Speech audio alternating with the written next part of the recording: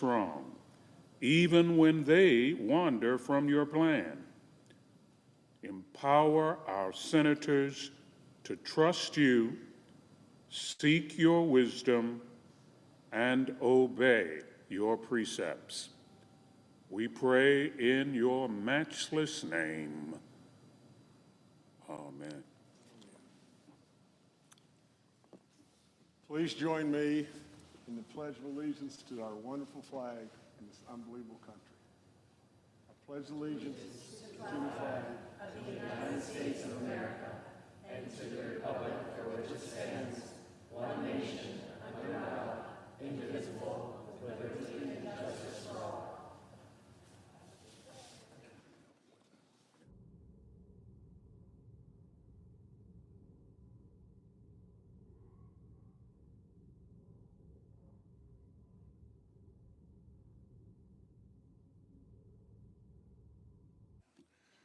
The clerk will read a communication to the Senate.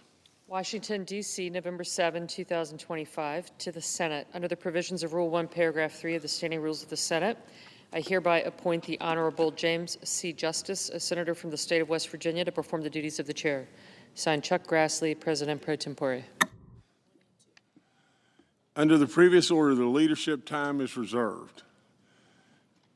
Under the previous order, the Senate will be in a period of morning business with senators permitted to speak therein for up to 10 minutes each.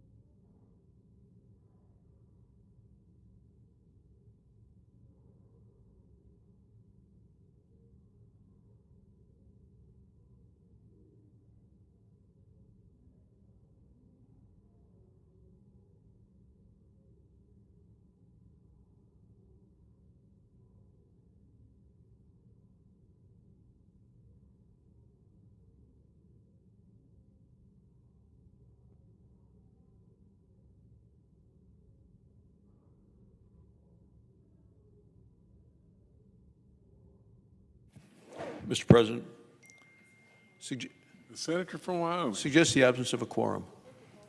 The clerk will call the roll. Ms. Alsterbrooks.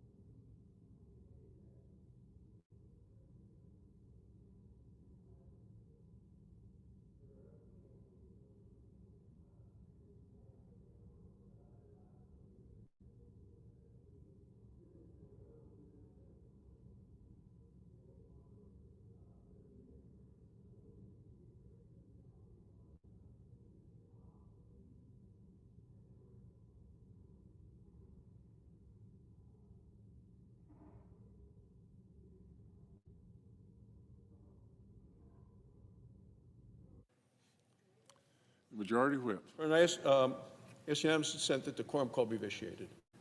Without objection. Mr. President, I move to proceed to calendar number 168, H.R. 5371.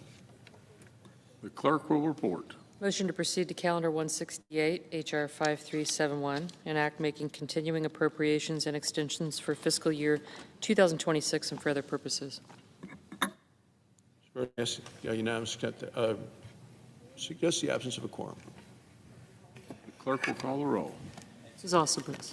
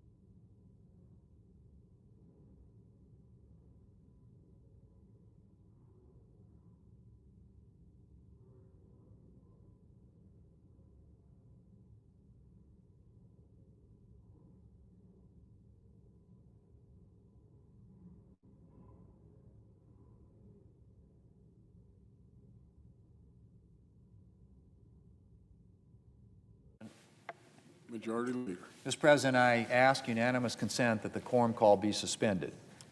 Without objection. Well, Mr. President, the junior senator from Connecticut certainly believes in saying the quiet part out loud.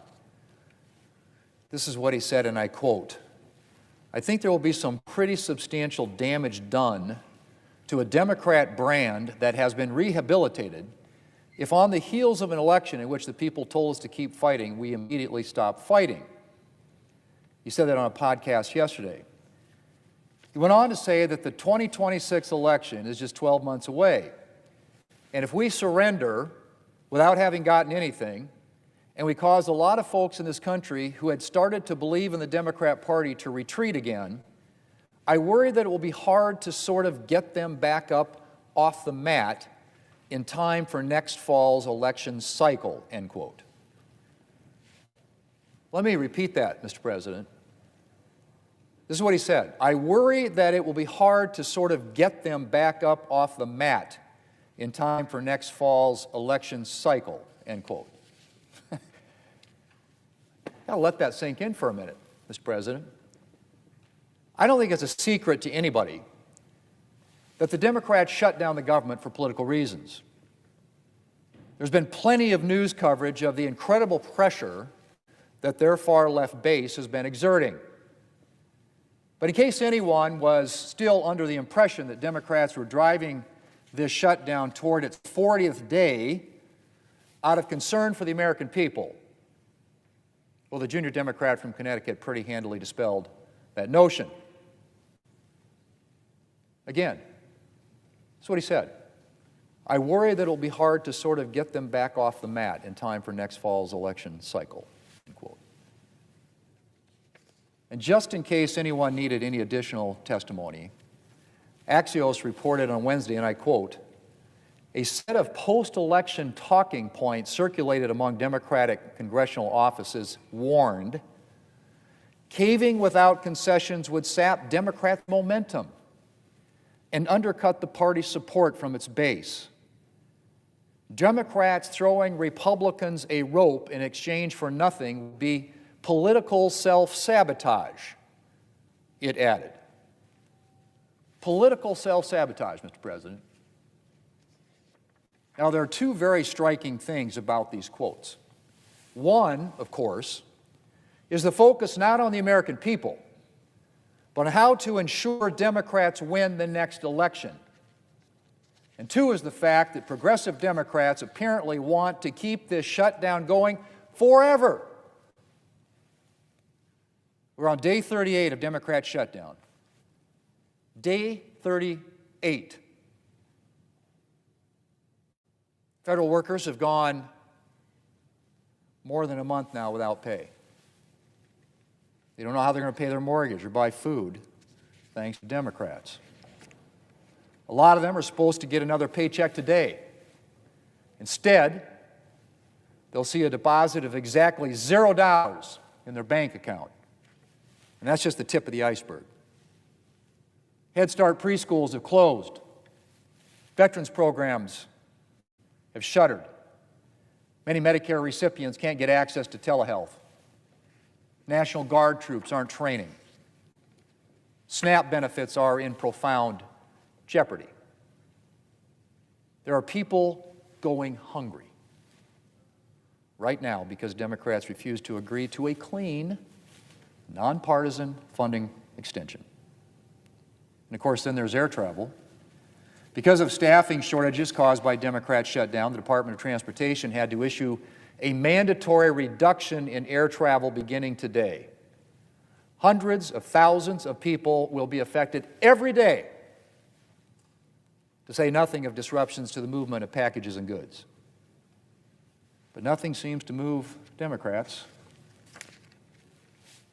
Nothing. Not hungry Americans, not massive disruptions to our economy, nothing. Mr. President, if I were a Democrat, I would be embarrassed. I mean, flat out embarrassed to walk into this building every day, to walk past the men and women of the Capitol Police who are not getting paid, thanks to Democrats, to walk past junior staffers, many of whom are undoubtedly frantic by this point as they wonder how they're going to pay their rent and continue to buy food. How can Democrats look any of these people in the eyes? And please don't tell me they're fighting for some greater good for the American people. If Democrats can be said to be fighting for anyone at all besides themselves, they are fighting for a fraction of a fraction, for a tiny percentage of the small percentage of Americans who are on Obamacare. The number of people they're supposedly fighting for is dwarfed, and I say dwarfed, Mr. President, by the number of people whose lives and livelihoods they are damaging. And as for the claim that Democrats got some kind of mandate from the American people on Tuesday to continue jeopardizing food stamps for 40 million Americans in need, give me a break. Democrats performed well in 3 states where Democrats often perform well. Congratulations. I really don't think that means that the American people have all signed up to be democratic socialists. And it sure as heck doesn't provide a good reason for making 40 million Americans go hungry. Mr. President, I would like to think that the junior senator from Connecticut doesn't represent all Senate Democrats. But if there are Senate Democrats out there who do still care about hardworking Americans and not just Democrats' election prospects, the time to act is now. Not when the far left decides this exercise can be over. Not when federal workers are lining up at food banks for their Thanksgiving meal. Now. Today. I hope, Mr. President, there are at least 5 more Democrats out there with a backbone who will vote with us to reopen the government and end these weeks of misery for the American people. Mr. President, I yield the floor, and I suggest the absence of a quorum. The clerk will call the roll. Zosser-Brooks.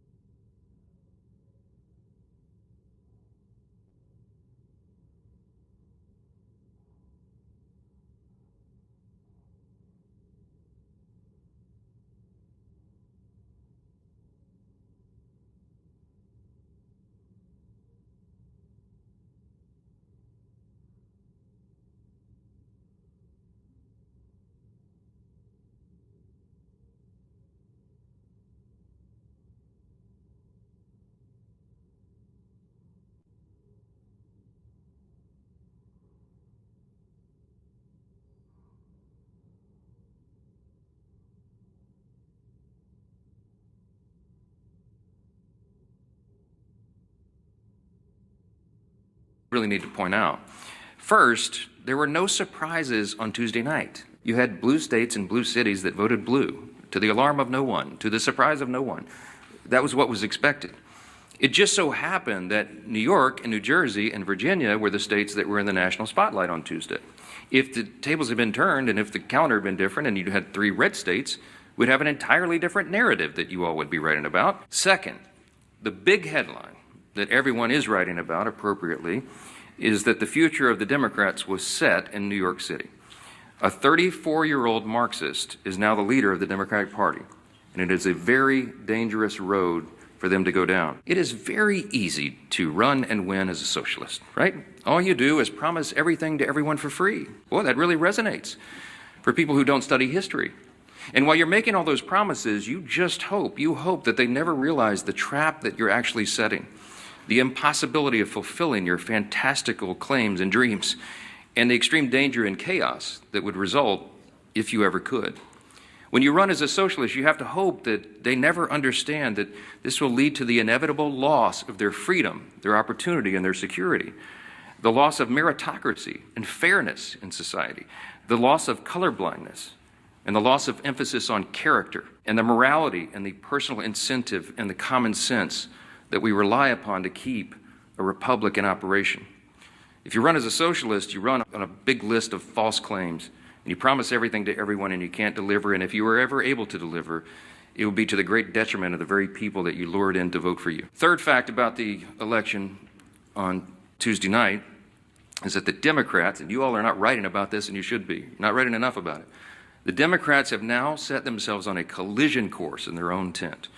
If you look at Spanberger in Virginia and Sherrill in New Jersey, they tried to run as moderate pragmatists. That's how they self-described. But they will be no match for the coming communist wave taking over their party. The energy is on the side of the Marxists. Look no further than the top 2 Democrats here in Congress. They had to bend the knee to the socialists. Hakeem Jeffries and Chuck Schumer are both from New York. The top Democrat leader in the House and the top in the Senate, they couldn't get around that. And so Hakeem had to ultimately give the full blessing to Mamdani and his agenda, and he co-owns it. And Chuck Schumer flirted with it. He flirted with that open endorsement to the better end, even though Mamdani is an activist against Israel and an anti-Semite. And Chuck Schumer is the highest-ranked Jewish official in America. Even he couldn't bring himself to disclaim that. And as we've noted here every day, the sole reason for the entire federal government being shut down now, the sole reason for all the American people suffering all this pain and hardship, is because of the fear of political retribution from the far-left activists who run the Democrat Party.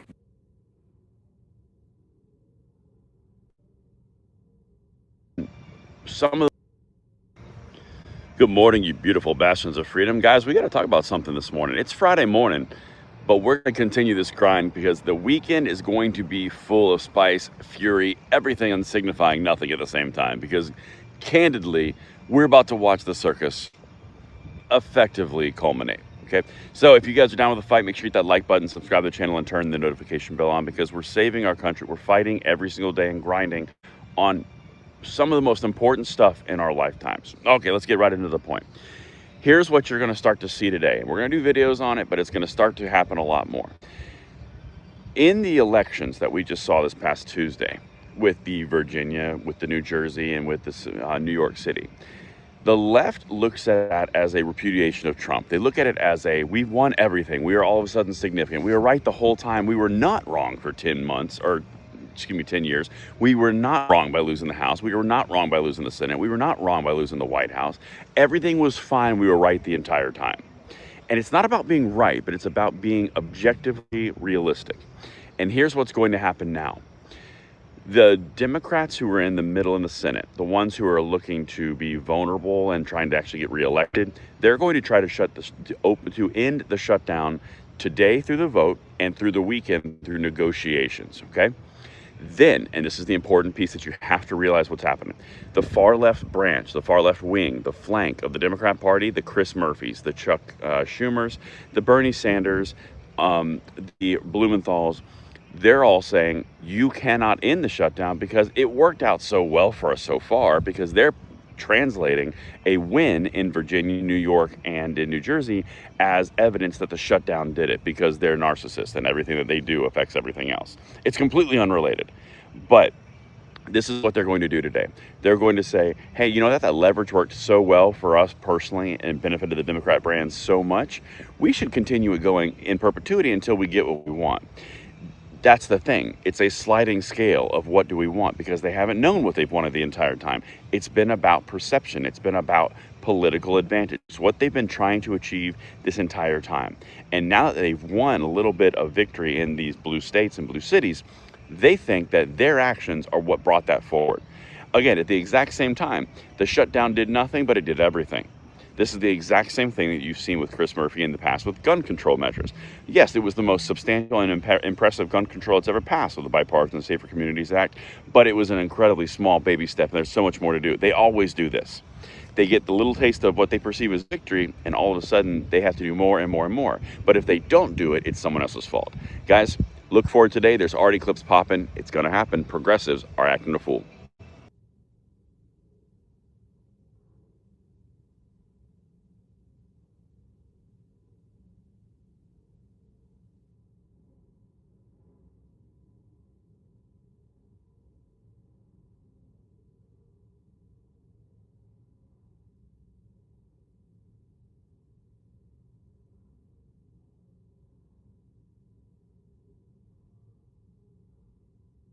Well, if Senator Moreno would be open perhaps to a couple of questions, just to clarify the record, because we had a bit of Washington play acting just a moment ago.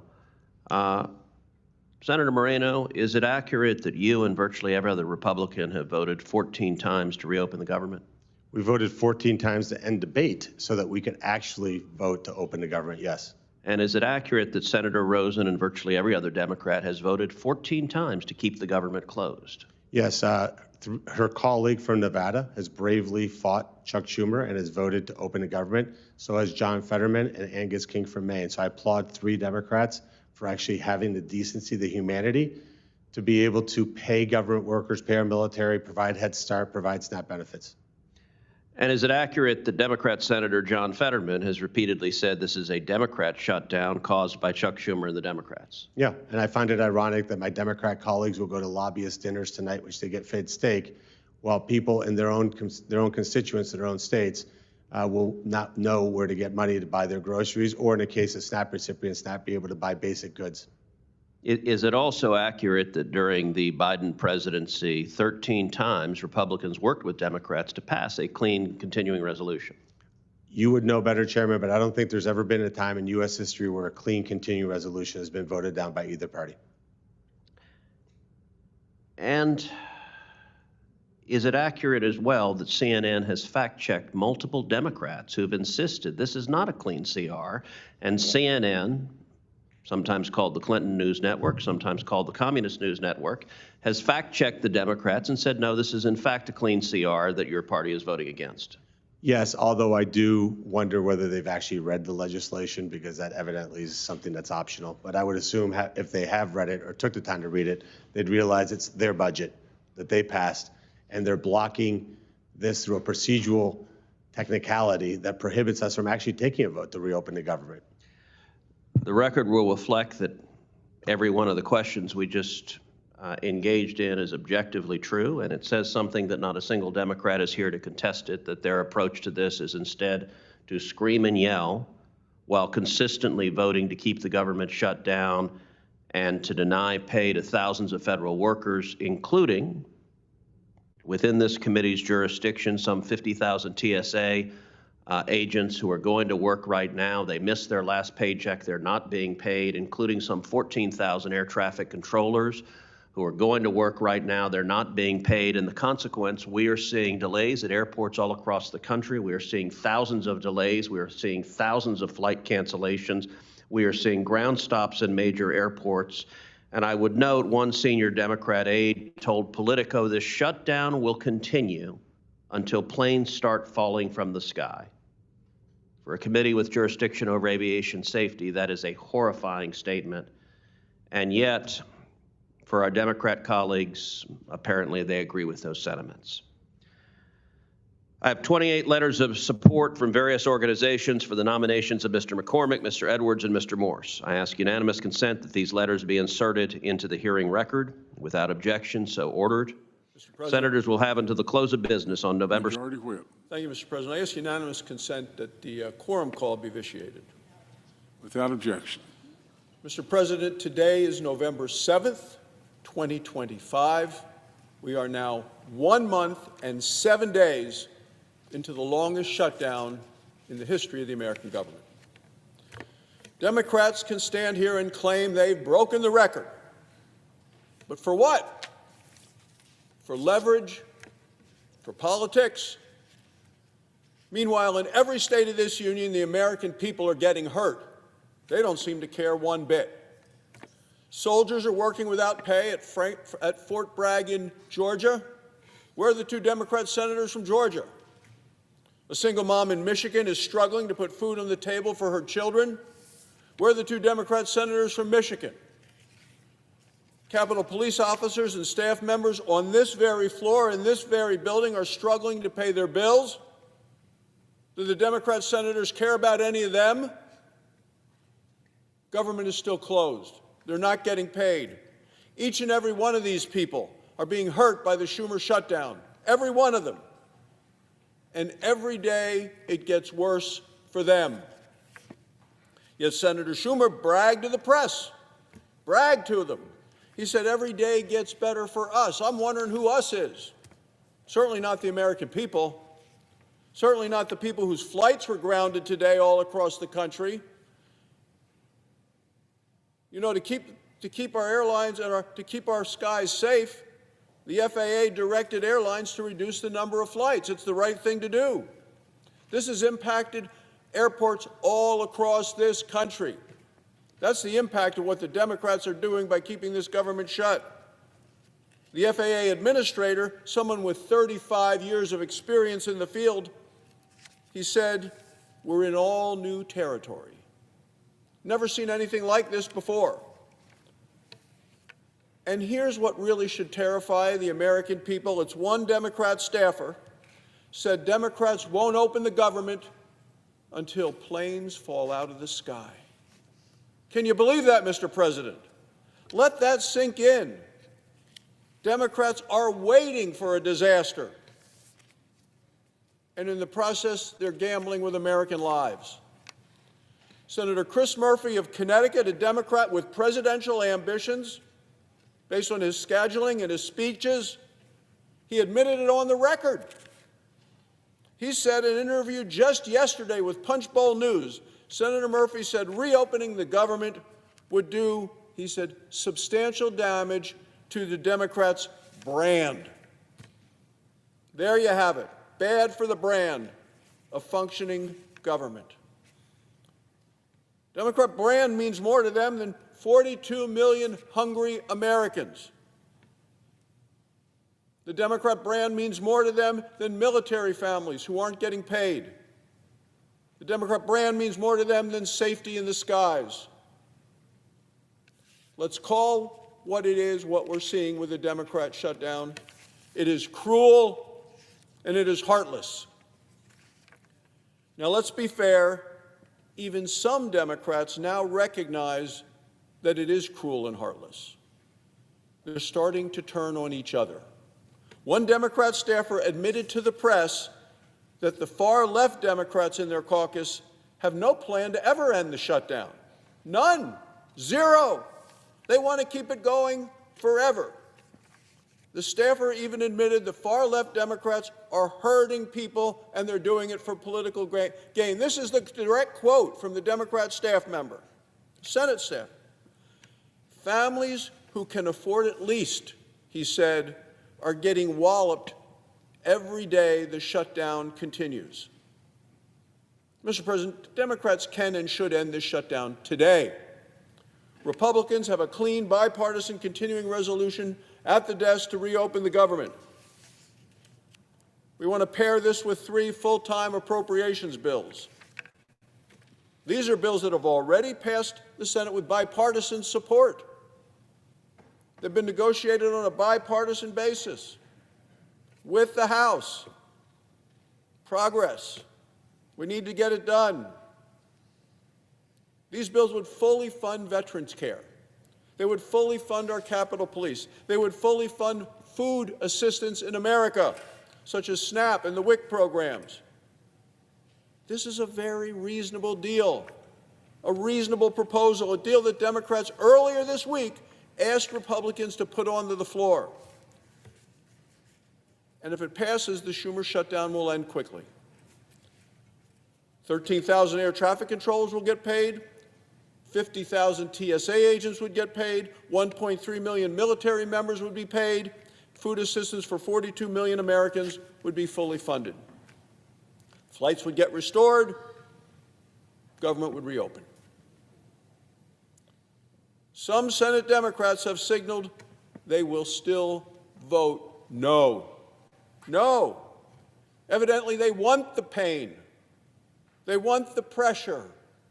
And as members of this body, as well as the Democrat whip, said to the press on television, she said, they want, quote, leverage to continue so they can score political points. Let me be clear about what a no vote means. A no vote is a vote to refuse to pay air traffic controllers who are working, refuse to pay TSA agents who have been working for the last 37 days, refuse to pay members of the military who continue to defend us and are serving us all around the world, refuse to pay Capitol Police officers who are here in this very building that the Democrat senators walk by each and every time they come into this chamber. A no vote is a vote to cut more flights and to cause more chaos for families hoping to travel over Thanksgiving. A no vote is a vote to deny food to 42 million hungry Americans. A no vote means Democrats continue to play their dangerous game of the politics of pain. There is no excuse, none, Mr. President, for voting no. Don't tell me I want leverage, which is what the Democrats have been saying. The American people are not leverage, they're not pawns. When Democrats treat American people as political pawns, the American people lose. And I don't want to hear them say, I stand on principle. What are the principles when you allow 42 million Americans to continue to go hungry? The American people are watching. They're watching to see who is fighting for them and who is simply using them as leverage. Thank you, Mr. President, and I yield the floor.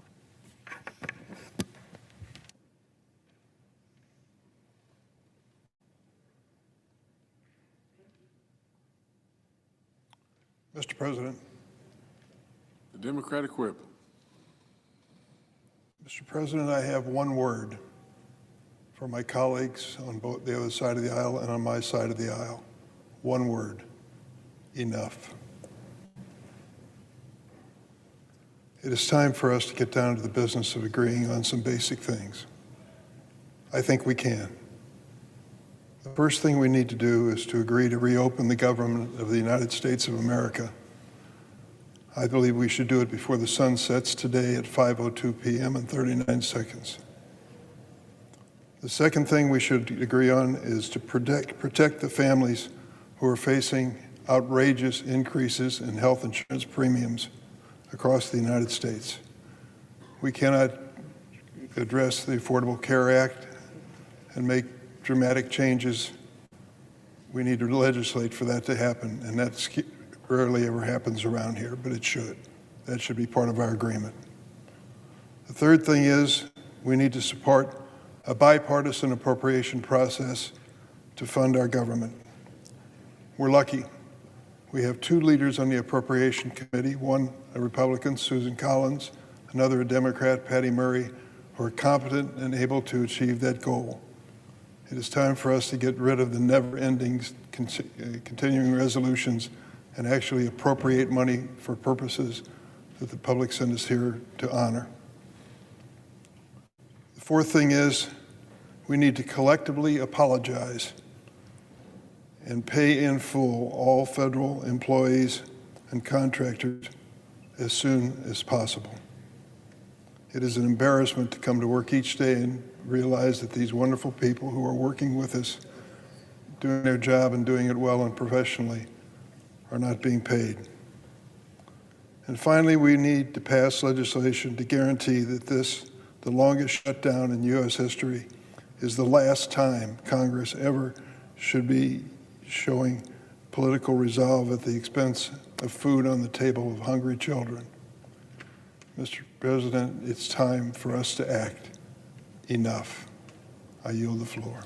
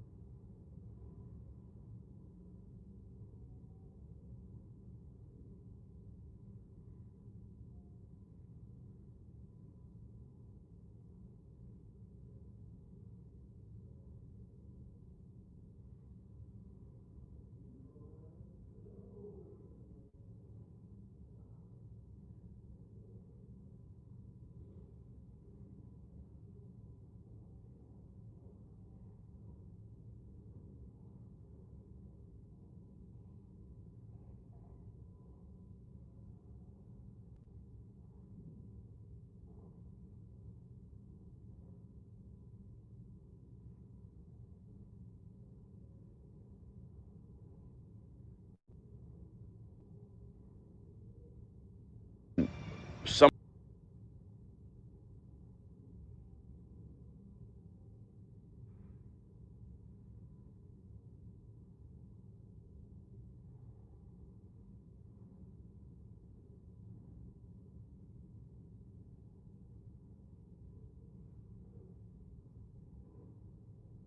$9 billion in sugary drinks, gone. No. It's gone, done. Just done. How about that? Whatever billion in ring dings, whatever else it is, junk food, gone. Let's say that's $50 billion a year. We can't do that. Do you guys understand this?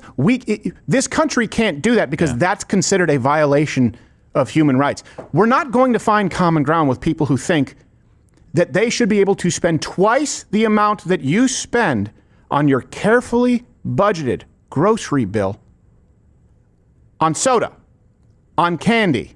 If you can't cut candy from SNAP, you can't cut anything from government. And that's why it was so disappointing when you saw conservative influencers out there saying, oh, we need to keep Coca-Cola on SNAP. $9 billion in sugar. Jeff Leach from Texas destroys Democrat rep trying to flex. For questions. Yes, I will. Gentlemen, yes for questions. Representative Leach, are you aware that my grandfather was an assistant attorney general for the state of Texas? No. Congratulations. Are you aware that he represented Texas in front of the United States Supreme Court 9 times? No. Are you aware that my dad worked for Oscar Mayer for 25 years and drove the Oscar Mayer Wienermobile? Oh, that's great. Did you know that my grandfather, he actually went to the U.S. Congress and signed a bill? Shut up. That was your grandpa, not you. Gives you some sort of authority. Get the hell out of here. Jeff Leach from Texas.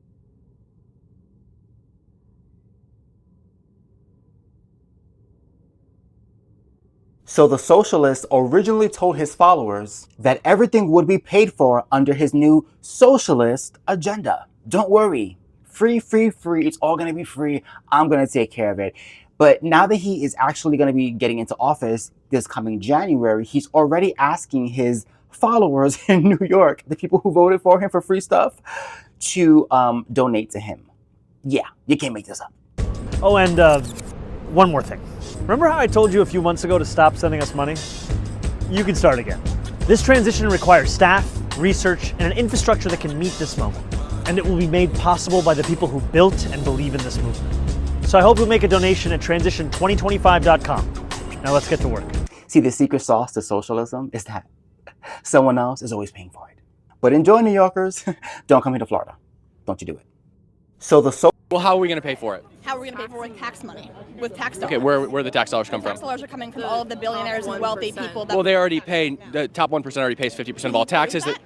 Can you IRS data reflects that the top 1% already pays 50% of all taxes. But I ask you, so if you tax the rich to oblivion, what happens when the rich leave the city? Who's to tax them? They won't leave the city.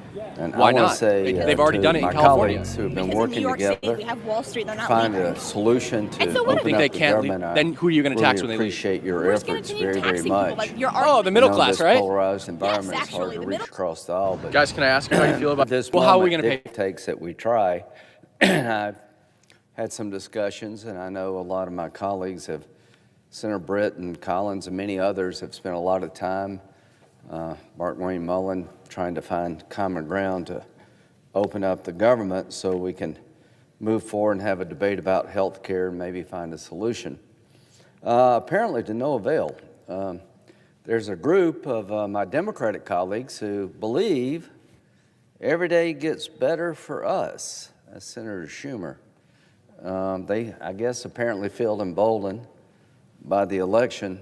The question I have for the country is every day getting better for you? If you're trying to get to an airport or fly somewhere, I would say not so much. If you're a government employee working, not getting paid, not so much. There are a lot of services that are being disrupted out there because the government shut down. And truth of the matter is both parties have had government shutdowns trying to get a policy win. You know, one time we shut the government down as Republicans to get money to build the wall. We eventually got money to build the wall because it was a very good idea, but it didn't happen through the shutdown. And so I learned that shutting the government down to try to get a policy win is probably not good government. And our Democratic friends, whatever day it is, they're shutting your government down, our government down, to try to make Republicans do something on health care we're just not going to do. They're trying to repeal elements of the working family tax cut, big beautiful bill, whatever you want to call it, that would prohibit health care funding going to illegal immigrants. They're trying to repeal many of the things that we think are just good reforms, over $1 trillion, pulling back $1.5 trillion to go in programs we think that are not good investments. Investing in a program where illegal immigrants can get free health care just gives you more illegal immigration.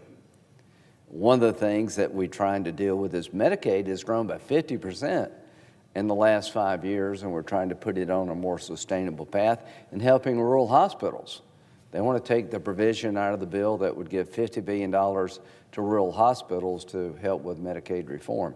So we're just not going to do that. That's never going to happen, nor should it. So what do we do next? I think the first thing we need to do is understanding that the statement, every day gets better for us, is a lie. Us being the United States. Every day that this thing drags on is bad for America, it's dangerous for America, it's dangerous to our national security, the people in the FBI, the CIA that have to work no matter where they get paid, simply to protect our nation. So this madness really needs to end. I think there are plenty of people over here that would try to go forward to have a debate about health care and maybe find common ground, but not this way. The one thing I've learned in my time up here is that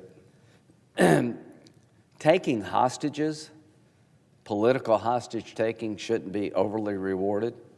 Political terrorism should never be rewarded. And what you're doing over there by not finding a way forward, you're terrorizing the country for your own political benefit. You really are engaging in political terrorism.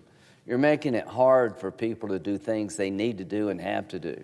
You're making it hard for people to get services they need because your political desire to beat us. Well, I tell you what, that needs to stop. So to my leadership here, y'all have done a great job, Senator Thune particularly, kind of saying we'll talk, but we've got to open up the government first. I really appreciate what Senator Thune has done in that regard. But I want my colleagues to know the longer this goes and the more people you hurt and the more you try to extract from your political hostage taking, the less votes you're going to get from us, starting with me. I'm not going to give in to this. We're not going to reward people who do this. I understand trying to find common ground and getting something to give something, but you've gone way too far. You're hurting way too many people. You're asking for things that are really absurd. So don't think you're going to open up the government with a handful of Democratic votes if this continues. You're going to need much more than that because you're going to lose me. I'm not going to play this game any longer. This is bad for the country, and if we do it now, it will never end. So, Senator Schumer, I couldn't disagree with you more. Every day gets better for us. You clearly need to get out of Washington and talk to people outside the wacky left. You're disconnected with real life in America. Every day this goes on doesn't get better for us. What are you asking us to do? You're demanding that we increase spending by $1.5 trillion from savings we obtained from the Working Families Tax Cut bill. We're not going to do that. But the main thing that's driving this debate is a desire by Democrats to continue a program called Obamacare that is not well designed, that is costing way too much, it's not delivering for the American people, and we're not going to do that. Senator Welch, a good friend, noted yesterday that the Affordable Care Act hasn't lived up to that billing, and there are things we can do on health care to lower cost and make life more affordable. But my statement is that the Affordable Care Act is unaffordable, and we're not going to reauthorize it because you demand we do so, because it makes no sense to keep throwing good money into this program. Now, President Obama told us back in 2010, if we pass the Affordable Care Act, which is the Unaffordable Care Act, families would have a $2,500 a year decrease in their premiums for health care. Well, that's turned out to be a big flop. Health care premiums have gone up 100% from 2013 to 2019. So the Affordable Care Act is anything but. And they're asking for $350 billion over a decade to keep these subsidies in place that they chose to do in a partisan way. They're due to expire. If they were that great, why did you let them expire? The bottom line is you're trying to hold us hostage as Republicans, making us invest in a program that's just not a good deal for America. No matter what you call it or how you want to sell it, you're selling a bad product, and that product needs to be discontinued as it exists today. Who is the biggest winner of the Affordable Care Act? Not consumers, a dramatic increase in premiums. We didn't lower premiums by $2,500 per family. They've gone up by over 100% in just a matter of years. Now you're wanting to continue subsidies that create subsidies for the Obamacare that nobody in the private sector has. The average person in America is paying about 25% of their premium that works for a company. What they're trying to do is basically have most people pay nothing and allow people making up to hundreds of thousands of dollars to get subsidies for their health care. We just can't afford that. Senator Klobuchar talked about a husband and wife that retired early from a union job that have a combined income of about $130,000, that their premiums will go up. Well, the question is, do we need to be subsidizing premiums for people that make $130,000 that have defined benefit plans plus Social Security? The question becomes, what makes sense? What can we afford? What's the best way to help the American people? I tell you, the best way to help the American people is stop the madness when it comes to Obamacare. What has happened since the passage of this bill? Let me tell you what's happened. Healthcare companies, insurance companies in the healthcare space have had their stock go up since 2010 by over 1,000%. Now, what you want us to do is continue these subsidies that go to insurance companies that drive up the cost of health care. We're not going to do it. We're going to try to find a better way to use the money to give it to consumers so they can buy health care of their own choosing, to create competition that doesn't exist, to get a better health care outcome and save some money in the process. So Democrats are insisting that Republicans continue the practice of taking your hard-earned tax dollars and making healthcare insurance companies incredibly filthy rich. Look at this chart. This is the S&P 500. These are different companies in the space. But the main healthcare companies that benefit from Obamacare have seen their stock increase by 1,000% with no end in sight. United Healthcare, 1,177% increase in stock. Cigna, 822%. 441%. Humana, 490%. They need to up their game. MOLINA, whoever they are, 859%. SENTENE, 604%. Aetna, 595% since the passage of this bill. We are not, as Republicans, going to continue what you've created, a windfall for healthcare insurance companies, inflationary mechanisms in healthcare without an end. We're going to stop and fix what you created in 2010, which is an out-of-control inflationary approach to healthcare that rewards insurance companies over anybody else. You told a big lie to the American people when you passed this bill. Their premiums will go down by $2,500 per family. They've gone up by 100%. We're going to stop the madness. We're going to come out with a proposal that will have a different outcome than this. We're going to come out with a proposal that will allow this money to go to people to make better choices for them, to create competition that doesn't exist, and the big loser will be the insurance companies. The big winner will be the consumer. And President Trump stands ready to work with you on the other side to get an outcome we can all live with. We cannot live with this, folks. We cannot live with Obamacare and these subsidies as designed because they're creating runaway inflation in health care. They're rewarding the biggest healthcare companies in the country to the expense of the taxpayer. We're going to break this cycle. Now, how long will that take? I don't know. But I know this, I'm not going to be forced to continue this wasteful, inefficient program called Obamacare because you tell me I have to open the government. I will not. And we'll have an election one of these days, and we'll see how this plays out over time. We'll see what the American people want. Do they want to continue throwing money at insurance companies like this with increased costs to the taxpayer and people that participate in this program?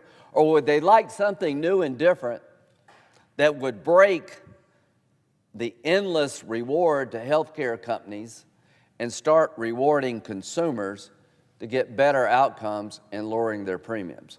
We'll have a debate about that one day. We'll have an election probably over that. But what we're not going to do is be held hostage for you to get your way, for me to vote to authorize a program that is failing, that was a lie, and I'm going to do what I can to fix this.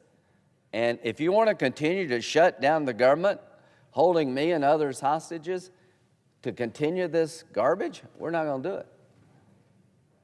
We'll be rewarding the worst possible behavior in politics. You'll just get more of this. So here's my advice to my Democratic colleagues. Work with people who are trying to find a way forward, to reopen the government, to have a conversation about how to better to deliver affordable health care, working in a bipartisan manner, and we'll get to where we need to go as a country. We will not give in to political terrorism and hostage-taking. Your desire to keep the government shut down is terrorizing Americans. Americans are losing vital services. Their lives have been turned upside down. because you care more about continuing a terrible program than you do them. And we're not going to give in. I promise you, I will work with you to get a better outcome. I promise you, I will vote no to your political hostage-taking and let the chips fall where they may. You're overplaying your hand. You're doing a lot of damage to good people that just want a better life and some certainty in their life. I try to work with you when I can on the other side. Sometimes we argue, and I try to argue effectively. But I will not be part of this process any longer. You're destroying the lives of Americans for a political desire that's unreasonable. You're asking me and others to continue a program that is fundamentally broken, that's inflationary, and the only winner of Obamacare are the largest health care companies in America who are making excessive profits off a health care system you designed, and all you want is more people signed up on this program, and you're rewarding insurance companies for finding more people who are making a fortune, and the delivery of health care is costing more, and the quality is going down. We're not going to do this. We're not going to give in to this. So my approach is a nightmare for the health care insurance companies. Our approach will be the biggest loser will be healthcare insurance companies. The biggest winner will be consumers who will have choices they don't today and money they can have that they don't have today to buy a better product. That's what this is about. The insistence of the Democratic Party to excessively reward healthcare insurance companies who are doing their bidding to sign up people on government health care that's inefficient, it's not working. You don't care it's inefficient, not working. You just want more people, and you're using the insurance companies in the healthcare space as your agents, as your proxies, and they're willingly doing your bidding. To the insurance companies in the healthcare space, your days are numbered when it comes to this crap. To my Democratic colleagues, you want a debate on healthcare? Let it begin right now. Look what you're doing with taxpayer dollars. You're not relieving the cost of health care to working people. You're increasing their premiums. You're making health care more inflationary, and the only people that really are winning big are health care insurance companies who are willingly playing this game, and they'll never stop. Why would they? Why would a health care insurance company turn their back on this program when they're making a killing? Well, I don't know what's going to happen or when it's going to happen, but I know this. I will never vote to continue this madness. If you're insisting that I have to continue this program, I will not. I owe it to the people of South Carolina and the country to break this cycle. We owe it to the people of America to open up our government and have a logical discussion about making health care more affordable and breaking the cycle of runaway inflation. You're on a course that's going to disrupt American people's lives to get an outcome that's terrible for the country, which is continuing Obamacare the way it's constructed. You will not be successful.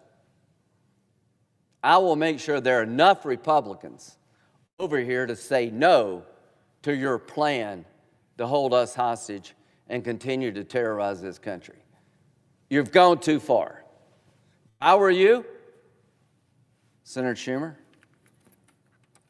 I would rethink. Because I'm telling you, every day is not getting better for you. Because every day is getting worse for the people of this country who interact with the government, who travel, who are working and not getting paid. It's getting worse for them. And you're demanding of something of me and others we will not give into.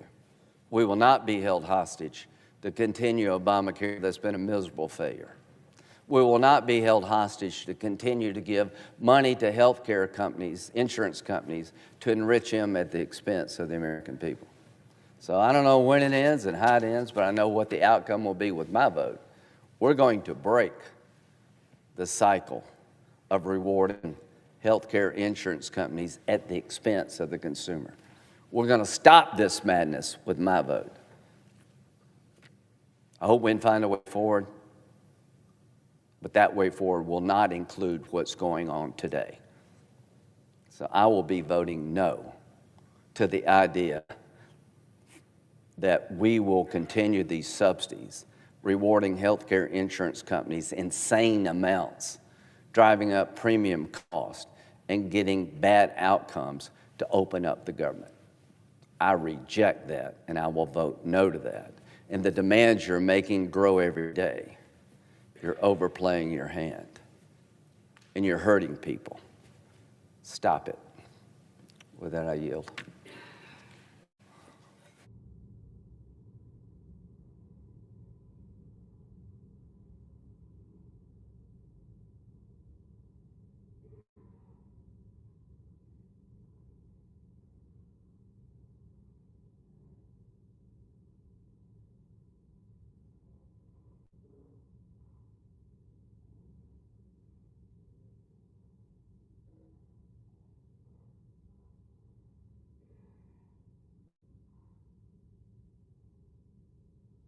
Madam President. Senator from Ohio. Thank you, Madam President. As you well know, I'm the new guy here. In the past, I watched government shutdowns from afar. They never made sense to me. And now I'm seeing one up close, and I can confirm that government shutdowns are senseless. And this one seems to be one of the most senseless ones of all. But what's it about? Why, for 38 days, would the government be shut down? Well, I know this. On day one, sat in this chamber, listened to the Majority Leader John Thune explain to our Democrat colleagues, open the government, and we'll negotiate on any priorities you want to discuss. So those have been the ground rules from day one. It sounded fair to me. Seems like that's a fair way to do it. But apparently that was not good enough for my Democrat colleagues, some of them who said that the shutdown was necessary to provide leverage to get the policies they wanted to, and they needed to stand up to President Trump. Well, congratulations. Congratulations for setting the record for the longest government shutdown in American history. Hope you're proud. But it came at an enormously expensive price, a very, very high price. And for who is paying that high price? It came at the expense of your constituents. That's who. That's who is paying the price for the government shutdown. And the reality is this, though. President Trump was elected overwhelmingly by the majority of Americans just a year ago. He'll be in office for 3 more years. I know that for many of my colleagues, they don't like that prospect. But that's the reality. That's how we do this in America. We elect presidents every 4 years. And he was elected overwhelmingly by the American people. So I certainly hope, in standing up to him, you do not intend to keep the government shut down for 3 more years. For the process that you're using to gain leverage through your record-long government shutdown is at the price of the American people. They are the ones that are suffering from this, not the people in this chamber, the American people. They are the collateral damage for your leverage. That's who's paying the price for the political game. And who are the they? Who are the they that's paying this price? Well, they are SNAP beneficiaries who don't know if they'll be able to afford food. They are the TSA agents and air traffic controllers who are missing paychecks, some of them having to take other jobs. Probably some of them will soon need to resign because they won't be getting a paycheck and they'll need to find some way to put food on the table. And what's the result of that? Flights being canceled. It's disrupting lives of American people all around the country. That's the price of trying to gain leverage. Congratulations. The Capitol Police that protect this place and all of you, they're part of paying the price for this. They are going unpaid while they still remain on the job. The staff in this chamber, the staff that serves all of you to keep the floor open, to keep the clocks running on time, they pay the price. They're going without pay. Talked to a small business owner the other day who can't get their loan from the SBA. Small business owners are paying the price, and when they pay the price, so do their employees. In my own state of Ohio, 8,000 civilian employees were furloughed from Wright-Patterson Air Force Base. The people that protect our country, they are paying the price for your leverage. These are real people, not bargaining chips. They have real jobs. They have important things that they do to serve our country. They are not bargaining chips for your political leverage. Republicans have voted time and time again to reopen government, cleanly, responsibly, and without games. The same thing that we've asked you to do. I've done it 14 times. My colleagues and I on this side of the aisle have voted 14 times to reopen the government. It's not unprecedented to pass a clean CR to reopen the government. In fact, during the Biden administration, when Republicans didn't run this chamber, they compromised with Democrats and voted 13 times to pass a clean CR to keep the government open, the same thing we've asked you to do 14 times, and you said no. There's a way forward right now, though. We can pass a funding bill today, get workers paid, keep America running, and then pair it with the firm commitment that has been given to debate and vote on the policies that divide us. That's how grown-ups govern, by the way. That's how grown-ups are supposed to do this.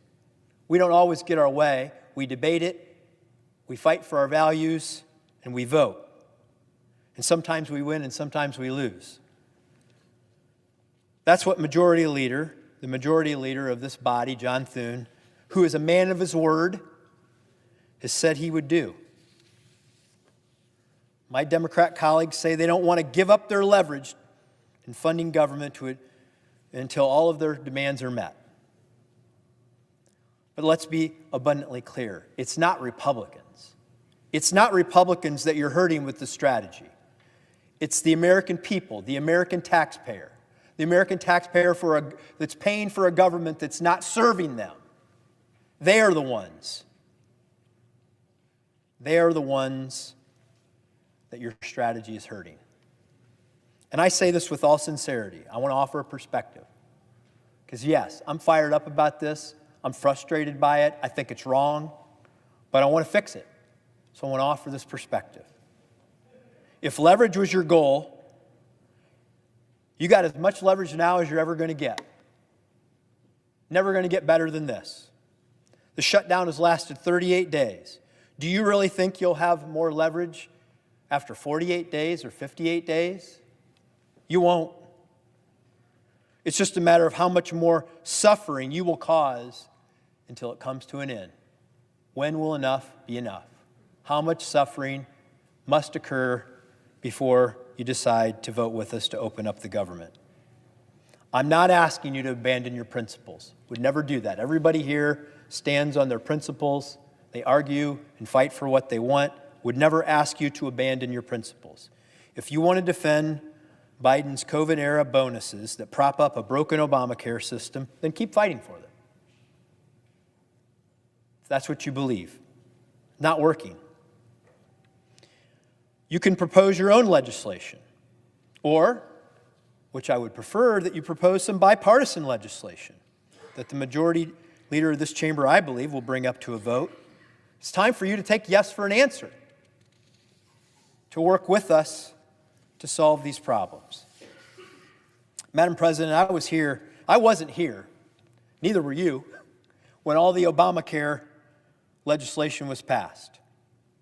Nor was I here when the Democrats voted to set an expiration date of 2025 for the subsidies that they now say they want to renew. They set the expiration date. But I'm here now. I want to fix it. I want to get some results. But those policies, those Obamacare policies have contributed to increasing health care costs that are the biggest driver of inflation in the 21st century. Look at this chart. This is the cost of consumer goods, services that have increased from 2000 to 2024. Hospital services, number one. Medical care services on this chart. Healthcare inflation is the most dramatic form of inflation that this nation has experienced in the 21st century, and it is due to Obamacare policies. Those are the facts, and that is the reality. I didn't create the problem. Many people in this chamber didn't create the problem, but I want to help solve the problem. I want to reduce the cost of health care. When the government shutdown ends, I am happy to be one of the people that works on solving the problem that others created. We want to fix this. We want people to be able to afford health care. But the way we do that is to drive down the costs. I want to work with anyone in this chamber that will change that, to eliminate the fraud that has filled up this ACA system, to target the benefits to those who truly need them, and to create an insurance market that doesn't rely on endless taxpayer subsidies. Create something that works. Reduce the costs of providing health care in this country. And I say this, for the love of God and country, stop making the American people suffer while we wait to do this. Bring it to an end. Open the government. Let's work together to reduce the cost of health care and make it more affordable. Because the truth is, you have no more leverage today than you did on day one. In fact, you have less, because there's less time to negotiate the items you claim to care about. There is less time today to negotiate it when this all started. So it's a matter of urgency. Let's get this done. Let's get the government open, and let's get to work. It's the longest government shutdown in American history. We can't change what happened in the past 38 days, but we can change the future. We can end this today, right now, today. We can end this. Let's get back to work. The American people expect their leaders to solve problems, not to stage them, not to create them, which is what's happened during this government shutdown. It's long past time to reopen the government, to restore trust, and to prove that the senators in this chamber can lead. That's the question that needs to be resolved, and it needs to be resolved today. It's time to reopen the government. Madam President, I yield.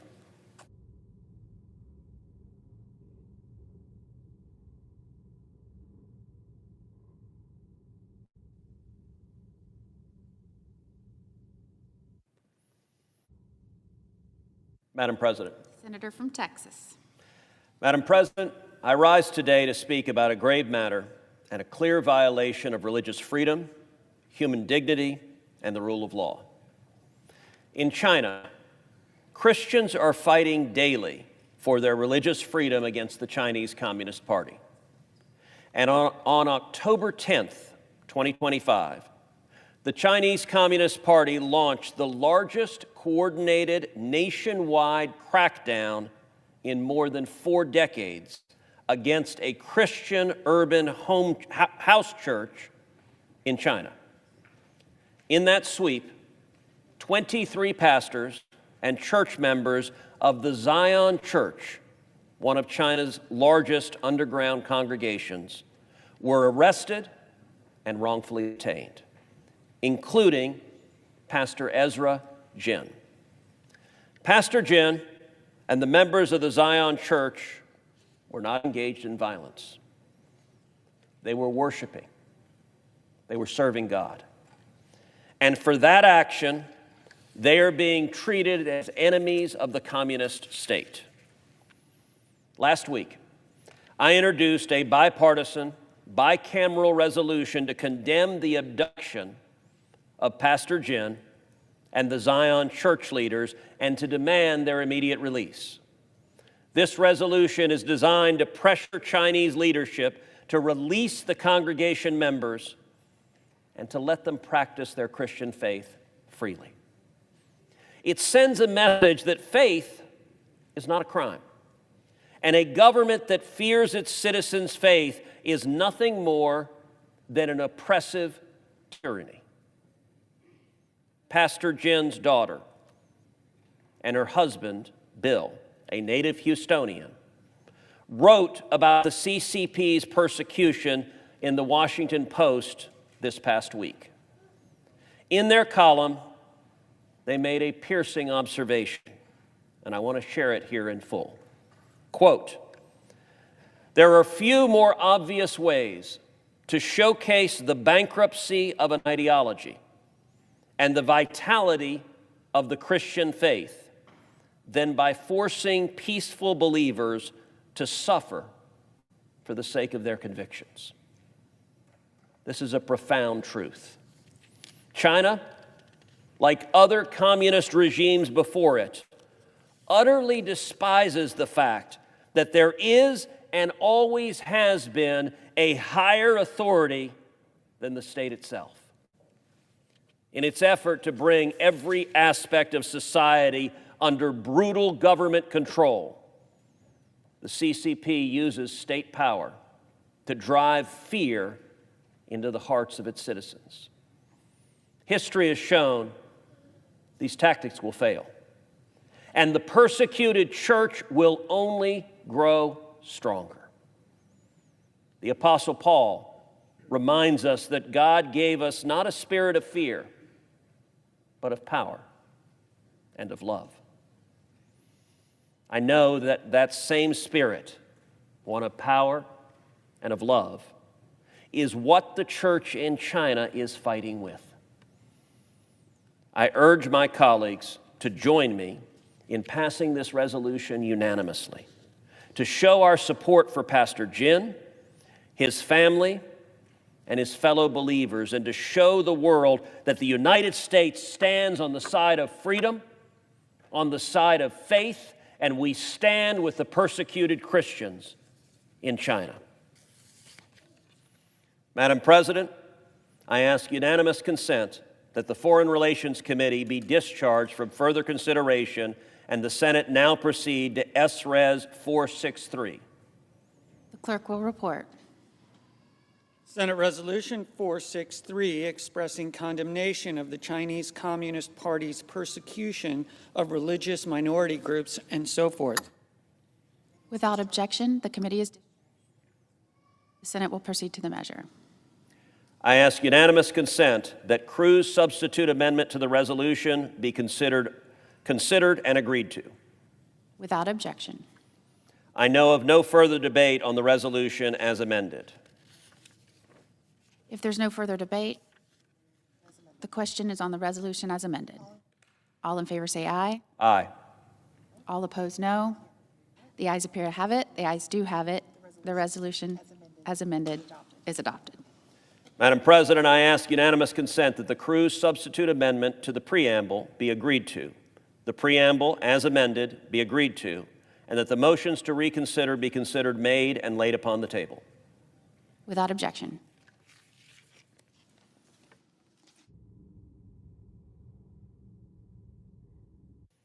Madam President. Senator from Texas. Madam President, I rise today to honor a very special group of Americans, the soldiers, the sailors, the Marines, and the airmen who have fought bravely for this nation, but who have received the very highest distinction that any member of the armed forces can earn, the Medal of Honor.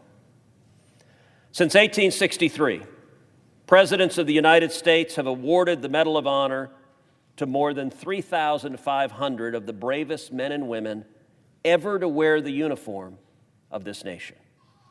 Each one has demonstrated valor, gallantry, and heroism above and beyond the call of duty, with acts so selfless, so extraordinary, that they stand as beacons of courage for future generations.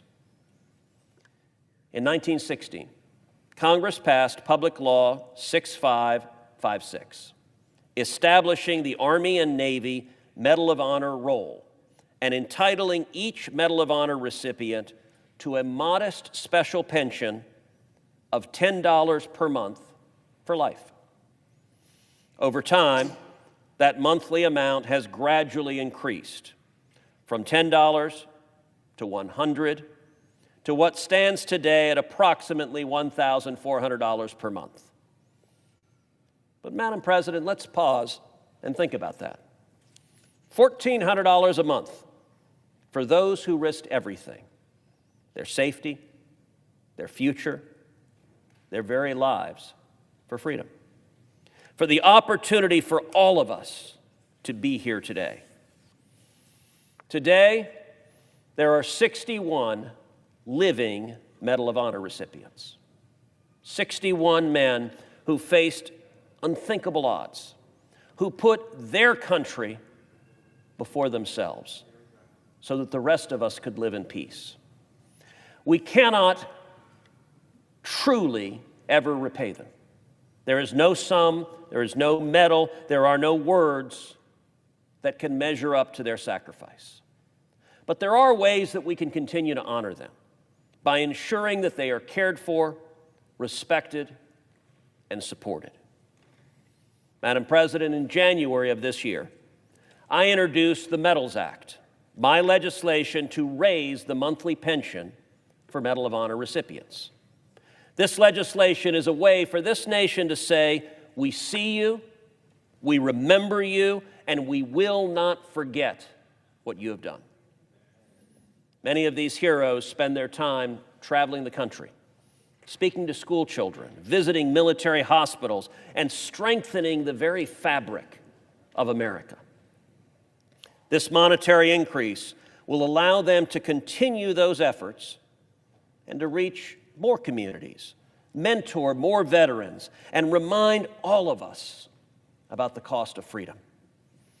And I'd like to take a moment to recognize 9 Medal of Honor recipients who currently live in the Lone Star State. We honor them and we cherish them. I would also like to recognize the 139 Medal of Honor recipients who were either born in, entered the service from, or died in Texas. These are America's heroes, and they are heroes for the great state of Texas. Now, I'd like to take a moment to recognize the Medal of Honor recipients with us here in the gallery: Lieutenant Colonel William Swenson and Colonel Paris Davis. In just a moment, I will propound a unanimous consent request to take up and pass H.R. 695, the House-passed version of the Medal Act that passed the House 424-0. I urge my colleagues to join me, as our companions in the House have already done, in supporting this measure, in passing it into law, in sending it directly to the President's desk to be signed into law, and showing that when it comes to honoring our nation's very greatest heroes, we are united and we speak with one voice. Madam President, I ask unanimous consent that the Committee on Veterans Affairs be discharged from further consideration of H.R. 695 and the Senate proceed to its immediate consideration. The clerk will report. H.R. 695, an act to amend Title 38 United States Code and so forth. Without objection, the committee is discharged. The Senate will now proceed to the measure. Madam President, I ask unanimous consent that the bill be considered read a third time and passed, and that the motion to reconsider be considered made and laid upon the table. Without objection. Thank you, Madam President, and I yield the floor.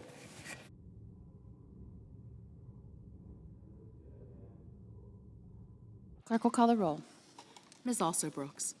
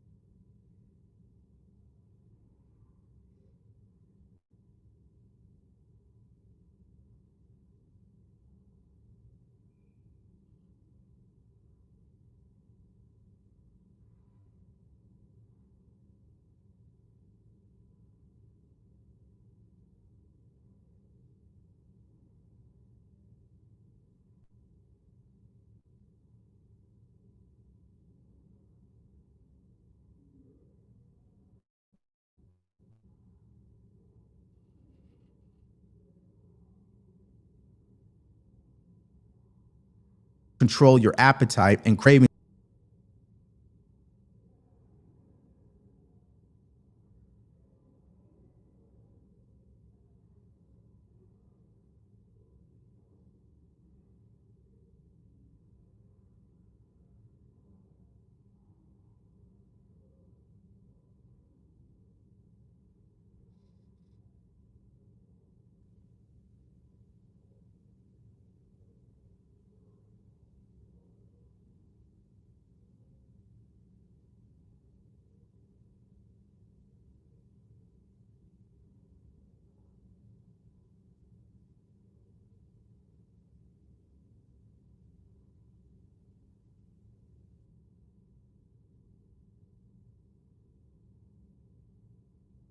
Madam President, Senator from Wisconsin. I ask that the quorum call be initiated. Without objection. So, Madam President, 2 weeks ago I came to the floor in support of a bill that we were going to vote on, a motion to proceed, called the Shutdown Fairness Act. Pretty simple bill. The name pretty well describes exactly what it is. It's trying to be fair during these dysfunctional shutdowns, that any of the federal workers who are forced to work because they're in our military, they're in federal law enforcement, they're TSA or they're air traffic controllers, that they're keeping this nation and Americans safe. If we're going to force them to work, at a minimum, let's make sure we pay them and pay them on time. Now, I came down in as nonpartisan manner as I possibly could. and literally begged the other side, just join us. Vote to proceed to the bill. That they had some objections to it, things that I was willing to address. For example, my bill only addressed workers that were forced to work. They wanted to include furloughed workers. I said on the floor, listen, I'm happy to add that as an amendment. I think, working with my conference, I can get the conference to support it as well. It wasn't quite that easy, but in the end, we overcame objections within our conference to adding furloughed workers.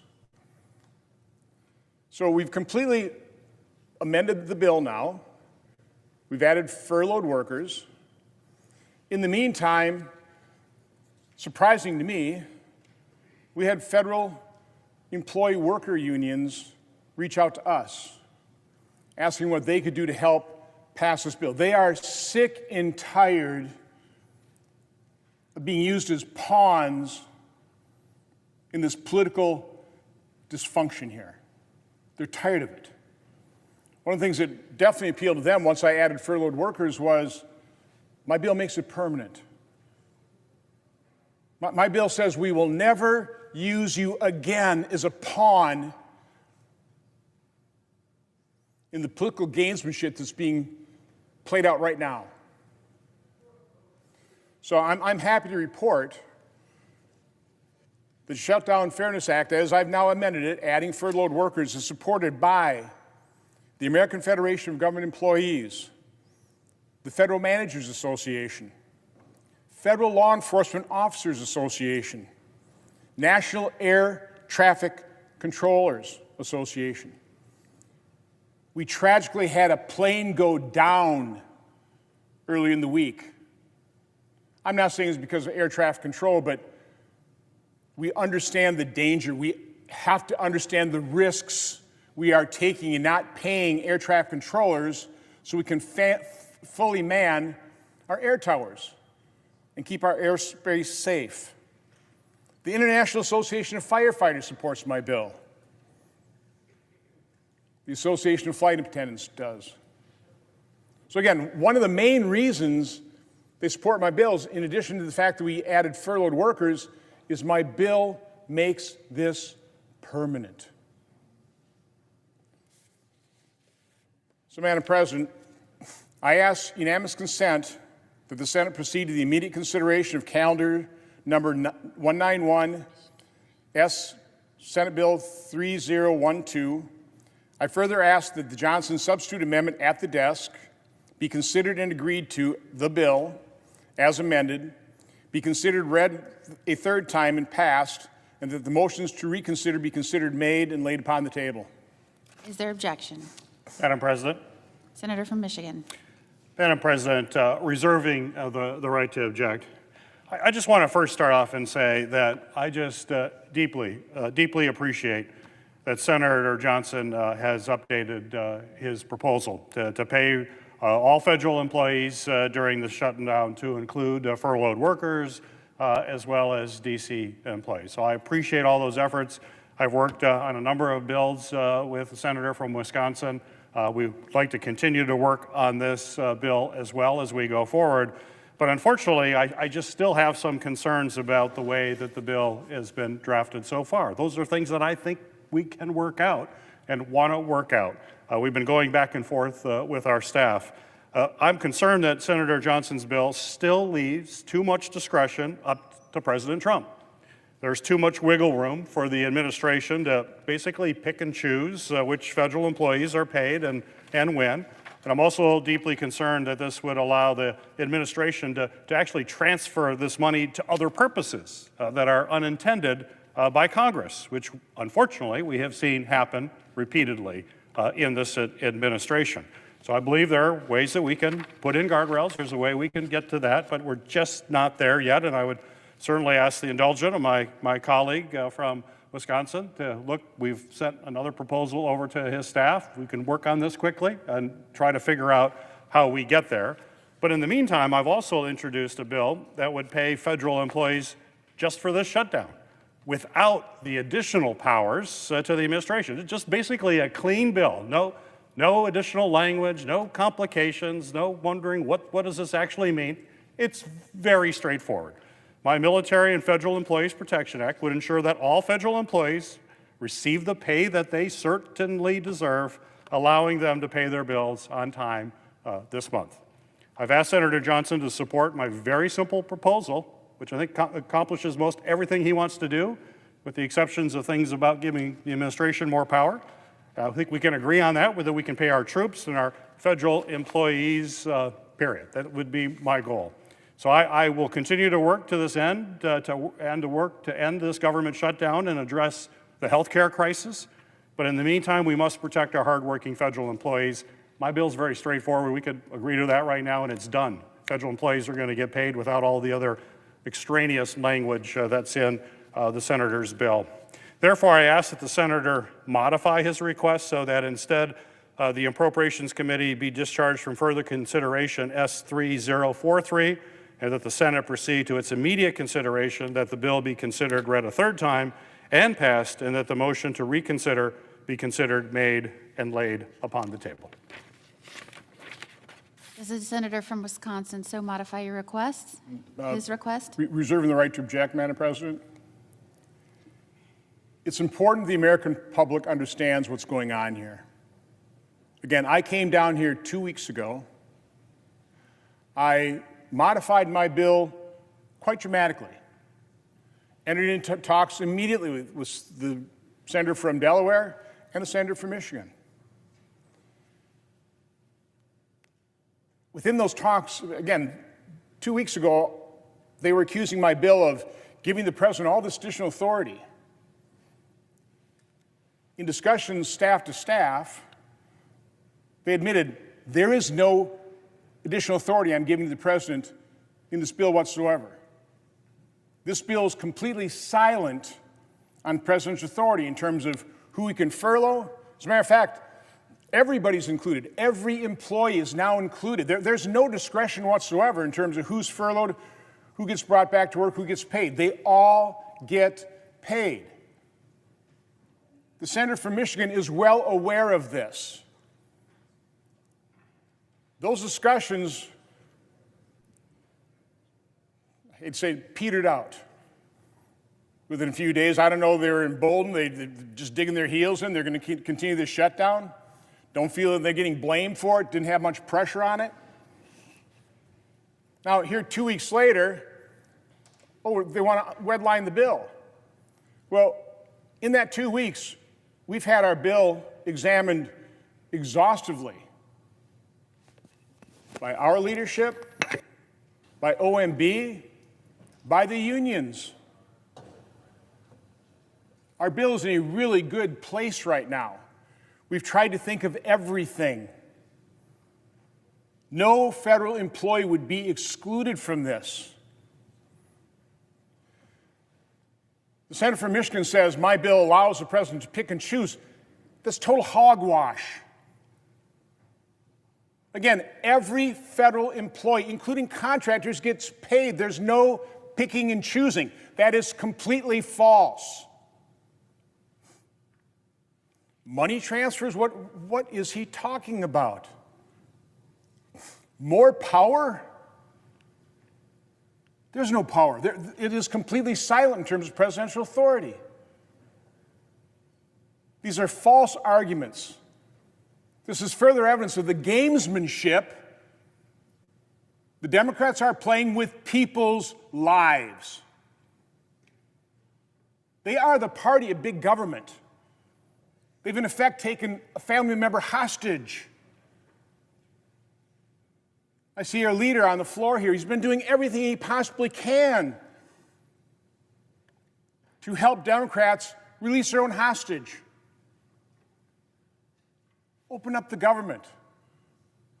Once you do that, we're more than happy to talk to you about how to repair the damage done by Obamacare and transition to a system that works. But they're playing politics. They're using federal employees, and quite honestly, the American public now, whose flights are being delayed, whose skies are less safe. They're using public employees, the American public, as pawns in this grotesque display of partisanship. My bill is very simple. It's backed by the public sector unions who generally don't support things I'm putting forward. And if the senator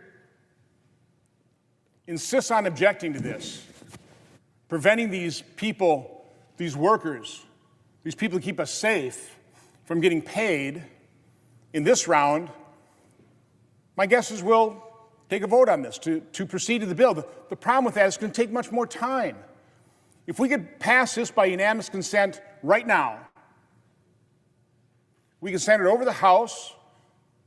The Speaker has already indicated if we pass the Shutdown Fairness Act, he'll bring his people back. They're on a 48-hour call. We could have this passed by Monday.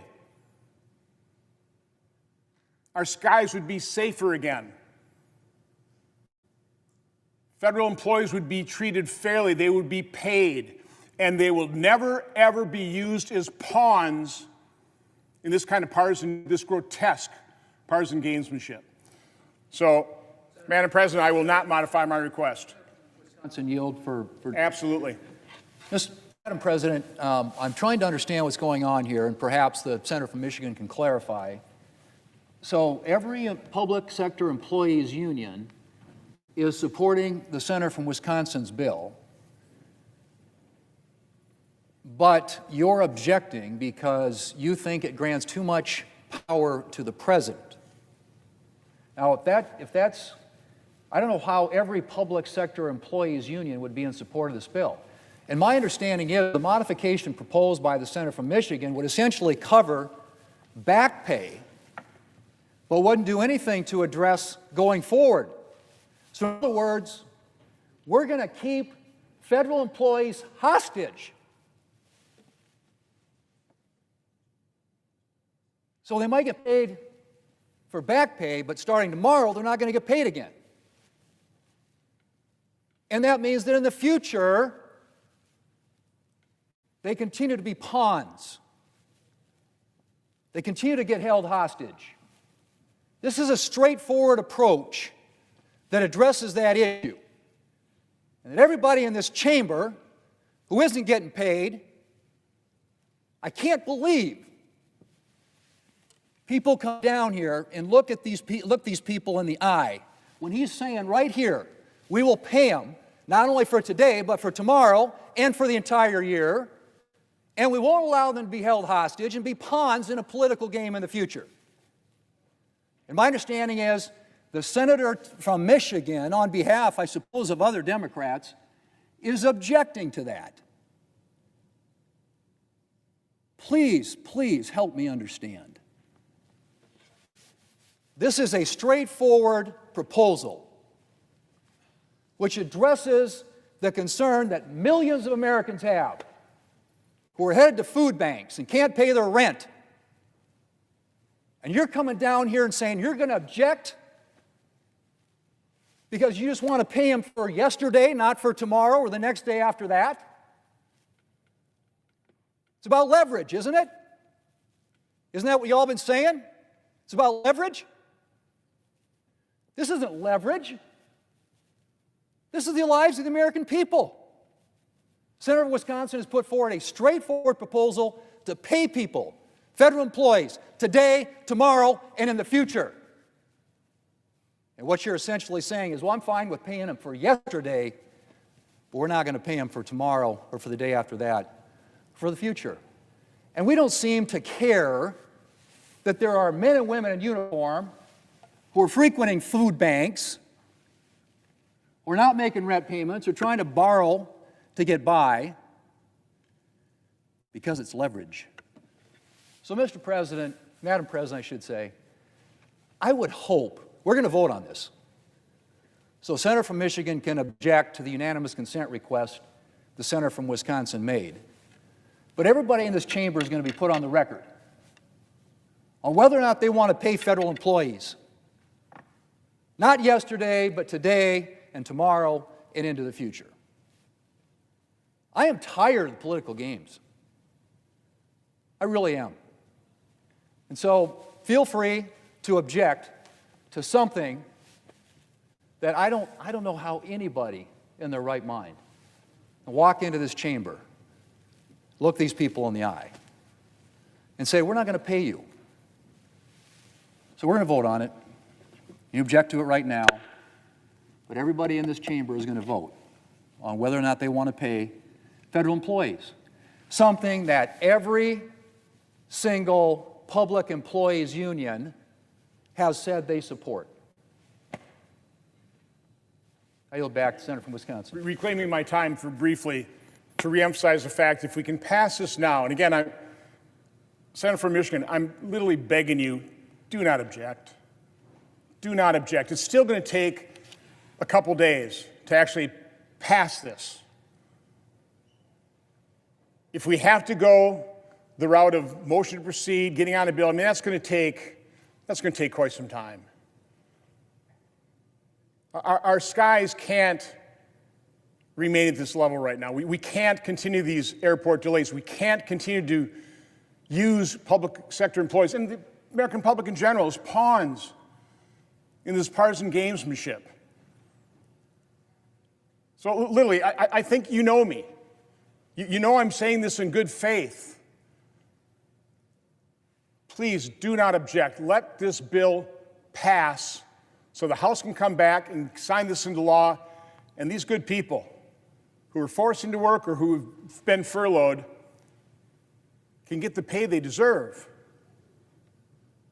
Again, today, tomorrow, and in the future, assured they will never, ever be used like pawns in these partisanship games. But again, I'll underscore, I will not modify my request. Madam President. Objection is heard to the modification. I have not objected yet. Is there an objection to the original request? Thank you, Madam President. Senator from Wisconsin, I know your intent. You and I have worked on a lot of issues. That's not in question here. We do have problems with some of the language in this bill just to make sure that we have guardrails. I want to pay federal employees. That's why I have the bill that's on the floor right now that I'm trying to move. It will pay federal employees. It'll pay contractors as well. You're not doing that, I understand. Everybody who is being shorted right now should be paid, and that's what my legislation does. So we could do that. You know, I'm happy if you want to take my legislation and put your name on it, I'll support it, and we'll pass it right now and send it there, and people are going to get paid. So if you really want to do that, we could do that today. Would you want me to just to put your name on this bill and then we'll pass it? That would be fine to do that. But folks are, excuse me, I haven't reclaimed. So we can make that happen. And if you put it on the floor later, we'll go through the process. I would hope that you and I, during that process, could work on language to perhaps address some of the concerns that I have. It's not that we pay people. That's not my concern. I wouldn't be offering this legislation here today if I was concerned about that. I want them paid. Labor unions support my bill too. No surprise, they're getting paid. And that's why I've introduced it. This is not a political game. I hope we get the shutdown opened. I hope we're able to find common ground to say that we want to lower the cost of Americans of affordable health care, that we don't want to see their premiums go up and people lose insurance. I hope we can do that. It's not a game. I don't see this as leverage. Now, a president who refuses to release SNAP funds to feed people, now that is what is irresponsible and irreprehensible leverage. Money's available to feed people right now, and this president is saying no. The court has ordered him to put that money into food, and he says, I'm going to appeal it. That is absolutely despicable that the President of the United States wants to starve children in order to get his way. We got to move beyond that. We got to find common ground. I hope we can find common ground in this bill. My bill is just plain, simple, clean, no games, no other language. We know we have to have guardrails when we have a lawless president. We better put some guardrails in. He walks over Congress all the time. My colleagues on the Republican side, just let him walk over Congress all the time. I don't know why you ran for office if you just want to be run over by a president. We're a co-equal branch of government. We're here to represent the people of our states.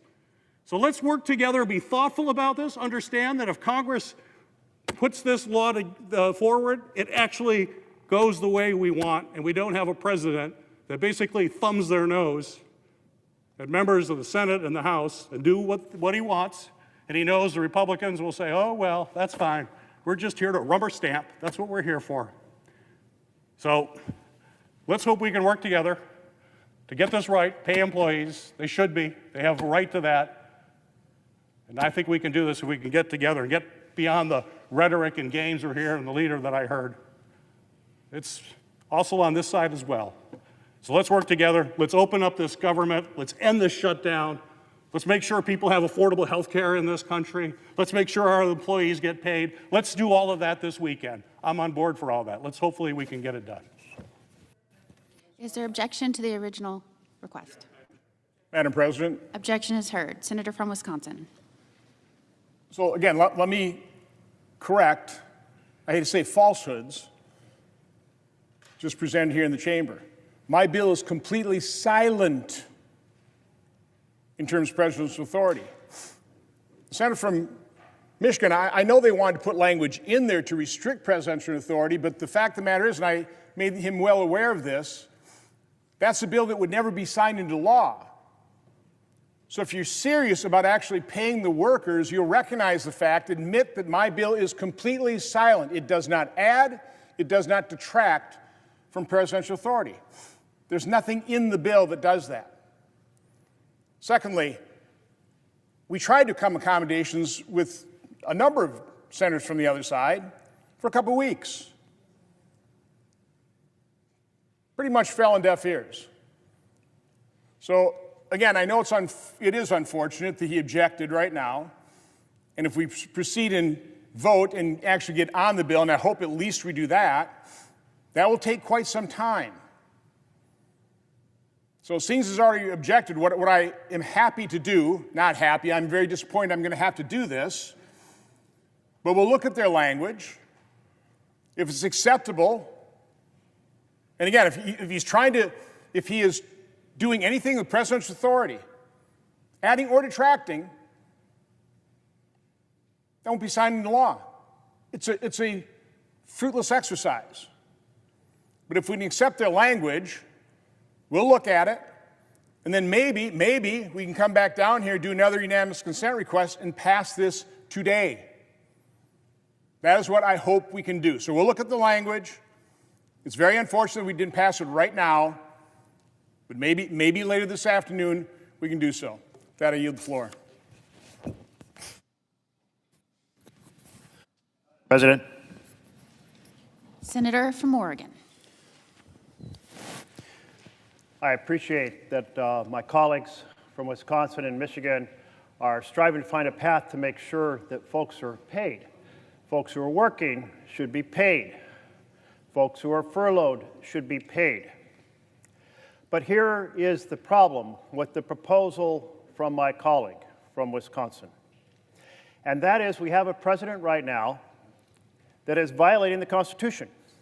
Every time you hear the President of the United States say, hey, I'm ending that program because it's not in alignment with my priorities, or a cabinet member who says, we're going to kill those grants because they're not in alignment with the president's priorities. What you are hearing is an authoritarian statement in violation of the Constitution. So in recognition, we have an out-of-control tyrant in the Oval Office violating the Constitution. We have a responsibility right here to defend the Constitution. And that's exactly why my colleague from Michigan put those protections into the bill. If you have a president who chooses what programs are funded and not, that is an authoritarian country, and that's what we have right now. The whole vision of our nation was founded on these senators and these House members coming from different districts and different states with different life experiences and different geographic interests, and bringing them to forge a consensus or forge a vision of how to address the challenges in every part of our nation. Not to have one person down Pennsylvania Avenue who knows a little bit about New York and a little bit about Florida, has a certain one point of view, be a tyrant. Martial law would be empowered by the proposal from Wisconsin. And that's why my colleague from Michigan was absolutely right to ensure we here in the Senate defend the Constitution. Thank you.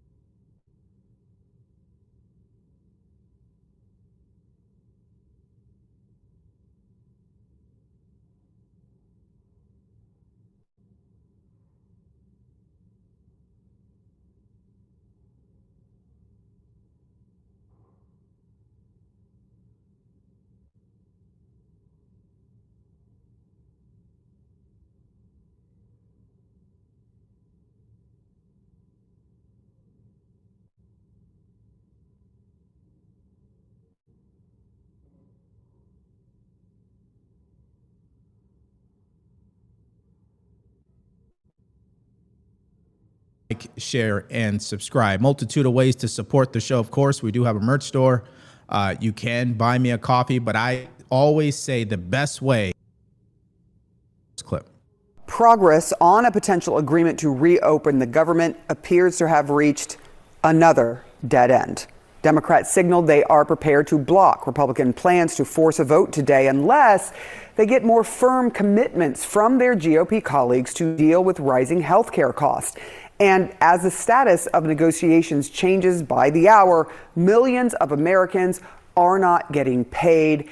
They are struggling to get by. Now, a federal judge has ordered the Trump administration to start making full food stamp payments as early as today. The White House is appealing the court's decision. Joining me now is Steph Knight. She is a politics reporter at Axios. Thank you so much for being here. Look, this is the longest shutdown in history. The last time this happened was during the Trump administration, the second longest now shutdown, and it was the air traffic controllers that broke the stalemate because there was a lack of them and it created a real mess at airports. Is there any indication that this might be the final straw to get Congress to do its job? I mean, there's no question that the longer this shutdown drags on, the more painful this becomes for Americans in various industries, you know, including federal workers who have now not been getting paid for over a whole month.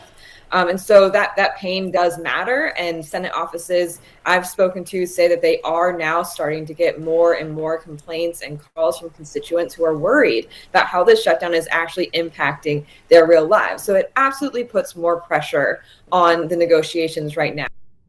Yeah. So that was the risk that Democrats were willing to take.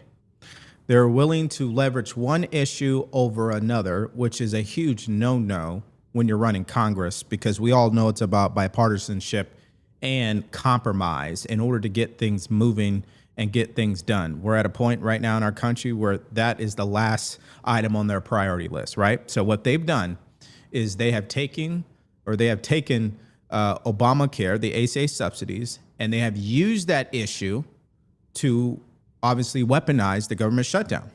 They've also used the government shutdown to energize their base to turn out and vote for them on Tuesday. And as a result, they are, I guess, running on this high cloud and confident of their strategy, which, again, the American people are not stupid. If you hurt them long enough, they will do radical things as a response, okay?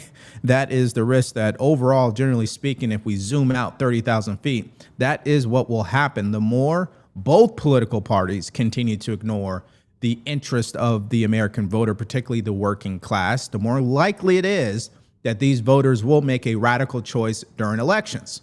So it's easy to ignore that today, but when election time comes around and people are stunned and shocked, people shouldn't be, because the writing's on the wall.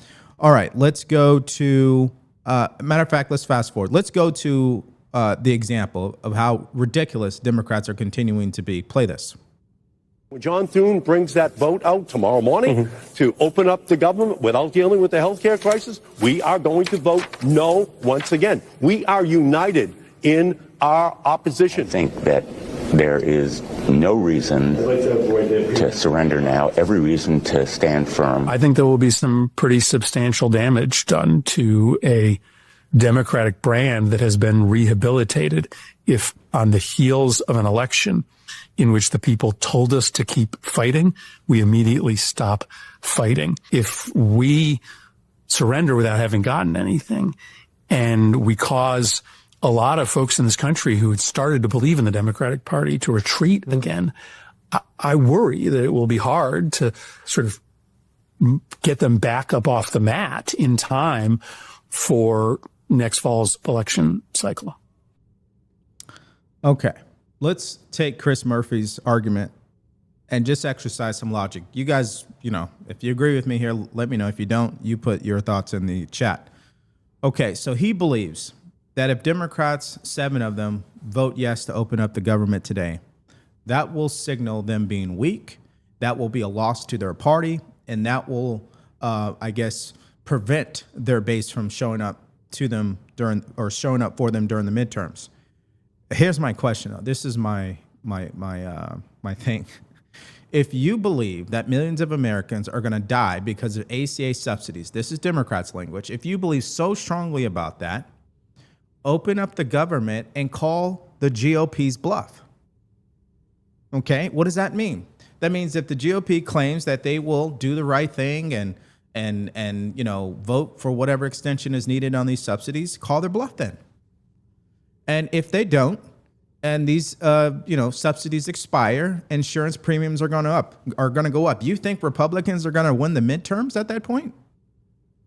They're already struggling, in my opinion. You think somehow that's going to prevent Democrat voters from showing up and voting for Democrats? I don't think so. Maybe he knows something I don't. I just don't follow his logic on that. Democrat Party is definitely crazy, no question about it.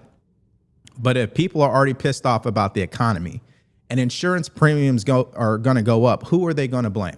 They're going to blame Democrats?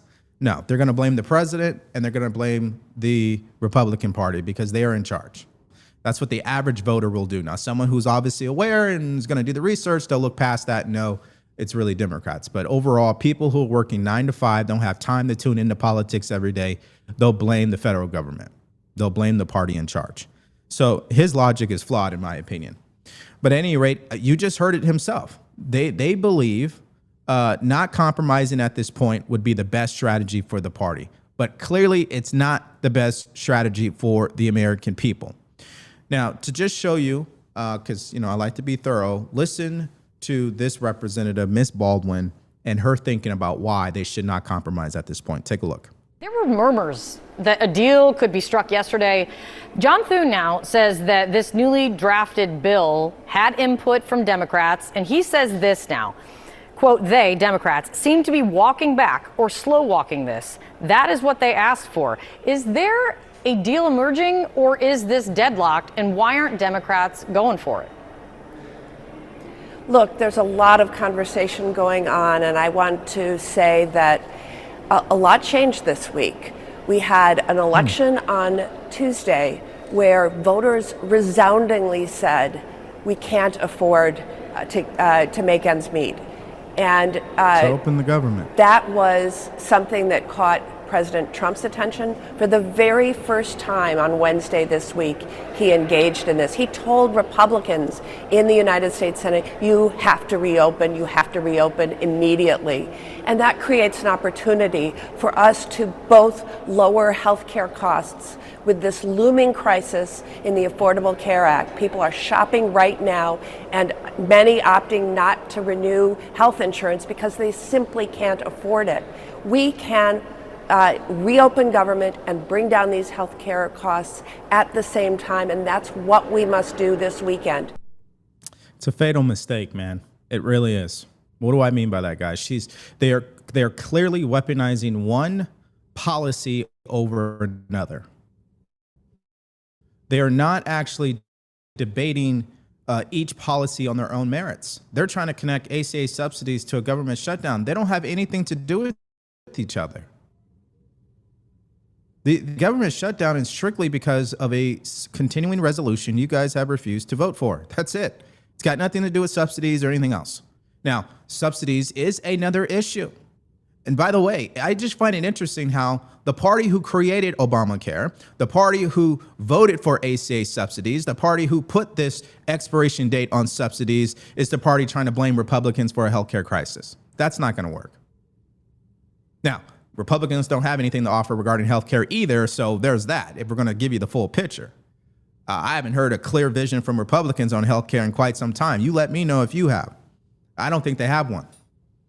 So, they're not helpful in this situation either. And the fact that they allowed Democrats to vote in ACA subsidies during COVID has put us in this position, meaning the insurance companies are controlling these politicians. They are slave to these companies. And they're using our tax dollars to do it. More government spending, more inflation. And who gets hurt in the end? The American citizen. Okay. Now, what's interesting is this former Obama official, I believe he served as the Department of Homeland Security. Here's what he had to say. This is an interesting rebuke of Democrats. Take a look. Now, for more on this, former Secretary of Homeland Security in the Obama administration, Jay Johnson. Jay, good morning. Of course, good morning. Thank you for being here. I mean, this is something where more and more, this is real pain for real Americans. It's real pain for the American public. It's real pain for the federal workforce. Jonathan and I ran a cabinet department of 230,000 people, and I feel an obligation to speak for them. They have no voice in this process. They are political footballs, essentially, and they're either furloughed, sent home without pay, or they're forced to work without pay, dedicated to this country's aviation security, border security, cybersecurity, maritime security. And I will break ranks with my party to say this has got to stop. This is the longest government shutdown in history, 38 days. And we need to get out of the business of leveraging one issue on the back of another. Otherwise, this is going to become the new norm. When the Republicans are back in the minority, and they will be, they will say, well, you need 60 votes to reopen the government. Well, we want you to also address issue A, B, and C, and our democracy will spiral downward. So what would be a good solution to prevent something like this from happening in the future? I think it's a couple of things that we should be demanding from our representatives. Number one, definitely Congress should not get paid during government shutdown. I think that's the most obvious thing ever. Number two, a government shutdown can't happen. They should actually prevent a government shutdown from happening by law. Meaning, if we cannot come to an agreement on the continuing resolution, the existing spending will continue. There will be no increase in spending. There won't be any. Now, I guess the bad thing with it is you won't be able to reduce spending either. So if we can't come to an agreement, We're just going to keep spending the same money. We can only vote for a new CR if we are planning to reduce the budget or we're planning to increase the budget. But if we can't agree to reduce or increase, the government doesn't shut down. I would say that's a good solution, but I'm not serving in Congress, and I have no interest of serving in Congress, but because I don't believe something like that would even get voted into office because, again, these people are walking conflicts of interest. They can't help themselves. As much as they get in front of a camera and say that they care about the American people, the results say otherwise. And when you spend 95% of your time running for re-election and doing exactly what your lobbyists, your special interest groups, and your donors want you to do, the American people are not at the top of your priority list. That's just the reality, okay? And we talk about it all the time. It goes back to Citizens United. If somehow that could change, then I would have a more optimistic view of Congress. I just don't think they can help themselves. Now, however, it's not just Congress that's becoming a problem. It's the judiciary, meaning what? These lower court judges continue to issue rulings that are insane. For an example, I started the show with it earlier today where, this judge believes that they can tell this administration what to do regarding SNAP benefits. It is true by law that SNAP benefits payments are mandatory. It's the way Congress wrote the language. Mandatory meaning it doesn't matter if we're in a government shutdown. Those benefits by law must be paid. However, you can't pay the benefits if there's no money in the bank account, right? So even in that scenario, there's nothing the government can do about it until they agree, which goes back to my solution. A government shutdown should never be allowed to happen, okay? At any rate, this ruling came in yesterday, and here's what the vice president had to say about it. Take a listen. Yeah, look, Jackie, it's an absurd ruling because you have a federal judge effectively telling us what we have to do in the midst of a Democratic government shutdown, which what we'd like to do is for the Democrats to open up the government. Of course, then we can fund SNAP, and we can also do a lot of other good things for the American people. But in the midst of a shutdown, we can't have a federal court telling the president how he has to triage the situation. We're trying to keep as much turned on.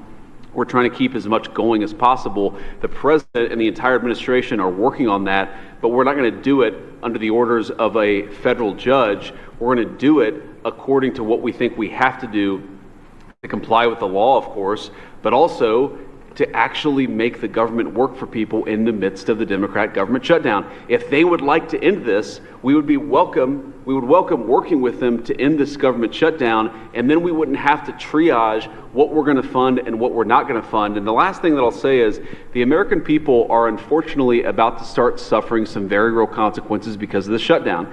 In the past, when you had a government shutdown, you would have under the Obama administration, they would lean into all of the problems it was going to cause for the American people at the beginning of the shutdown. The president has told us to keep as much going as humanly possible, but after 30 days of this thing, 40 days of this thing, you're going to start seeing very real travel delays. That's because the Democrat government shut down. You're going to start seeing SNAP benefits run out. That's because the Democrat government shut down. They should stop this charade and open up the government. That's what we want them to do. We've been asking them to do it for 40 days. It's time. No question that it's time. Now, I saw this graphic on social media. This is interesting. States most dependent on food stamps. Okay, SNAP. Americans' primary food assistance program helps about 12% of Americans put food on the table. Now, I don't think this graphic is compensating for undocumented migrants, as Democrats would call it, right? Anyways, New Mexico is the highest at 21.5% of people on SNAP. Now, not many people live in New Mexico, by the way. Oregon, 18.1%. California, 13.9%. Gavin Newsom should probably focus on his own state. Nevada, West Virginia, Pennsylvania, Louisiana, all above 15%. I think the lowest is Wyoming. And then you have Utah, which is to be expected because they don't do things in a certain way over there, or they do things in a certain way. It's different in Utah when it comes to getting benefits. And so this is something that's going to need to be addressed, of course. Anyways, states like New York, Massachusetts, and Hawaii, they receive $361. Hawaii report some of the highest average benefits per person. These higher payments reflect steeper living costs in dense urban and island economies. In contrast, benefits tend to be smaller in lower coast Midwestern states such as Wisconsin and Minnesota, where overall food prices and housing costs are lower. Low participation in Western states. Wyoming has the lowest SNAP participation, and including Utah. Still, even in these states, food stamps remains a crucial safety net for tens of thousands of residents. Utah alone has $34 million in benefits each month to about 177,000 people. Can we do the math on that? What is going on? So 34 million divided by 177. So that's $192. Okay. Wow, that's a lot of money. It's insane. Yep, that is insane. Okay. So actually, let's see what you guys have to say so far before we keep moving here. I just think that I don't know if the word is black-pilled or disturbed or troubled, or I don't know what the proper term would be. But I got to tell you, I mean, Congress, this is a wake-up call for the American people. And the only thing that's going to get people in Congress attention is when the American people go to the ballot box and we do radical Madam things. President. Unfortunately, some of these radical decisions will not be good for our country. Remarks, I ask unanimous consent the following senators be recognized for up to 5 minutes each. Peters, Baldwin, Kelly, Welch. Without objection. Thank you, Madam President, and I'll be brief. After so many failed votes, it's clear we need to try something different. What the Senate is doing isn't working for either party and isn't working for the American people. Democrats have said we must address the health care crisis, but Republicans have repeatedly said they won't negotiate to lower the health care costs until the government reopens. So let's find a path to honor both positions. Democrats would like to see an end to this shutdown, and we want to respect Leader Thune's desire not to negotiate on ACA until after the government reopens. Therefore, we'd like to offer a simple proposal that would reopen the government and extend the ACA premium tax credits simultaneously, and then have the opportunity to start negotiating longer-term solutions to health care costs. Let's do all three. I've spoken with my caucus, and Democrats are offering a very simple compromise. Democrats are ready to clear the way to quickly pass a government funding bill that includes health care affordability. Leader Thune just needs to add a clean one-year extension of the ACA tax credits to the CR so that we can immediately address rising health care costs. That's not a negotiation.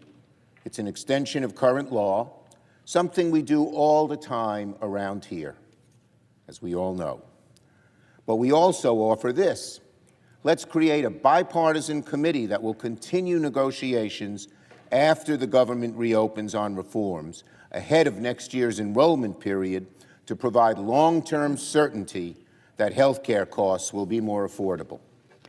This proposal reopens the government and ensures working families who are shopping right now for their health care get certainty and financial relief.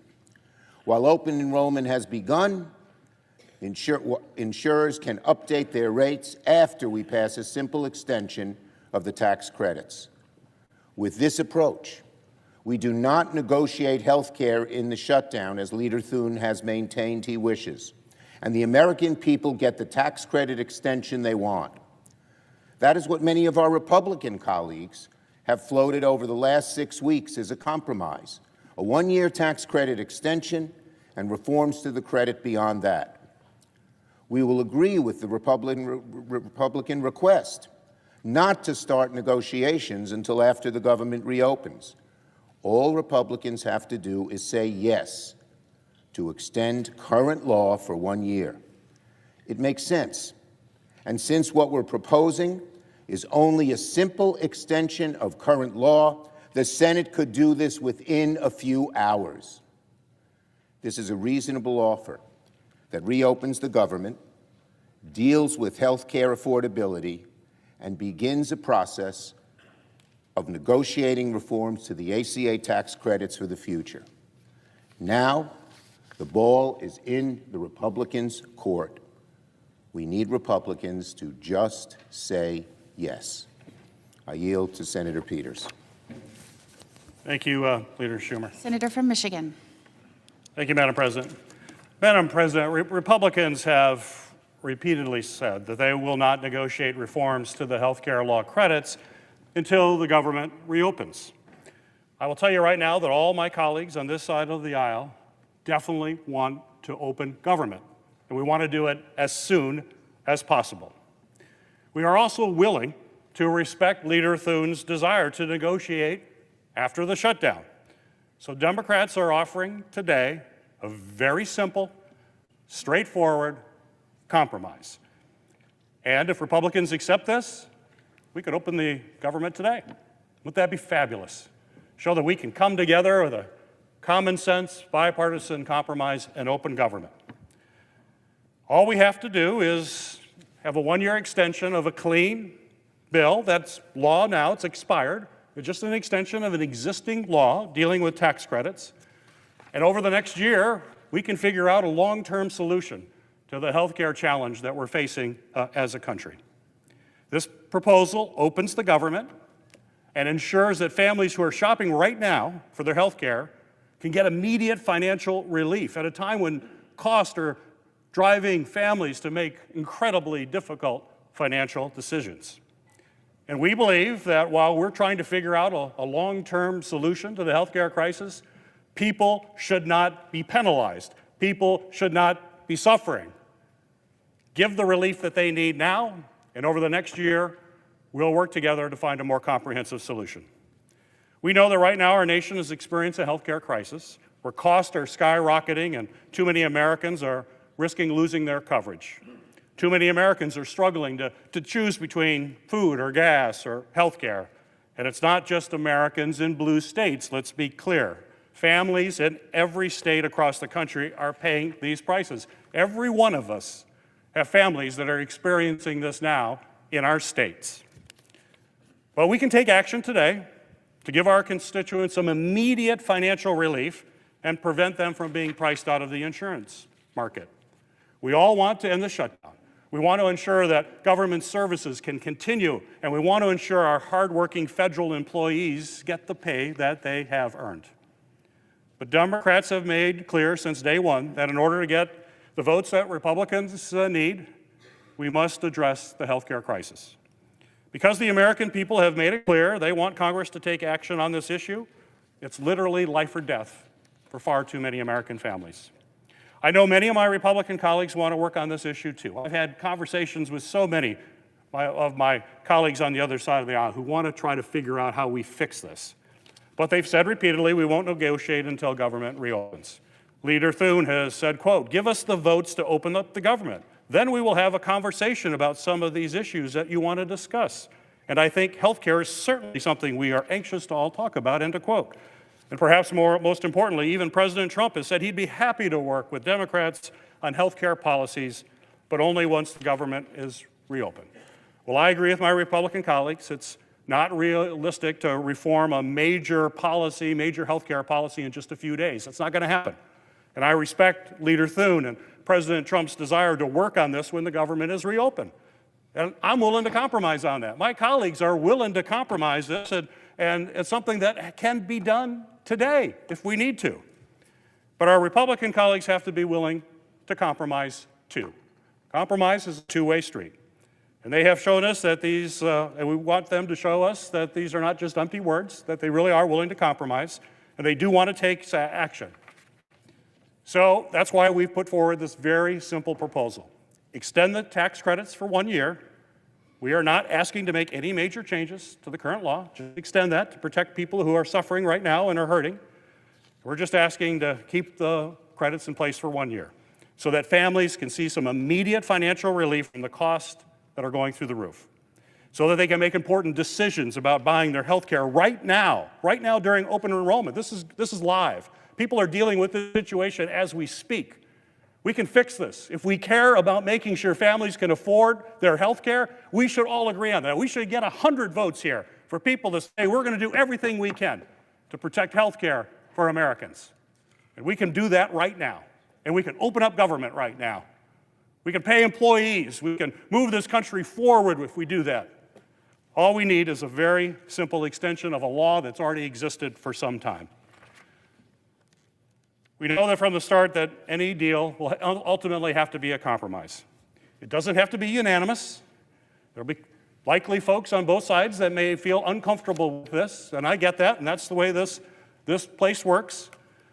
But our proposal would try to work in a bipartisan way by creating a bipartisan committee that will continue negotiations on reforms ahead of next year's enrollment process. So we're not pulling the rug out from underneath families. We're going to do it ahead of time so folks know exactly what to expect going forward. So I'm telling you now, Madam President, if we vote for this compromise today, we could open up government. This could all be behind us. Families could get some certainty for their future for the next year while we look at long-term solutions. The government can open, but it takes all of us just to say we're willing to compromise for the good of the country. My colleagues are standing here saying we are willing to compromise for the good of the country. I just hope my Republican colleagues agree. Mr. President, or Madam President. Senator from Vermont. There's a lot of focus on what divides us, but the real opportunity here is what unites us. We're having a contest here with this shutdown where our side is very concerned about what happens to these tax credits. Your side is very concerned about using a shutdown as a tactic. I think we both have pretty valid arguments, and one of the reasons I think there's merit in our position is the reality that once the December 31st deadline arrives, people literally are going to lose health care. So what unites us? Both sides really do want to have all of government paid, and we want to be reopened. And both sides, I believe, want to make certain that the people we represent continue to have access to health care, that the health care they had in 2025, they're going to have in 2026. That won't happen unless we resolve this. And given the time crunch, the only way, as a practical matter, we can do something that helps the people you represent and helps the people I represent is extend what we have for another year. So it's not an overreach on the part of, say, folks who want a single-payer health care system. It's not overreach or diminishing any concerns folks on the Republican side, and by the way, on our side, have about the cost of health care. We are in a practical crunch where unless this United States Senate acts, the people we represent are going to lose health care. That's the fact. That's just the fact. It's the way it is. And we've talked about how those premium increases are going to spike. So what do we do in this situation where Leader Thune, who we trust, who we respect, is taking a position that we won't have discussions until we reopen government? Why do we object to that or have cautions about that? We trust Leader Thune. We trust our Republican colleagues. But what happens after it goes out of the Senate? We have no guarantee whatsoever it'll be taken up in the House at all. So the question that a farmer in Vermont would ask me at the end of any agreement is, Peter, what does this mean? Will I get my health care in 2026? And unless we have it where it's going to get a vote with some support from our colleagues in the House, the answer is I don't know, but I hope so. So we find ourselves with January 1st here, and that farmer, that small business person, not having health care. And again, this is the lament I have. What we're trying to do here, the folks who are going to benefit or not suffer are Republicans who voted for Trump and Democrats who voted for Harris and independents who didn't like either candidate at all. So we have an opportunity. And actually, we're the only people in the United States of America who have an opportunity. The only people, it's us, who've been entrusted by the people who we represent with their vote to solve this problem. And what I think is being proposed has a quality that's rare around here. It's restraint. We're not trying to overreach. We're just trying to say, maintain the status quo so that the folks in America who are getting their health care with the help of some tax credits will continue to have that health care in 2026 as they have it in 2025.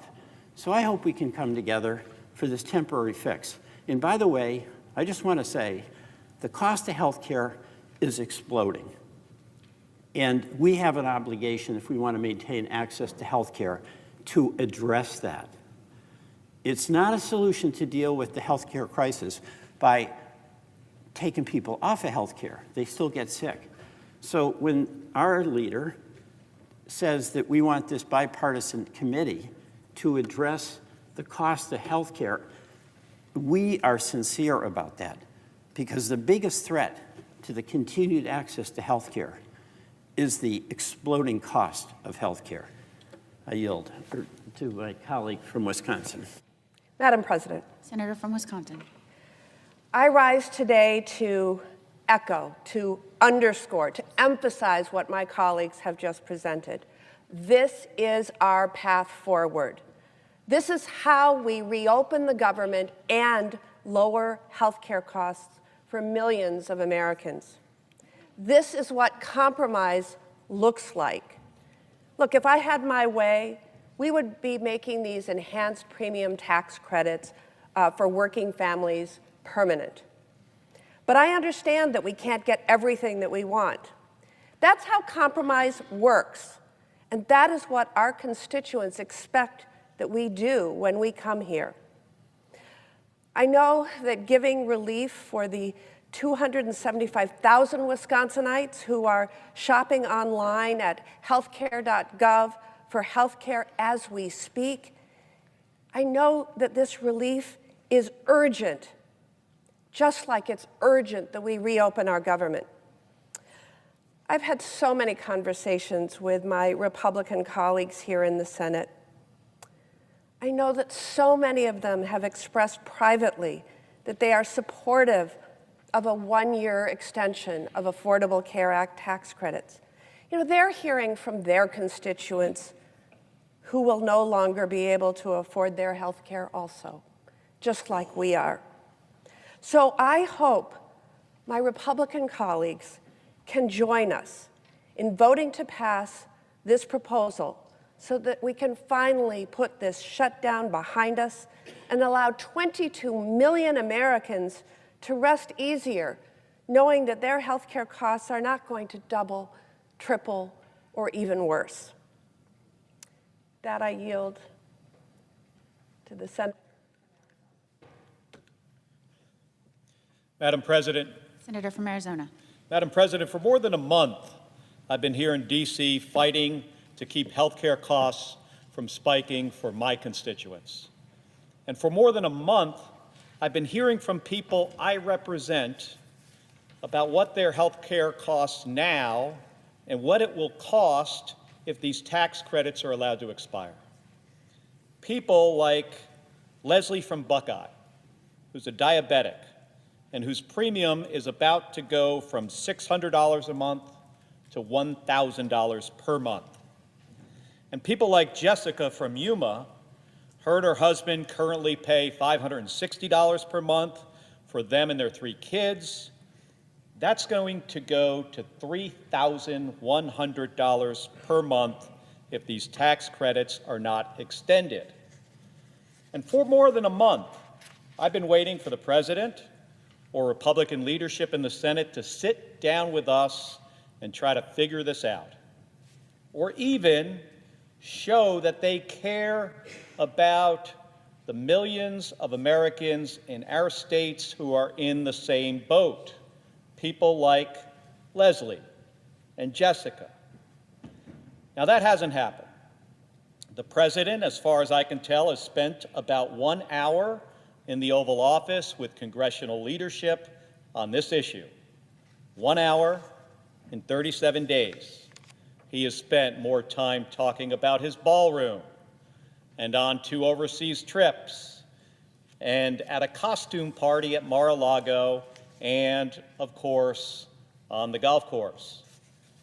The House of Representatives, they've been on a 7-week paid vacation. They are not even pretending to care about these rising health care costs. And the Senate, not much better. Week after week, the leadership of the Senate breaks for a long weekend, all while Americans are suffering. And they're suffering even more because Donald Trump is using them as pawns in this fight.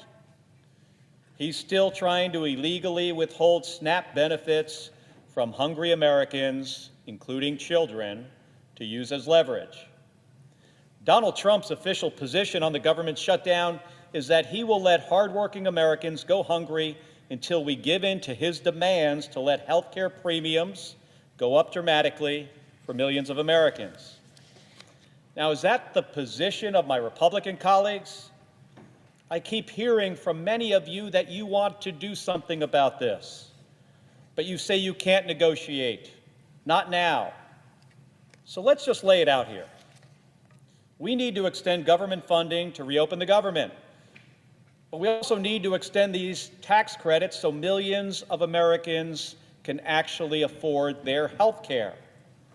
So let's do both.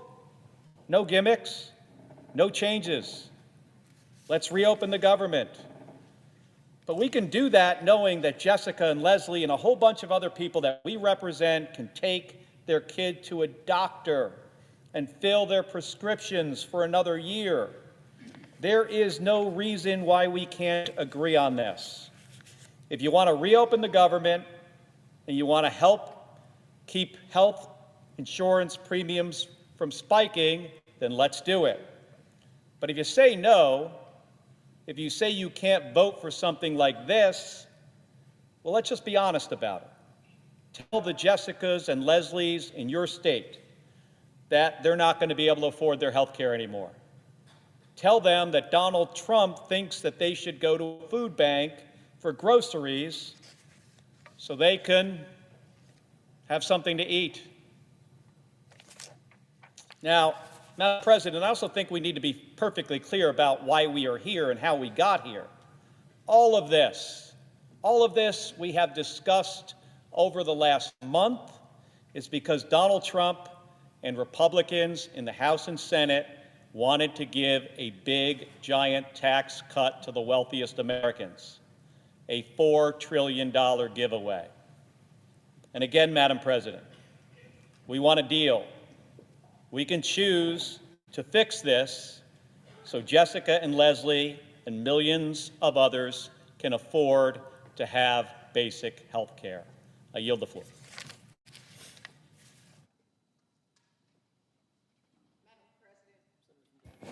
Senator from Delaware. Madam President,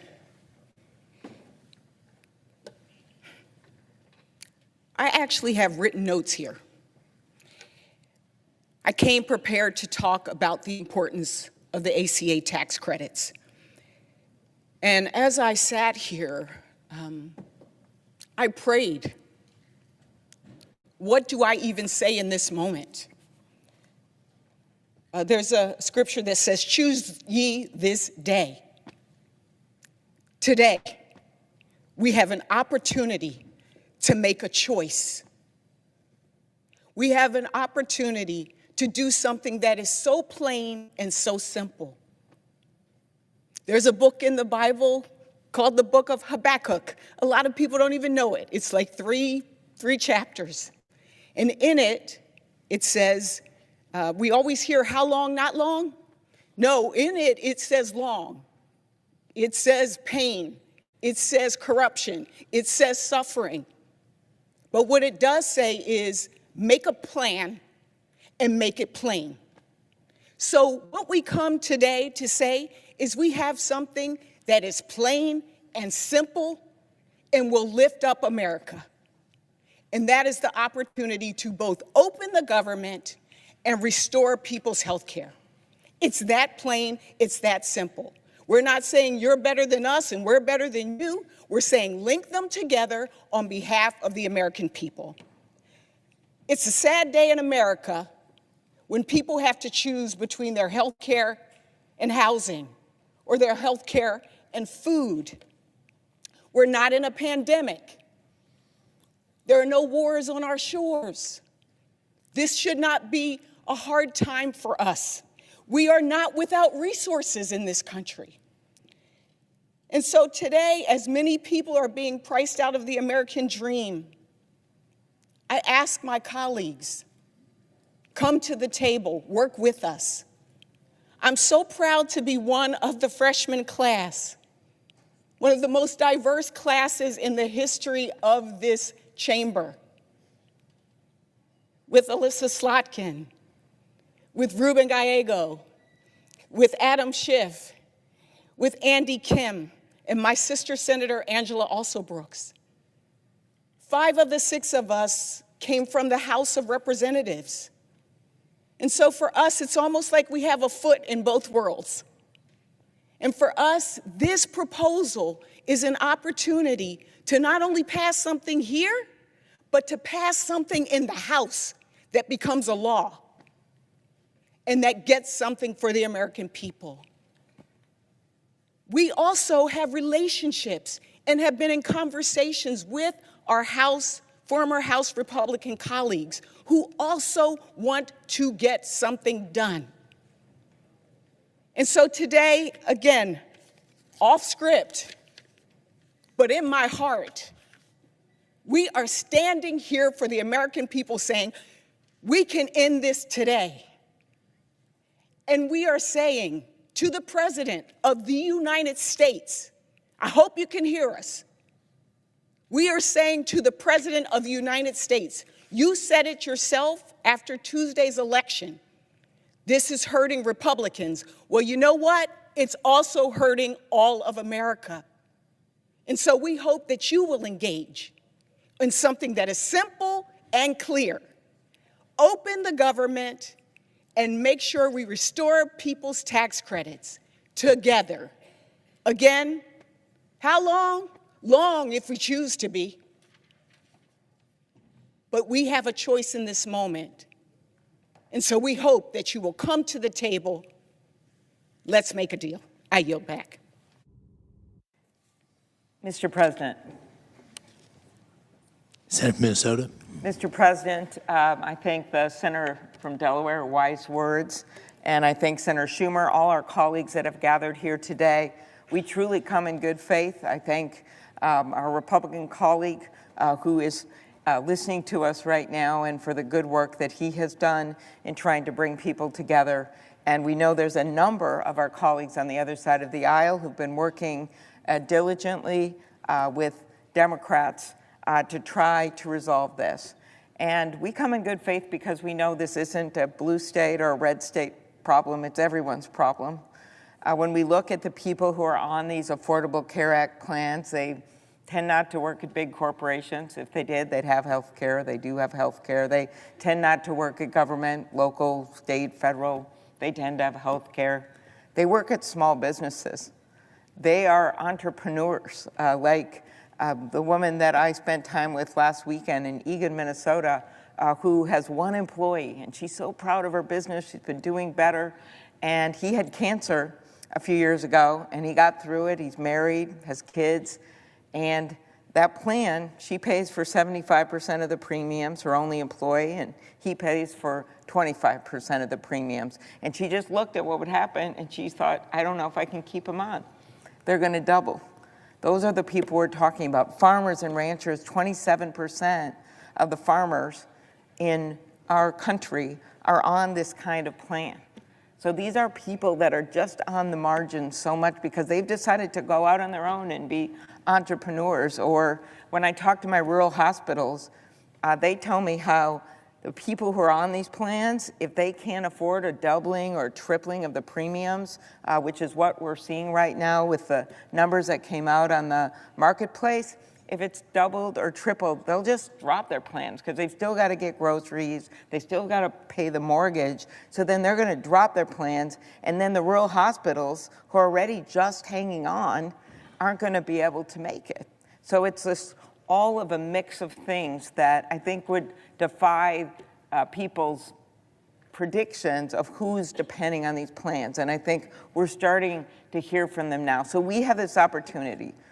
This is really I'd say a practical plan.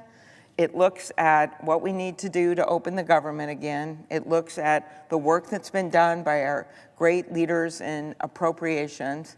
And it says, okay, what can we do about healthcare right now? We disagreed with the bill that got passed this summer on our side, but what can we do right now? And what we can do right now is stop this doubling and tripling of these healthcare premiums.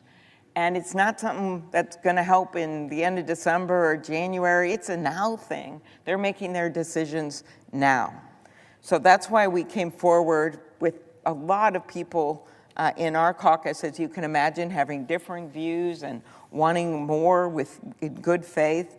But we figured this is a good idea so that we can, one, help these people in all our states, and then two, look at reforms. We are open for reforms, and then these reforms would have to be done before these tax credits expire at the end of next year.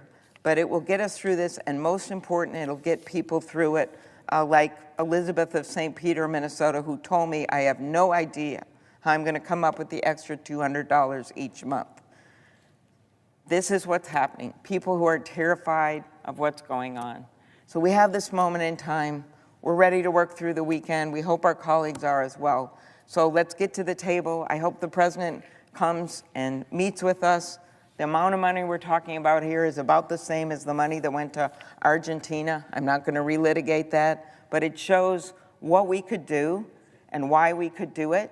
So let's get it done. Thank you.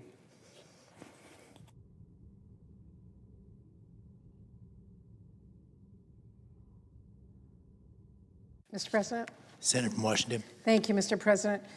Mr. President, I join all of my Democratic colleagues here today to offer this proposal on the health care issue that has been holding all of us here and all the American public for weeks now. Because after Republicans refused to work with us to save the premium tax credits all this past year, what we hear Republican leaders saying now is they maybe, possibly, will talk about health care. It just has to be later.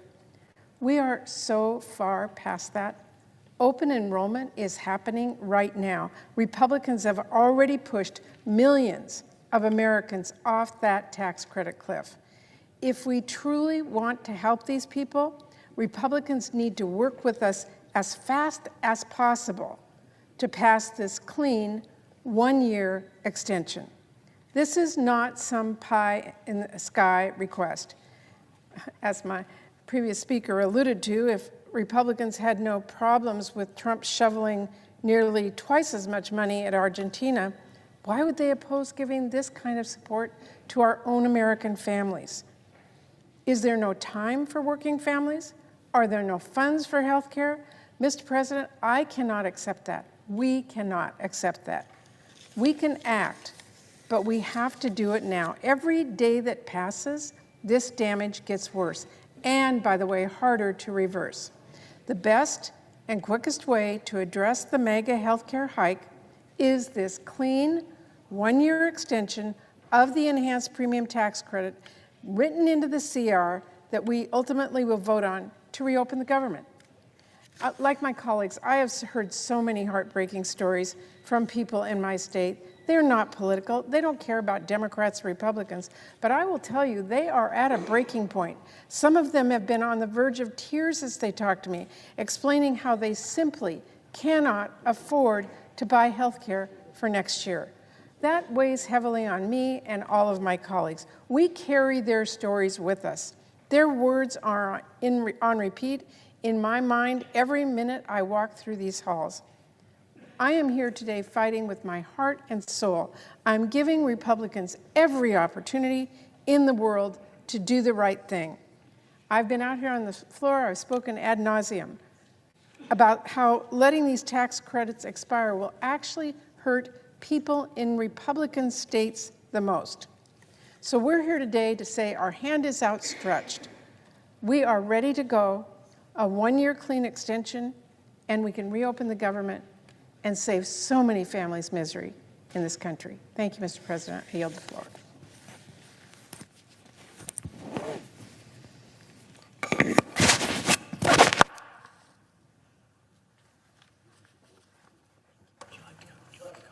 Senator from Colorado. I speak today to echo the sentiments of my fellow members of the caucus.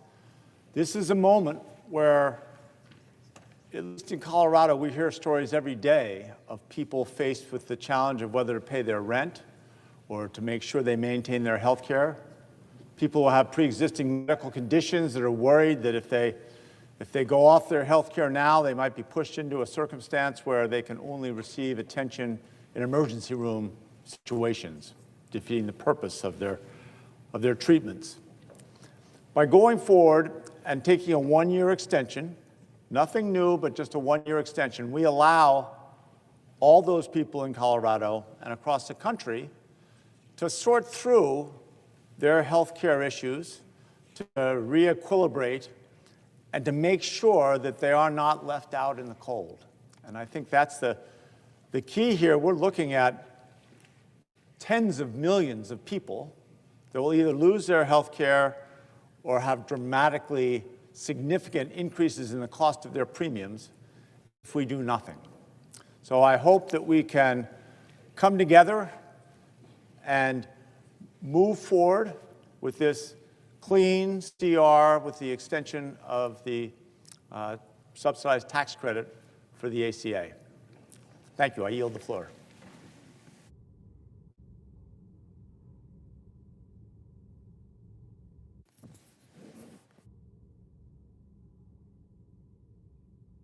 Mr. President.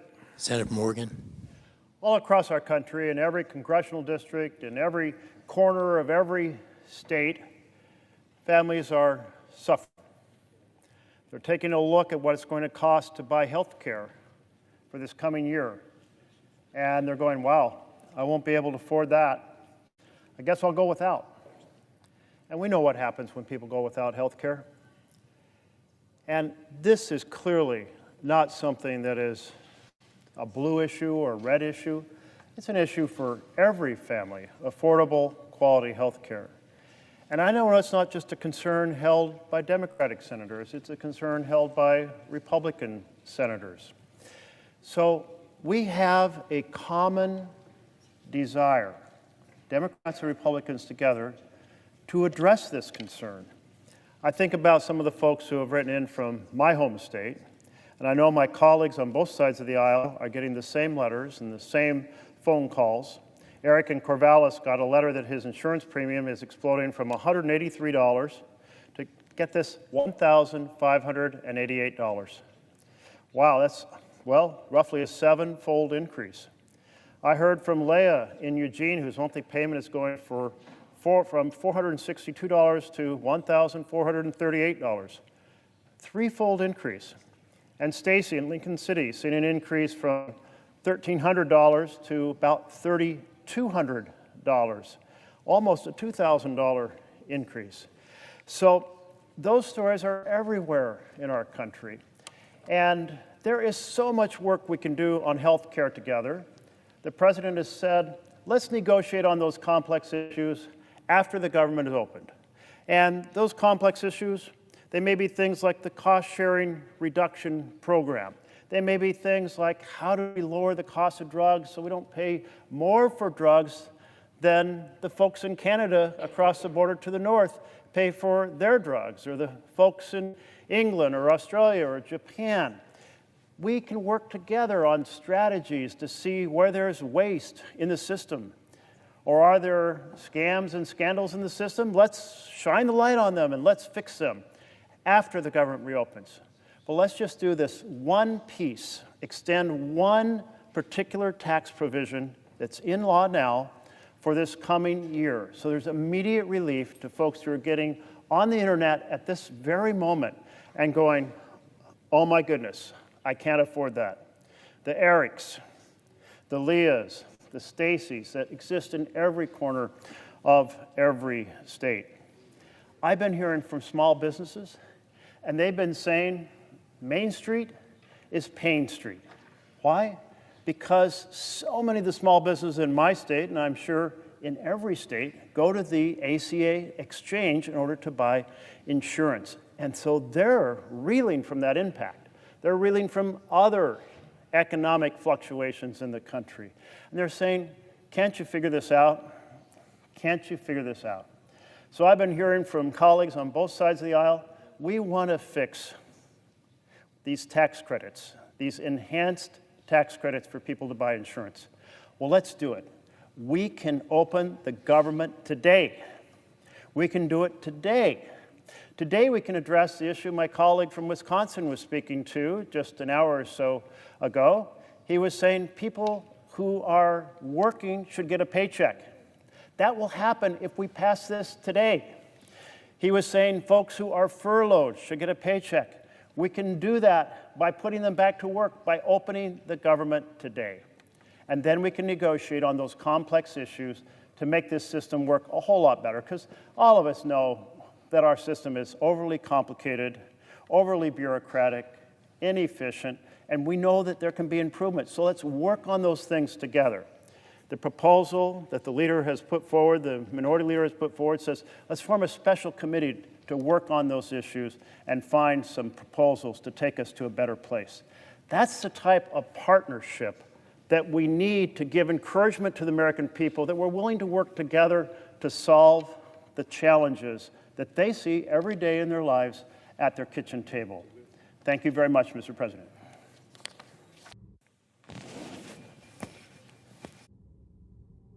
Senator from California. Thank you, Mr. President. Mr. President, colleagues, I rise in support of this proposal to extend the ACA tax credits, extend the existing law for another year, reopen the government, and give us time to negotiate the longer-term extension of the Affordable Care Act. This whole discussion, and frankly the whole debate we've been having over the last several weeks over the Affordable Care Act, brings me back to the immediate aftermath of the passage of that bill when I was doing sidewalk office hours inside the Glendale Galleria. I had my little coffee table set up there and had someone come up to my table and ask me how I voted on that bill, how I voted on Obamacare. And when I told him that I voted for it, he was indignant. And he said, what could you possibly have liked? What could you possibly have liked about that bill? And I said, well, actually, there were a lot of things I liked about it. I liked the fact that if you had a pre-existing condition, you could get health care. I remember another of my constituents saying that he was 65. He was a pre-existing condition. I liked the fact that if you had a kid who was 26 or under, you could keep them on your insurance policy if they didn't have one. And then I said, and I like the fact that tens of millions of people that can't otherwise afford health care are going to be able to get health care. And he looked at me and said something that I never imagined I would hear.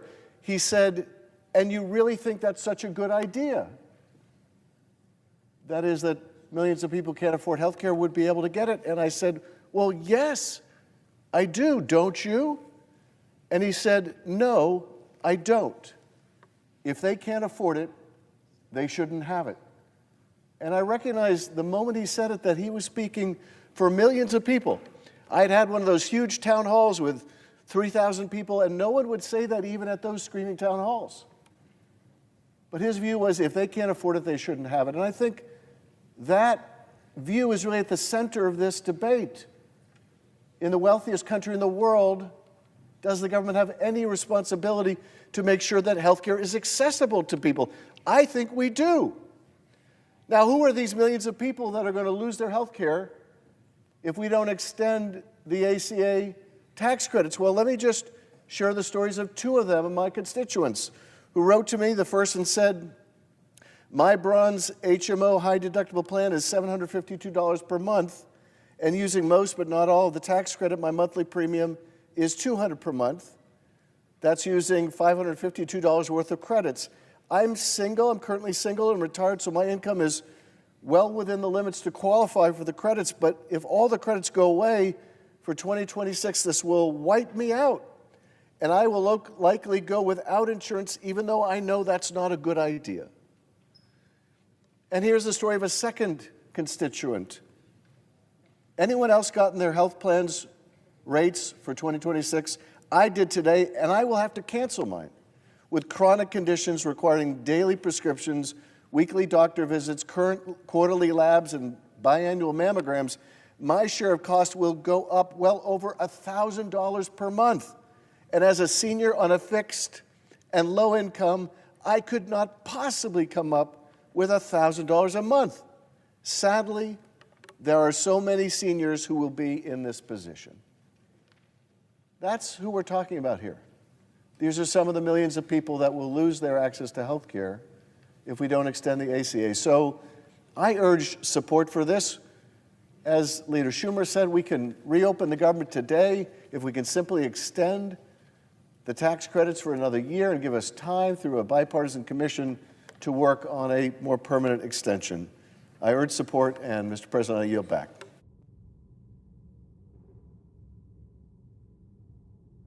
Senator from Connecticut. Thank you, Mr. President.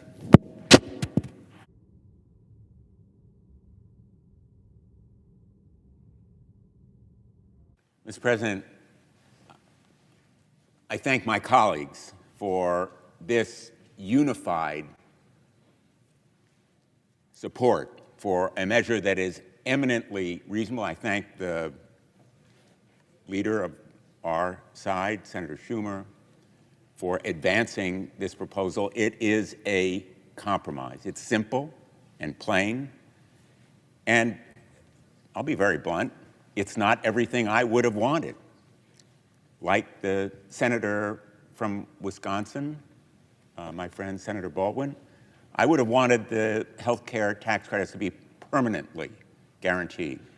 I would have wanted a guarantee as well that there be no rescissions or impoundments of funds, as this president has done repeatedly. I would have wanted a reversal of the firings, the so-called RIFs, reductions in forces, that have been eminently unfair, and a guarantee of back pay to everybody who has been furloughed. There are other provisions that, for me,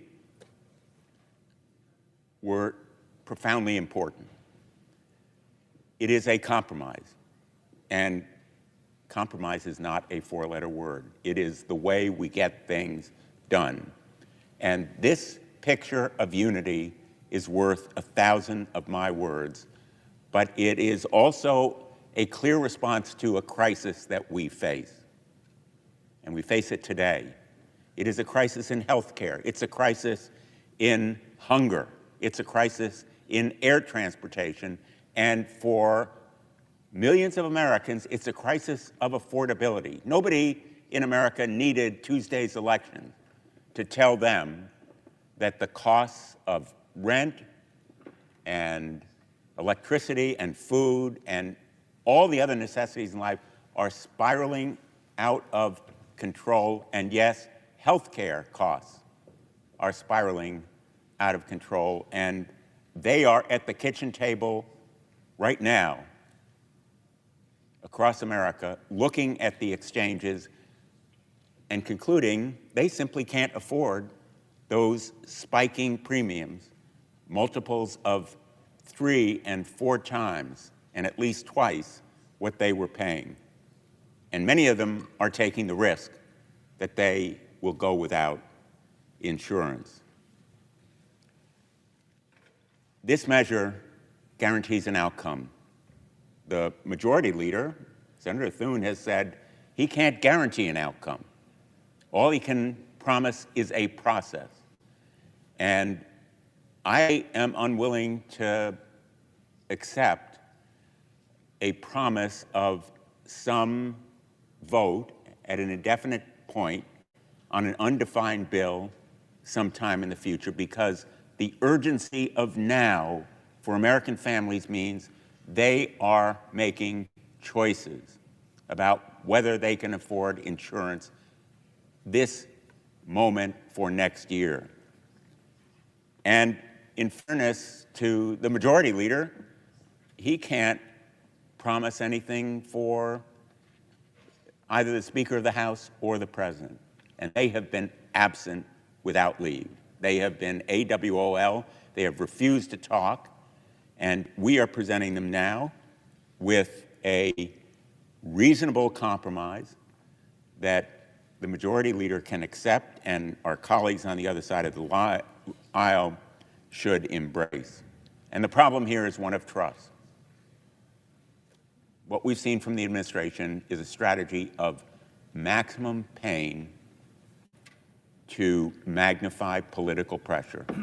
In just minutes from now, in the United States Court of Appeals for the First Circuit, this administration will argue that SNAP benefits should be ended after the president himself promised that it would be paid in full in compliance with the district court orders in Rhode Island and Massachusetts. There's no way to trust that SNAP benefits will be provided without a guarantee from the courts. The urgency that we face is also in air transportation. We all want people to be able to reach their destinations safely. It has to come first, and we need to make sure that the TSA and air controllers are paid. They are heroes for having worked for so long without pay. We need to stop the madness of this trend line.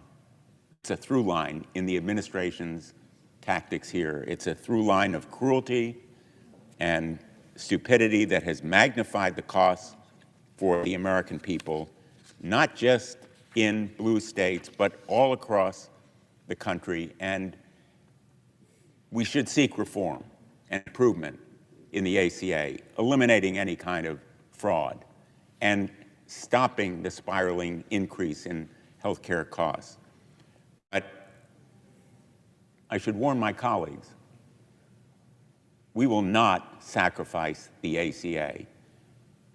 Very revealing yesterday in the hearing of the Permanent Subcommittee on Investigation was the commentary from a number of my Republican colleagues, in effect saying that we should kill the ACA, an effort that has been part of their relentless campaign over the last 15 years to decimate this resounding and important law that now is embraced by the vast majority of the American people. And we put in the record stories of individuals from Michigan and Pennsylvania and Iowa, Aaron Lehman, a fifth-generation farmer who told us, "I grow corn, soybeans, oats, and hay with my family.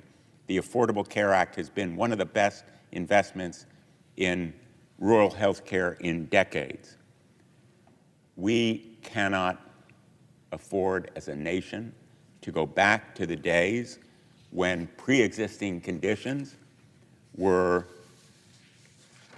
a pretext for denying health care if someone had a history of cancer, diabetes, heart disease, HIV, asthma, depression, pregnancy, the list goes on. Insurers could force patients to pay more or refuse to offer them coverage at all. Standing strong for the ACA very simply means providing health care to Americans. Extending the health care tax credits for 1 year is a compromise that makes sense. It will put the government back to work fully and capably and fairly, and I urge my colleagues to join me in supporting this reasonable compromise. I yield the floor.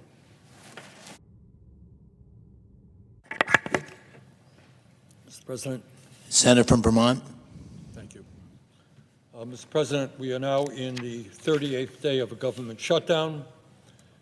That means that federal employees all over this country who have to feed their families are not getting paychecks.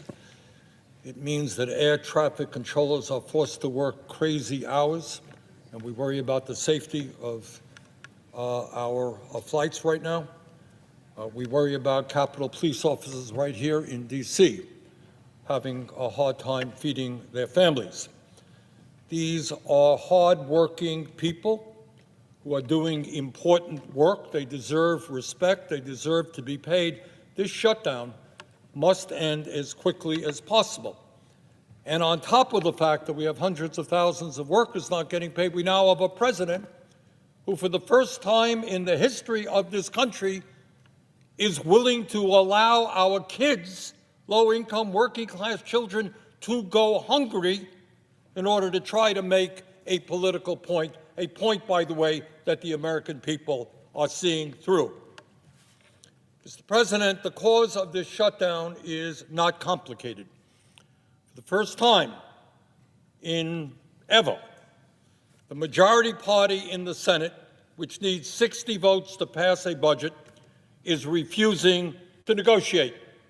It is their way or the highway, take it or leave it. We got the majority, we're not talking to you, despite the fact that they only have 53 votes. And to make this situation even more absurd, and to show the American people the contempt in which the Republicans hold for negotiations and democracy, you got a Speaker of the House who has now given his members a 6-week paid vacation. Country is in the midst of a major crisis. Republican members of the House are nowhere to be seen. They're on a paid vacation. And if that doesn't tell you everything you need to know about whether Republicans are willing to negotiate, I don't know what will. Mr. Speaker, everybody in this country knows that our current health care system is broken. They know that we pay by far, not even close, the highest prices in the world for health care, while some 85 million Americans are uninsured or underinsured. They know that we are the only major country on earth not to guarantee health care to all people as a human right, something which must change. And what they also know is that Donald Trump and the Republicans, through their horrendous big, beautiful bill, are making a broken, dysfunctional health care system even worse, taking it to the verge of collapse. That legislation is doubling premiums for over 20 million Americans who are in the Affordable Care Act exchange. And in my state, we are hearing from Vermonters who are being asked to pay a tripling of their rates and even a quadrupling of the rates. Who, in God's name, at a time when health care costs are already so high, can afford a doubling, a tripling, or quadrupling of their rates? That is insane. Nobody in my state, or I expect in this country, can afford to pay that. Further, that big, beautiful bill would throw 15 million people off the health care they now have as a result of massive cuts to Medicaid and the Affordable Care Act. According to studies, that would result in some 50,000 Americans dying unnecessarily every year. Low-income, working-class people who have chronic illnesses who will no longer be able to get health care. That is what we are being discussed. Anybody think it's a good idea to allow 50,000 of our fellow Americans to die unnecessarily each year? And all of this is being done in order to give $1 trillion in tax breaks to the 1%. No, Mr. President, I do not believe that Elon Musk and Mr. Zuckerberg and Mr. Bezos and the other multi-billionaires deserve $1 trillion in tax breaks in order to throw 15 million Americans off the health care they have and double premiums for over 20 million Americans. I don't believe that. The overwhelming majority of Republicans, Democrats, Independents don't believe that either. Mr. President, the American people understand that the Republican Party controls the White House, They control the Senate. They control the House of Representatives. And understandably, for that reason, poll after poll shows that Americans hold the Republicans accountable for this shutdown. But it's not just polls. On Tuesday, there was an election in which Trumpism was overwhelmingly rejected from Maine to California and a lot of states and cities in between. And one of the key reasons is that Americans want Democrats to make certain that they do not experience huge increases in their health care premiums or get thrown off the health care they have. That is what they are saying. We cannot afford a doubling or tripling in our health care costs. Stand with us. That's what that election was significantly about. President Trump claims to be a deal maker. In fact, he wrote a book called The Art of the Deal. Well, Mr. President, the ball is in your court right now. Help negotiate a deal. Show us what a great deal maker you are. Help us negotiate a deal which protects the health care of tens of millions of Americans, and let us end this shutdown today. We can end it in the next few hours. So, Mr. President, that is what this struggle is about. That's what this shutdown is all about. It's whether Republicans succeed in making a broken and dysfunctional health care system even worse by making health care unaffordable for working class and middle class Americans. It's about whether millions of our fellow Americans no longer have health insurance and that many of them will die unnecessarily. So, Mr. President, we are hearing right now, every one of our offices are hearing tragic stories of families having to decide whether they can pay for their parents' cancer treatment, for example, or whether they will see a parent die without that life-saving care. There are millions of Americans now dealing with chronic disease. They're dealing with cancer, they're dealing with diabetes, they're dealing with Alzheimer's, they're dealing with health, with heart disease. And they are wondering if they get thrown off the health care, premiums go so high, how are they going to stay alive? How are they going to take care of their parents, their kids? That is what this shutdown is about. And whether it is in Maine, New Hampshire, Nevada, or Vermont, the American people want us to stand with them. And that is what this whole debate is about. We cannot fail the American people. They are looking to us to make sure that they continue to have health care. Let us not betray them. Thank you.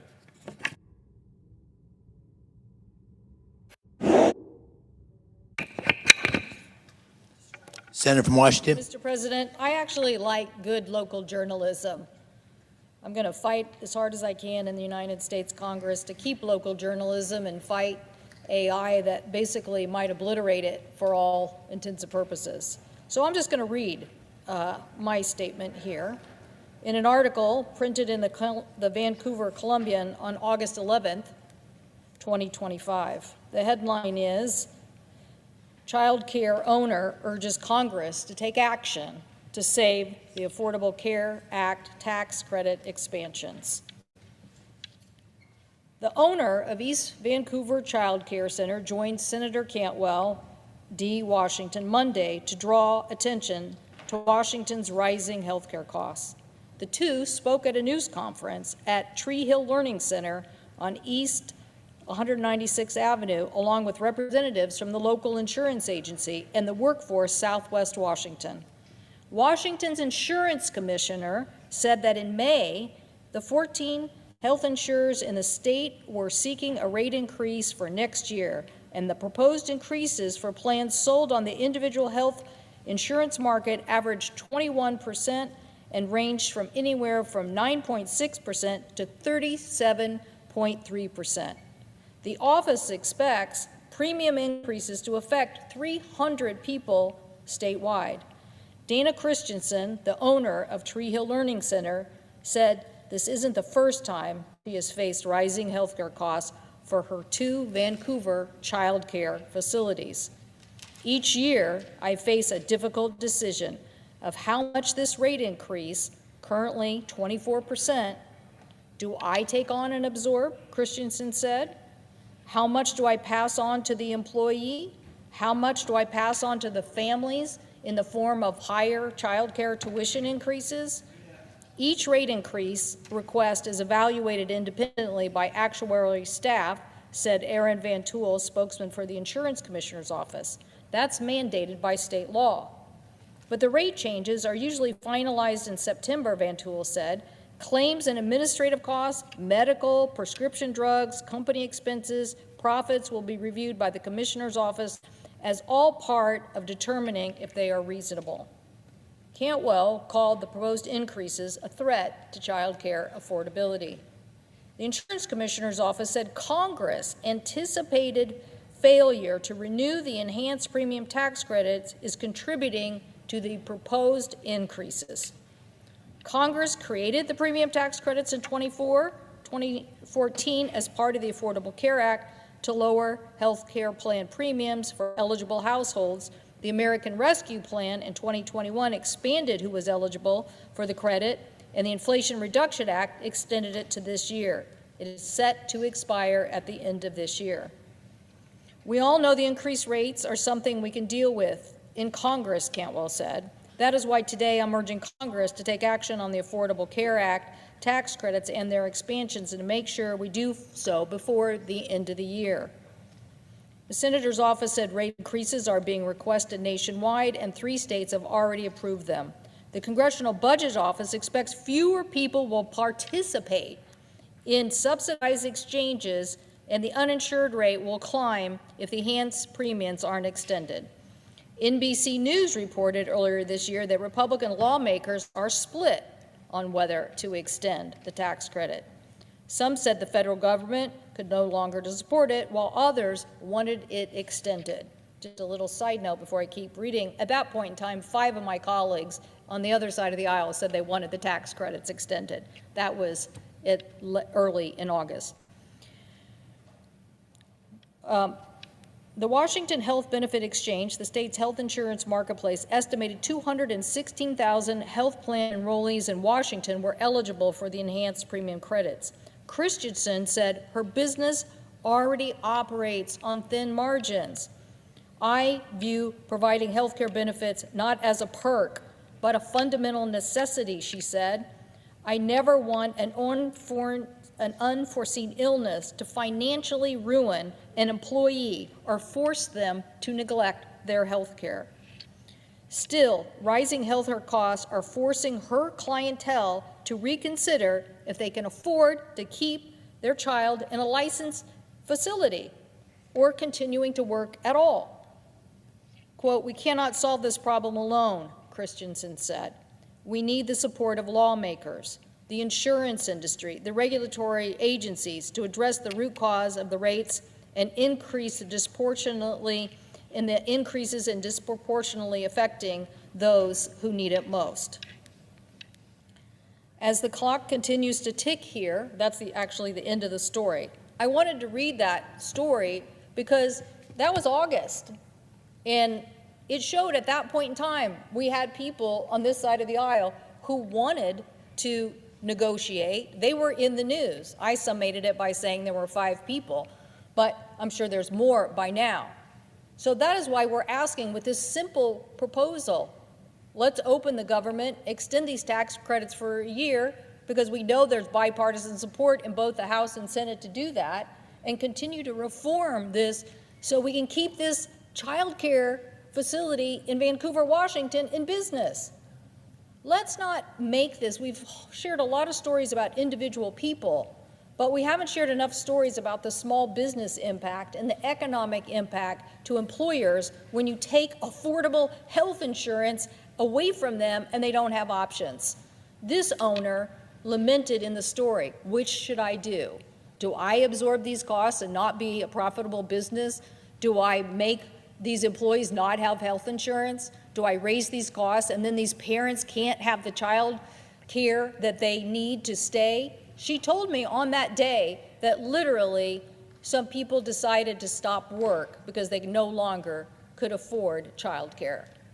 So this is ruining our whole economic picture by making insurance too expensive, by making the cost play too big a role in our economy and taking workers away from us. So I support this one-year proposal. I support us working together to reform the system.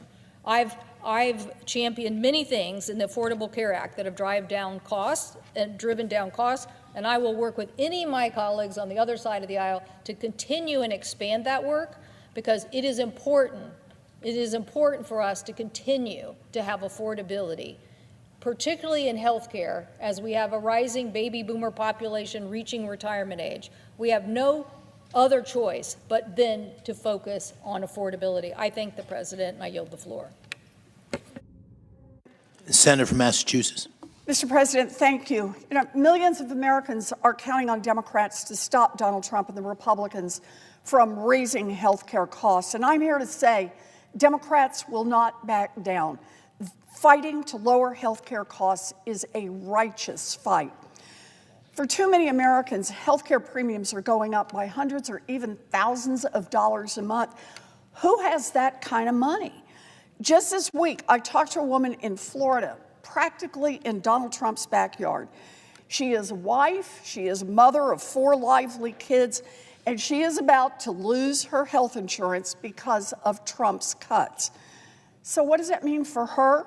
She has malignant melanoma, and now she is looking at canceling her ongoing treatments because once she loses her insurance, she cannot afford treatment for her cancer. That is deeply, deeply wrong. Democrats are in this fight for the right reason, and Democrats will stay in this fight for the right reasons. In July, congressional Republicans worked hand in hand with President Trump on their biggest passion project, jamming through a bill to hand out massive tax cuts to millionaires, billionaires, and giant corporations. And then, just to put a little extra whipped cream on top of their Republican ice cream sundae, they paid for those billionaire tax cuts by slashing health care coverage for millions of Americans. Every single Republican voted for it, and every single Democrat voted against it. And when the Republicans voted to cut health care funding last July, Democrats said, we cannot sign off on a 2026 budget that cuts health care for millions of Americans. On September 30th, the 2025 budget expired, and Democrats were ready to negotiate to get some of those health care cuts reversed in the 2026 budget, but the Republicans didn't want to negotiate. Nope. The Republicans decided they would rather shut down government than offer a single nickel to help Americans manage health care costs. They told Democrats to vote for the Republican spending bill, take it or leave it. And they have repeated their take it or leave it through 15 votes and 38 days. Now, Democrats have asked over and over and over and over to negotiate to help Americans with their health care costs. But Donald Trump and the Republicans flatly refused to even talk to Democrats to try to get the government back open. Not even once have the Republicans been willing to negotiate, not once. So, where are we now? Well, Trump tweeted 7 times in one day about his brand new marble bathroom at the White House, while Americans turned to crowdfunding to pay for their health care and grocery bills. Trump hosted a Great Gatsby-themed party while he turned off food assistance for millions of Americans. You know the message to 42 million Americans from Donald Trump? Eat dirt.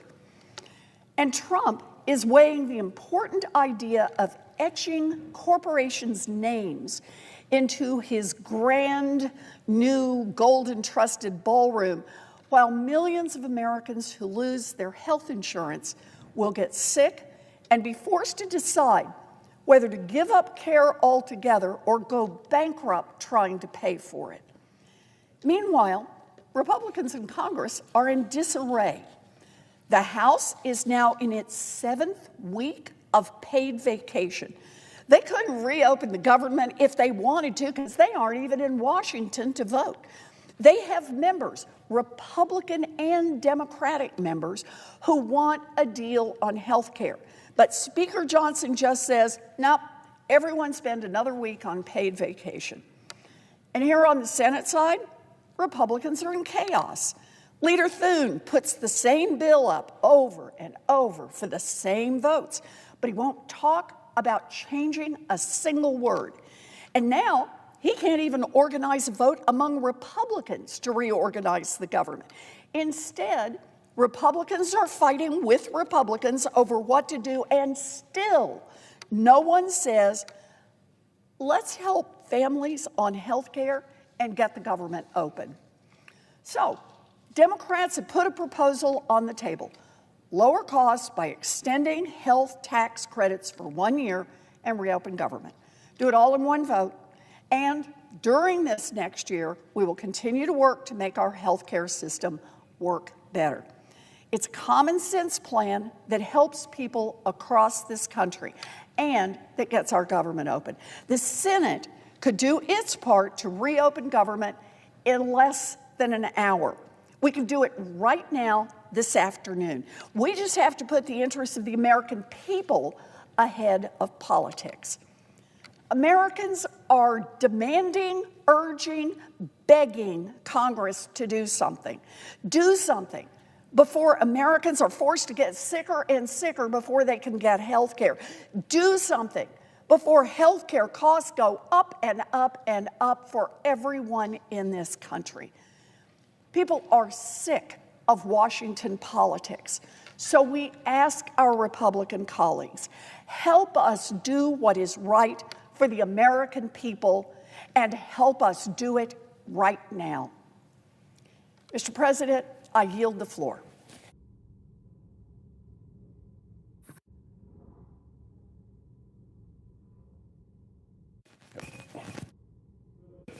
Senator from Massachusetts. Thank you, Mr. President. Mr. President, I stand here today on behalf of the people of Massachusetts to say that we are angry.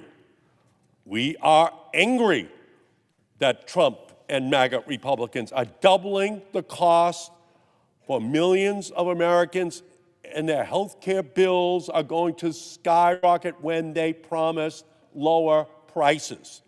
We are angry that Trump and MAGA Republicans are stripping Medicaid from the most vulnerable people in our communities. We are angry that Trump and the MAGA Republicans are making families with hungry children go to food pantries for their next meal, forcing families to choose between groceries and rent. We are angry that Trump and MAGA Republicans are using public servants as pawns in their hateful political games. And we are angry that during all of this, the Republicans have refused to come to the negotiating table. The House of Representatives has been out for 6 weeks. They're in a political witness protection program across our nation, refusing to come to Washington to sit down to negotiate on these issues. And Americans are counting the hours that are left to solve this health care crisis for them and their families. They're looking around for help. They're looking around for hope. And they are all looking instead at cruelty, pain, fear. That is the agenda of Trump's MAGA Republican Party. Last weekend, I met with Jeff from Natick, who is fighting stage 4 lung cancer.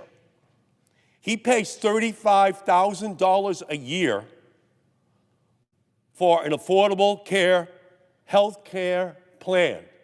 $35,000 a year. If he can't keep that insurance plan on December 31st, he will have to pay $300,000 a year. Jeff does not have $300,000 $100,000.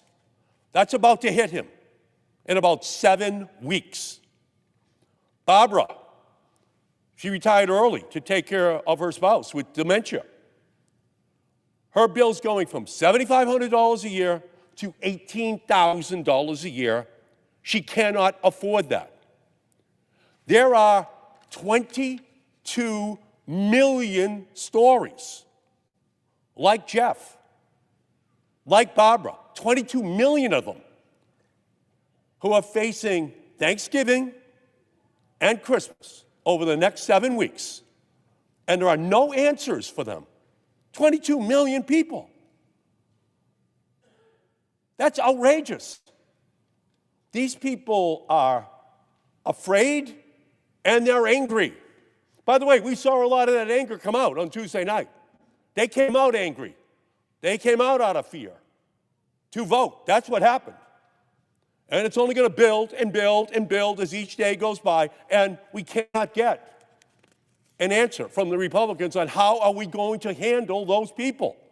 How are we going to give them what they need for those families? And it is very difficult to fathom this abject cruelty of this president, who is happy to force grandma to choose between paying for her prescription and paying for her heating bill, forcing a caretaker to choose between being there for their parent with Alzheimer's or picking up an extra shift, forcing a single mom to choose between paying for a checkup or paying for after-school snacks. And since they have taken over in January, the Republicans have promised that they were going to solve the health care crisis in our country. And all it's done is grow and grow and grow. And they pass a bill to take away all of the health care coverage for all of these 22 million people and then transferred the money to billionaires in tax breaks. They swiped the health care of 22 million vulnerable people for billionaires.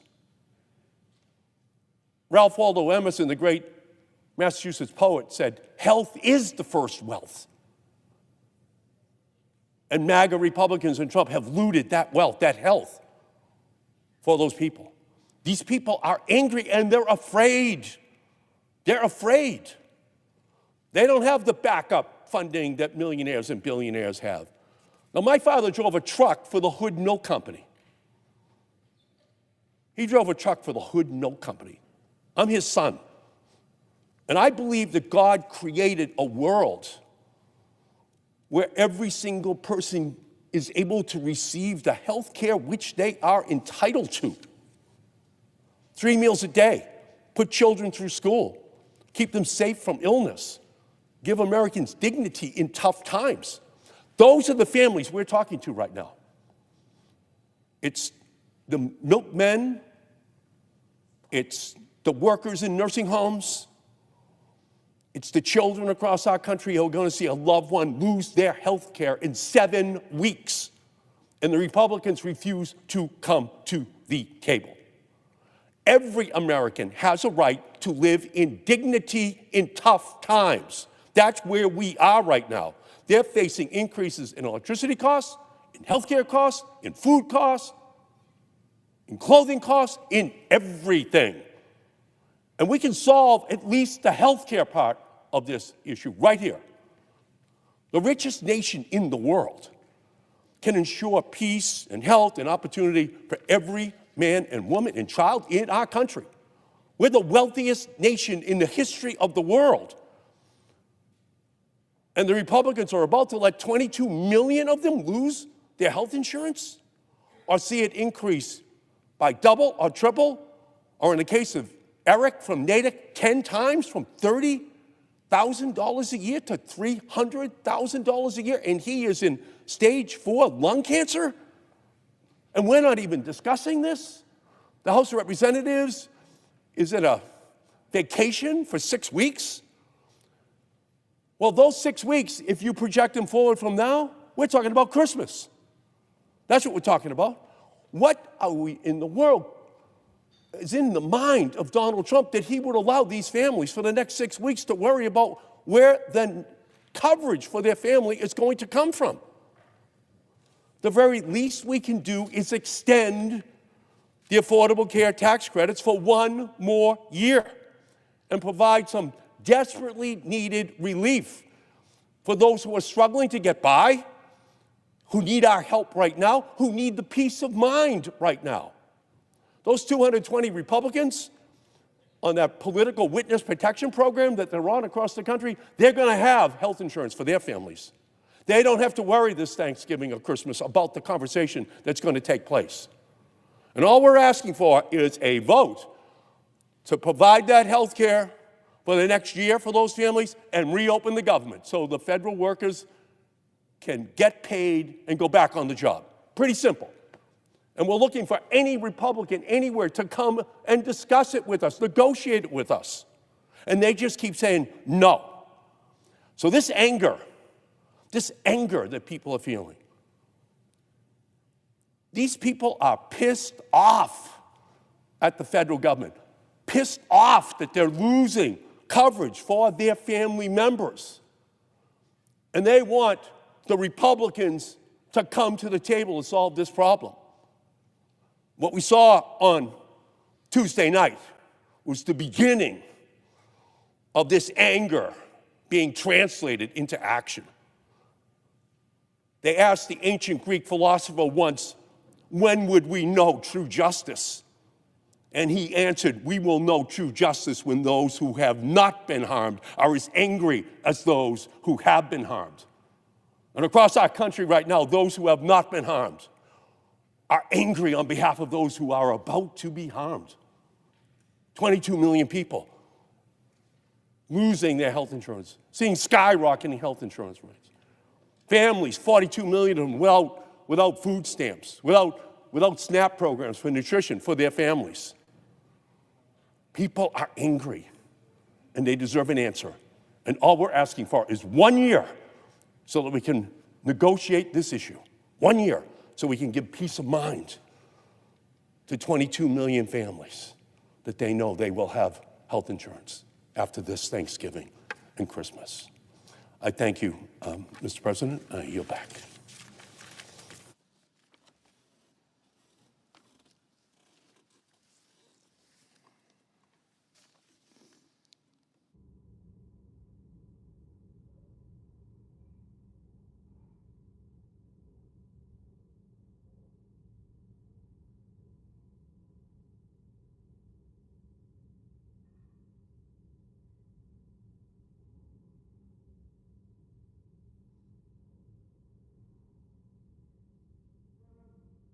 Senator from Oregon. President, I support this proposal and would like Americans to know why. Since before Donald Trump was sworn in for a second term, Senate Democrats have known that this is a health care problem for millions of American families that cries out for fixing. Again and again, we asked our Republican colleagues to work with us, sit with us, and negotiate improvements in a black-letter law that makes Americans' health care better for American families. Again and again, we were turned down. So, on the Senate Finance Committee, everybody knew this day was coming long before Donald Trump took the oath of office.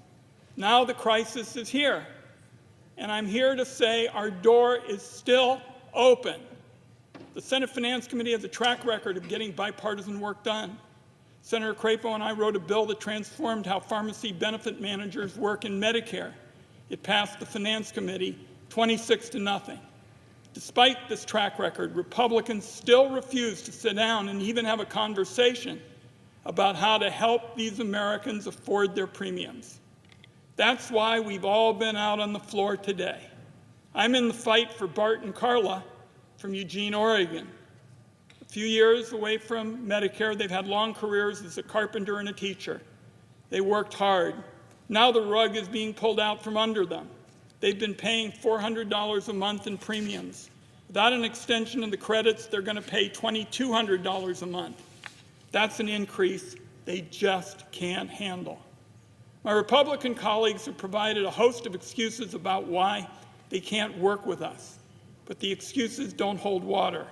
For example, there have been allegations of fraud, the same straw man that they used to make the largest Medicaid cuts in history. Republicans pretend they're fighting fraud, but really they're just pushing up costs and kicking working people off their health insurance. And so, to again try to bring everybody together, we introduced legislation that would prevent bad actor brokers from enrolling or switching people into plans without their knowledge. That way we could slap fraudsters with criminal penalties when they harm consumers. On the Republican side, after all the talk, no co-sponsors. Finally, there's been an excuse that says this policy was created during COVID, and now that the pandemic has passed, the tax credits ought to lapse too. Doesn't make any sense to me. I don't see Republicans coming down to the floor, for example, to say that telehealth benefits for seniors on Medicare should expire because they were created during the pandemic. This is something I feel strongly about. As my friend from Minnesota knows, I wrote that with the late Orrin Hatch on a bipartisan basis again. The first Trump administration used them to great success. Just because a good health care policy was created in a crisis moment doesn't mean it ought to be ripped away from Americans once the crisis is passed, especially when ending that policy would create a new crisis for over 20 million people who no longer will be able to afford good quality health care. Those are just a couple of the Republican excuses. But the bottom line is, over here, we want to protect families' health care and keep premiums from rocketing into the stratosphere. And unfortunately, the Republicans haven't shared that view. My hope is, and we've had an important conversation, appreciate the leadership, Senator Klobuchar, we've had an important conversation about trying to get our colleagues on the other side of the aisle to do the right thing. Join us as we've done so often in the Senate Finance Committee, and lower Americans' health care costs. I yield the floor.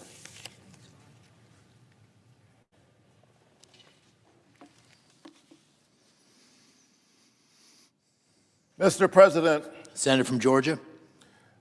I believe in health care. Your health, my mother told me a long time ago, is everything, so take care of your health. It is vital. It is essential. And I believe that health care is a human right. And it is certainly something that the wealthiest nation on the planet and in the history of humankind can and ought to provide for all of its citizens. It is right, it is fair, but it is also smart. A healthy nation is a strong nation. Healthy children are ready to learn. And so that's why I've worked so hard and so long with my colleagues on this issue.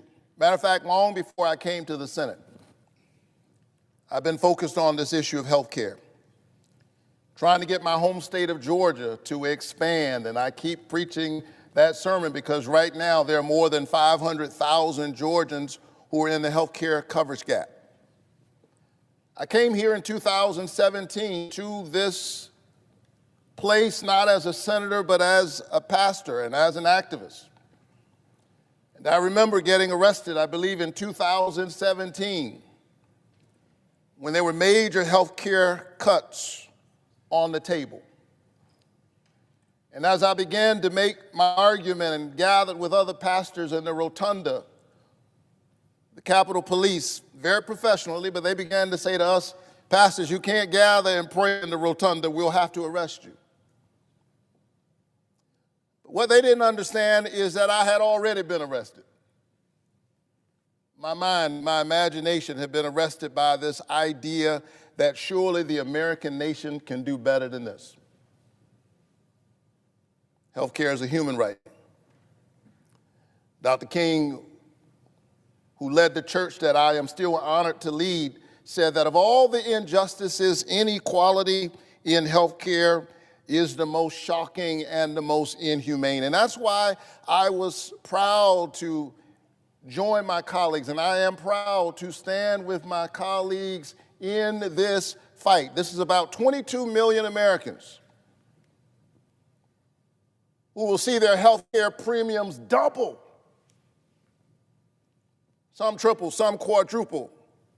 And this is not theoretical stuff for me. These are the people in my community. These are folks sitting in the pews of my church.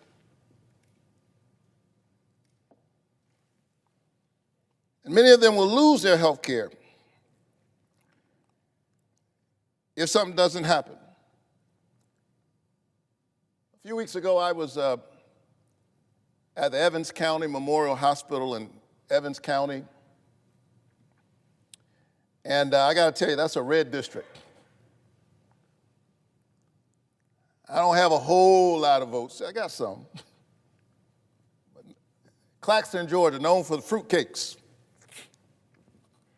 And I was at that hospital, and I can tell you that those folks were already worried because of the draconian cuts to Medicaid in the big, beautiful bill, so-called beautiful bill. 15 million Americans already standing to lose their health care, and then the premiums raised for 22 million Americans while giving Elon Musk and people like him a tax cut? That's beyond the pale of partisanship. For me, that's not about Democrats and Republicans. You ask ordinary people on the street if they think that's fair. I can tell you that those folks in Evans County, many of whom who did not vote for me, but I am fighting for them because I am their senator too. They're worried about it. And so that's why we've been in this fight, and that's why we continue to stand to this very day. It's day 38.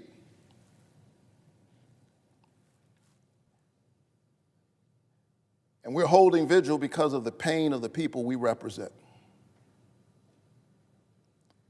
And there's a lot of pain to go around. 22 million whose premiums may go up, have gone up. They're seeing it on the portals right now. Federal workers who've been furloughed. The kids who like me, are in Head Start. We've got Head Start centers that are about to shutter because of the government shutdown. And let's be honest, the folks on SNAP were dragged into this fight. They were not a part of this. They were dragged into this fight. There are already legal provisions to make sure that they are cared for, and this administration right now is defying a court order to feed America's hungry people.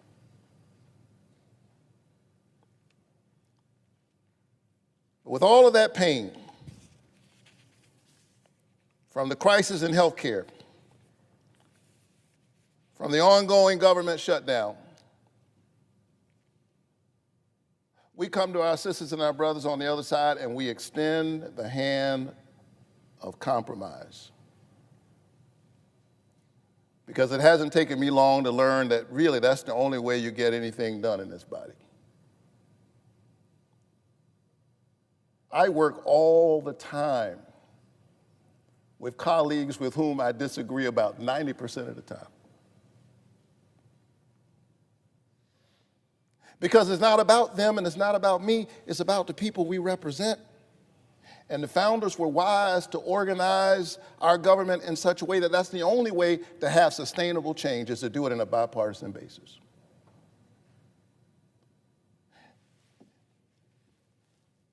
And so my colleagues have taken their position, we've taken ours, and here we are at an impasse. But I represent a state that elected me and Donald Trump.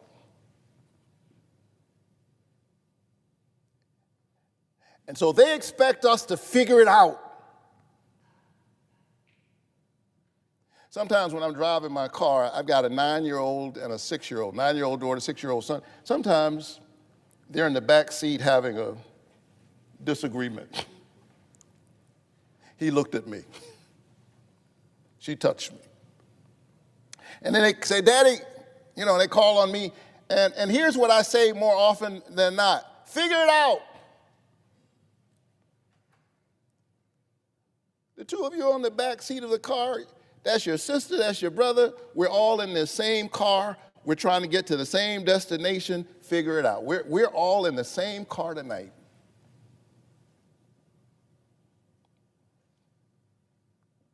Democrats and Republicans. There's a way in which the poor and the wealthy don't. There's a way in which they're all in the same car. COVID reminded us of that. Before we had a vaccine, if my neighbor had the virus, I too was in peril. That didn't make my neighbor my adversary. That means that I have a vested interest in making sure that my neighbor has coverage. And so here's the proposal: 1 year clean extension of the ACA subsidies. That's that's not what we want. If we had it our way, we would make it permanent. That's not what we fought for 38 days for, a 1 year extension, but we're offering that after standing for 38 days. 1 year extension, and then let's sit down, and in the words of Scripture, let us reason together. Let us have a conversation. Let's reopen the government. Let's extend health care to folks who in real time are opening up the portal and they have sticker shock. And then let's sit down and figure it out, because if we're honest, the status quo is not working very well for anybody. Anybody who's just trying to defend the status quo has not been talking to ordinary people. There are a lot of things that need to be fixed, and we can do that, but we've got to reopen the government and give people a little bit of hope. Give those 22 million Americans hope. Give the 44 million Americans who need SNAP some hope. Give our federal workers some hope. There's an African proverb that says, when the elephants fight, it's the grass that suffers. It's the grassroots in Georgia and all across the nation right now who are suffering, because too often the politicians make the politics about the politicians rather than about the people. Let's center the people. And if we center the people, we will compromise. And we'll figure it out. In closing, Mr. President, nobody believes a Baptist preacher when he says in closing. I've worked with members of your party on a whole range of things. And at the risk of embarrassing him, Ted Cruz and I even work together every now and then. And I mention him because early in my tenure here, he and I worked on a little thing, just a little provision, to try to get a little bit closer to building out this interstate, I-14. That would run through Georgia all the way to Texas. Same road that runs through Texas runs through Georgia. And if we get that road built out, when it's time to get on that road, nobody asks you, are you a Democrat or are you a Republican? Nobody asks you about your religion or if you have a religious tradition at all. Nobody asks you. Some folks are going to church, some are going to the mosque, some are going to temples, some are going to the park, some are going to the beach, but they all get on the same road trying to get to wherever they're going. There is a road that runs through this American experience. There's a road that runs through our humanity that ought to connect all of us together, that ought to remind us that we all want our children to thrive and we all want our families to have a future. Let us make haste to that road and walk towards a brighter American future. I yield the floor.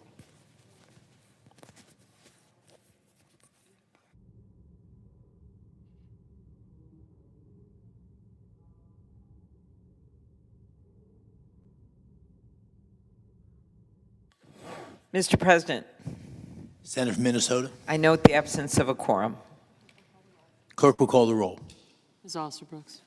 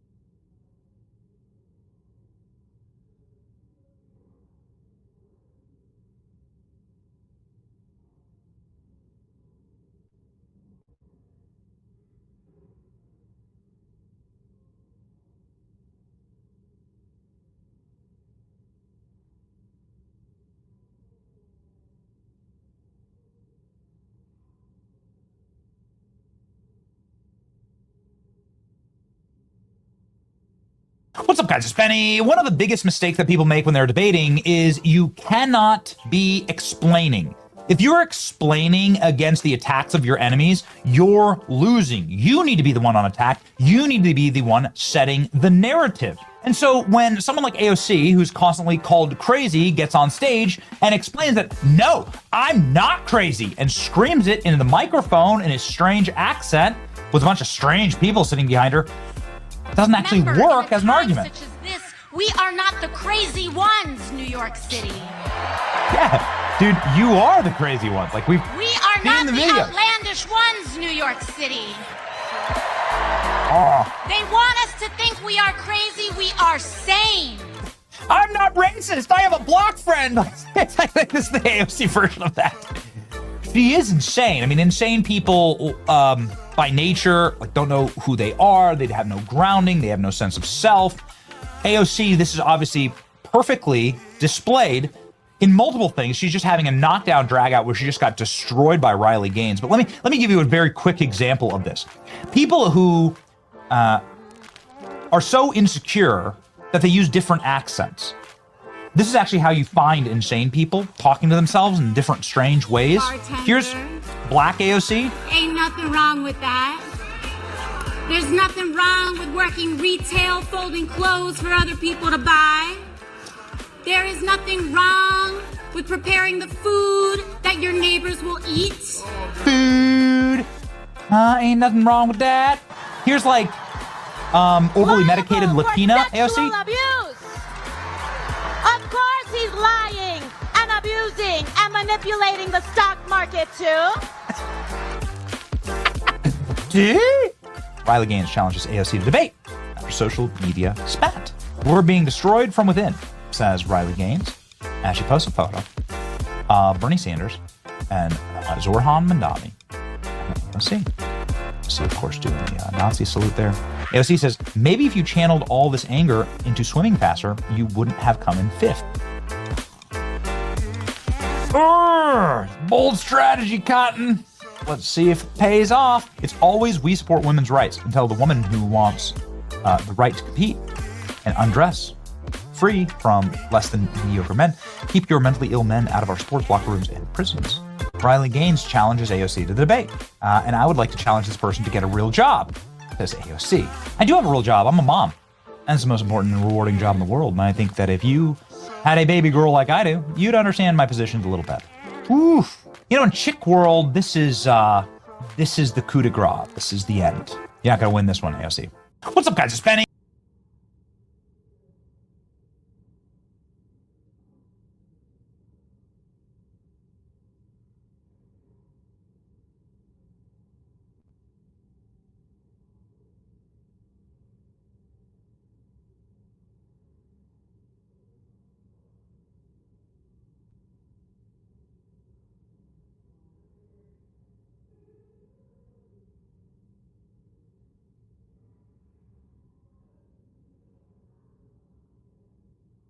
So first lesson there is kind of ignore CBO scores. They're not that accurate.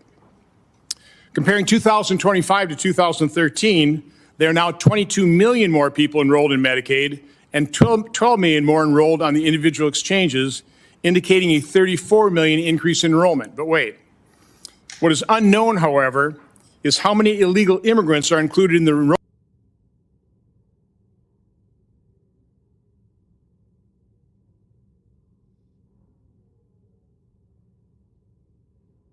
figures, and how many phantom policies have been written for people who don't know they were enrolled and as a result make no claims. One estimate for 2023 puts the number of non-citizens enrolled in Medicaid alone at roughly 4.6 million. Addressing phantom policies on the exchanges, Brian Blaze will testify that in, quote, in 2025, improper enrollment in fully subsidized plans reached 6.4 million people, with associated improper federal spending exceeding $27 billion. So that's 11 million of the 34 million that should not be enrolled or maybe don't even exist. Obamacare is spread over multiple programs and agencies that have failed to adequately segregate its differentiated costs. So it's impossible to compare its actual impact on federal deficits versus CBO's March 2010 score. but I doubt many would argue that Obamacare actually reduced the deficit. We can, however, look at various spending components to get some sense of how it failed fiscally.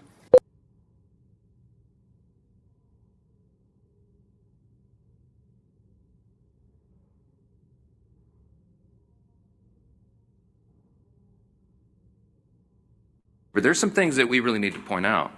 First, there were no surprises on Tuesday night. You had blue states and blue cities that voted blue, to the alarm of no one, to the surprise of no one. That was what was expected. It just so happened that New York and New Jersey and Virginia were the states that were in the national spotlight on Tuesday. If the tables had been turned and if the calendar had been different and you had 3 red states, we'd have an entirely different narrative that you all would be writing about. Second, the big headline that everyone is writing about appropriately is that the future of the Democrats was set in New York City.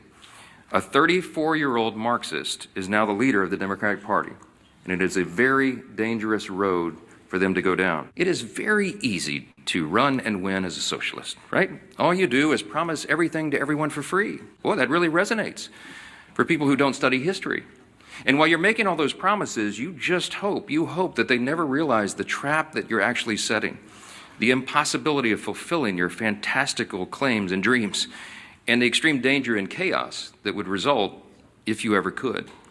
When you run as a socialist, you have to hope that they never understand that this will lead to the inevitable loss of their freedom, their opportunity, and their security, the loss of meritocracy and fairness in society, the loss of colorblindness, and the loss of emphasis on character, and the morality and the personal incentive and the common sense that we rely upon to keep a republic in operation. If you run as a socialist, you run on a big list of false claims, and you promise everything to everyone and you can't deliver, and if you were ever able to deliver, it will be to the great detriment of the very people that you lured in to vote for you. Third fact about the election on Tuesday night is that the Democrats, and you all are not writing about this and you should be, you're not writing enough about it, the Democrats have now set themselves on a collision course in their own tent. If you look at Spanberger in Virginia and Sherrill in New Jersey, they tried to run as moderate pragmatists. That's how they self-described. But they will be no match for the coming communist wave taking over their party. The energy is on the side of the Marxists. Look no further than the top 2 Democrats here in Congress. They had to bend the knee to the socialists. Hakeem Jeffries and Chuck Schumer are both from New York. The top Democrat leader in the House and the top in the Senate, they couldn't get around that. And so Hakeem had to ultimately give the full blessing to Mamdani and his agenda, and he co-owns it. And Chuck Schumer flirted with it. He flirted with that open endorsement till the bitter end, even though Mamdani is an activist against Israel and an anti-Semite. And Chuck Schumer is the highest-ranked Jewish official in America. Even he couldn't bring himself to disclaim that. And as we've noted here every day, the sole reason for the entire federal government being shut down now, the sole reason for all the American people suffering all this pain and hardship, is because of the fear of political retribution from the far-left activists who run the Democrat Party.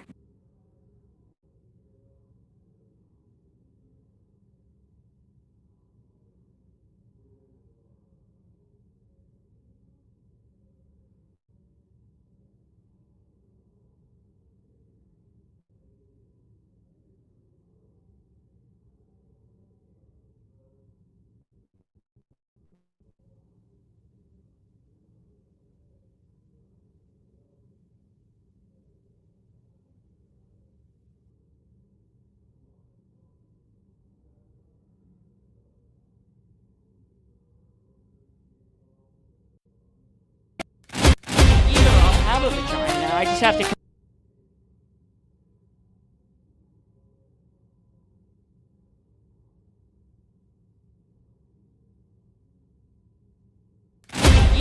Have a vagina. I just have to complete a year of electrolysis first, and then I'll get a vagina. How expensive is that? Medicaid, baby. We live in New York. Socialism.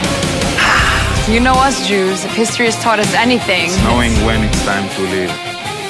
Telling me you're coming to Israel now? Are you crazy? Wait, you're moving to New York? Now? Are you crazy? Did you see who just won the election? I'm telling you why. Sharia law is coming to town. He's making a list of chicks without veils, gonna make them all wear those hijabs without fail. Sharia law is coming to town.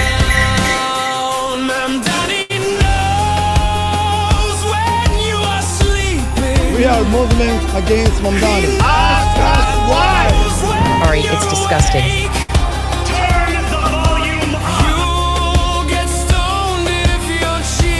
The existential threat that Mamdani is to New York City. What do you think Zoran's best policy is? I think affordable housing, smaller classrooms, free buses. Finally free. Finally free, yes. Are you guys hot girls for Zoran? You know what I mean? There's so much money in New York, and now it's our money.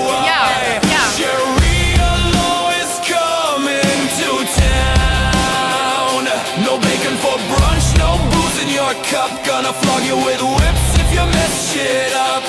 Sharia law is coming to town. Fuck this shit, I'm out. He's taxing the Jews, gonna lash you for fun if you step out of line. Sharia law.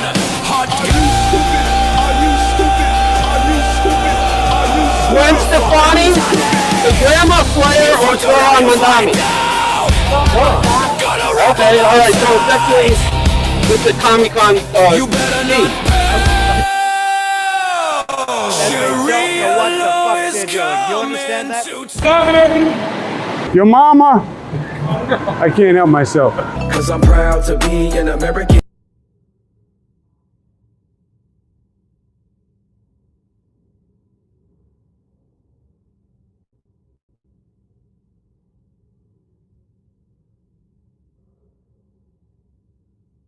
I want to talk to Chief Justice Roberts, Justice Alito, Justice Barrett, Justice Kavanaugh, Justice Gorsuch. I might be forgetting one. I'm going to tell you what's going to happen. A Democrat is going to be elected in 2028. You know that. I know that. It's going to be a Democratic House. It's going to be a Democratic Senate. The Democratic president is going to announce a special transition advisory committee on the reform of the Supreme Court, that we could have our third branch of government has lost the faith and trust of the American people, and his president are going to do everything alone. He's going to appoint a blue ribbon, maybe Judge Ludick and the dean of the, just the usual fucking suspects, all right? And they're going to recommend that the number of Supreme Court justices go from 9 to 13. That's going to happen, people. That's going to happen to you. They're going to win.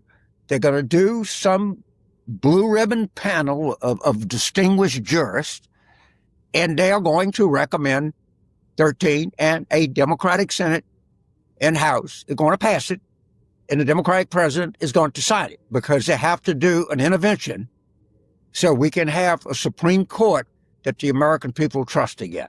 So just keep that in the back of your mind. And I would bet a lot of money that that's what's going to happen. Mm-hmm. A lot.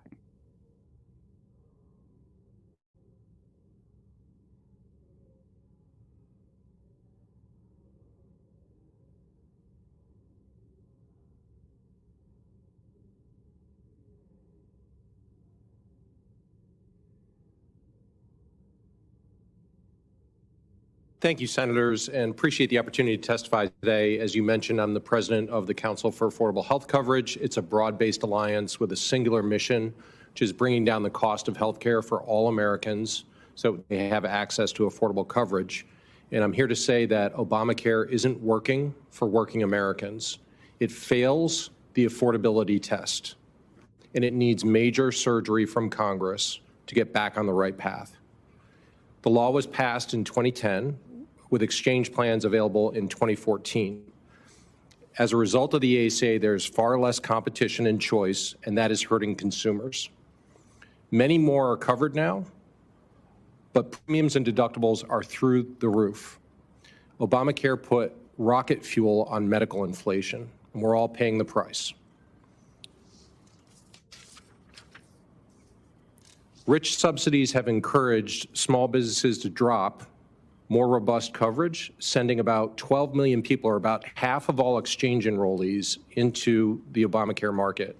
There, they're paying deductibles that are twice as high, in some cases 3 times as high, higher premiums, and have less access to doctors and drugs. We are subsidizing inferior coverage through incentives created by this law. Why is this happening? A big reason is that Obamacare drove consolidation. It triggered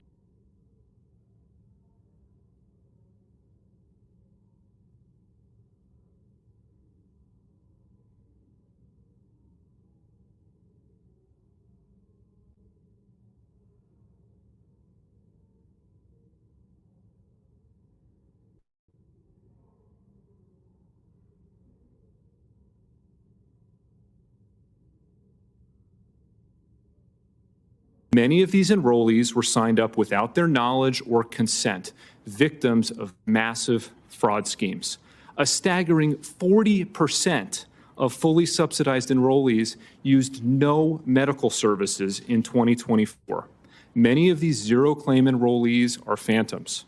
Federal taxpayers sent more than $35 billion to insurers for people who did not use their plan a single time.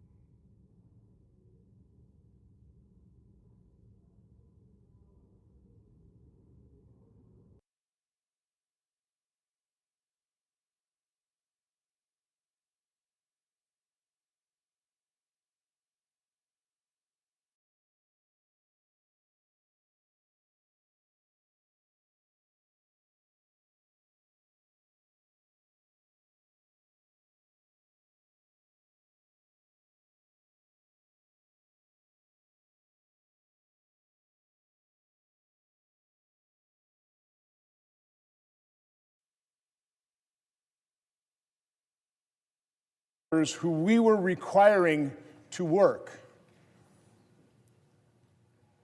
The finest among us, the members of our military, people in federal law enforcement, TSA, the air traffic controllers who keep our skies safe. Now, when I was asking the Senate to proceed to that bill, the senator from Maryland offered an alternative. He called it the True Shutdown Fairness Act. The main difference is his was only going to be for 1 year. My bill's permanent. Permanently stops using federal employees and the American public as pawns in these sick partisan games. The other difference was my bill is focusing on the people we were forcing to work. His bill added furloughed workers. So on the floor 2 weeks ago, I said, if you're serious about passing this bill, if you're serious about stopping, and he said we can't punish federal employees for our dysfunction. If you're serious about that, I told the senator from Maryland, vote to get on the bill. I will include that. I will convince our conference to include furloughed workers. Get on the bill, we'll amend it, we'll get this passed, we'll start paying people. He rejected that offer. Now we started having discussions.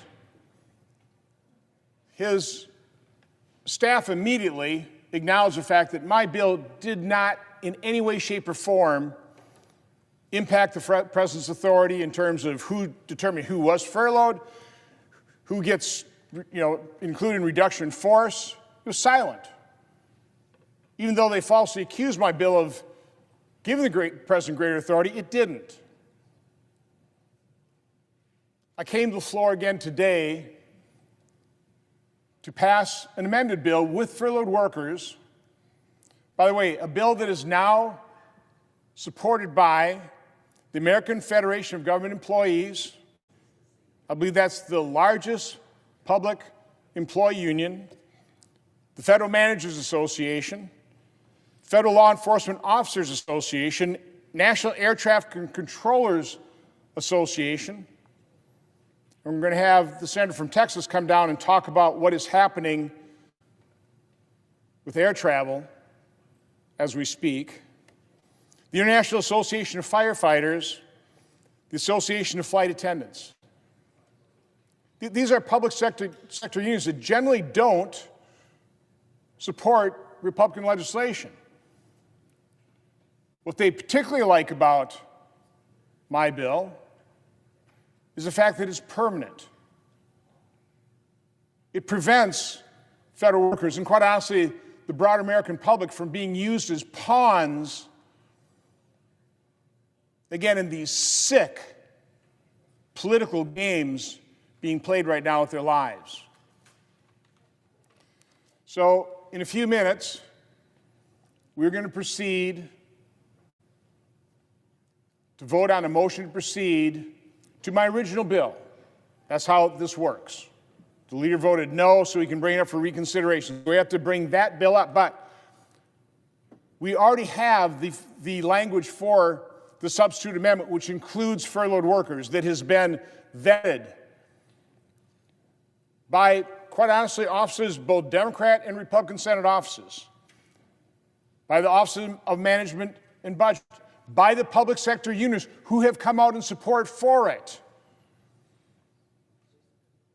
This is a bill that is ready for prime time. This is a bill that is ready to be passed tonight.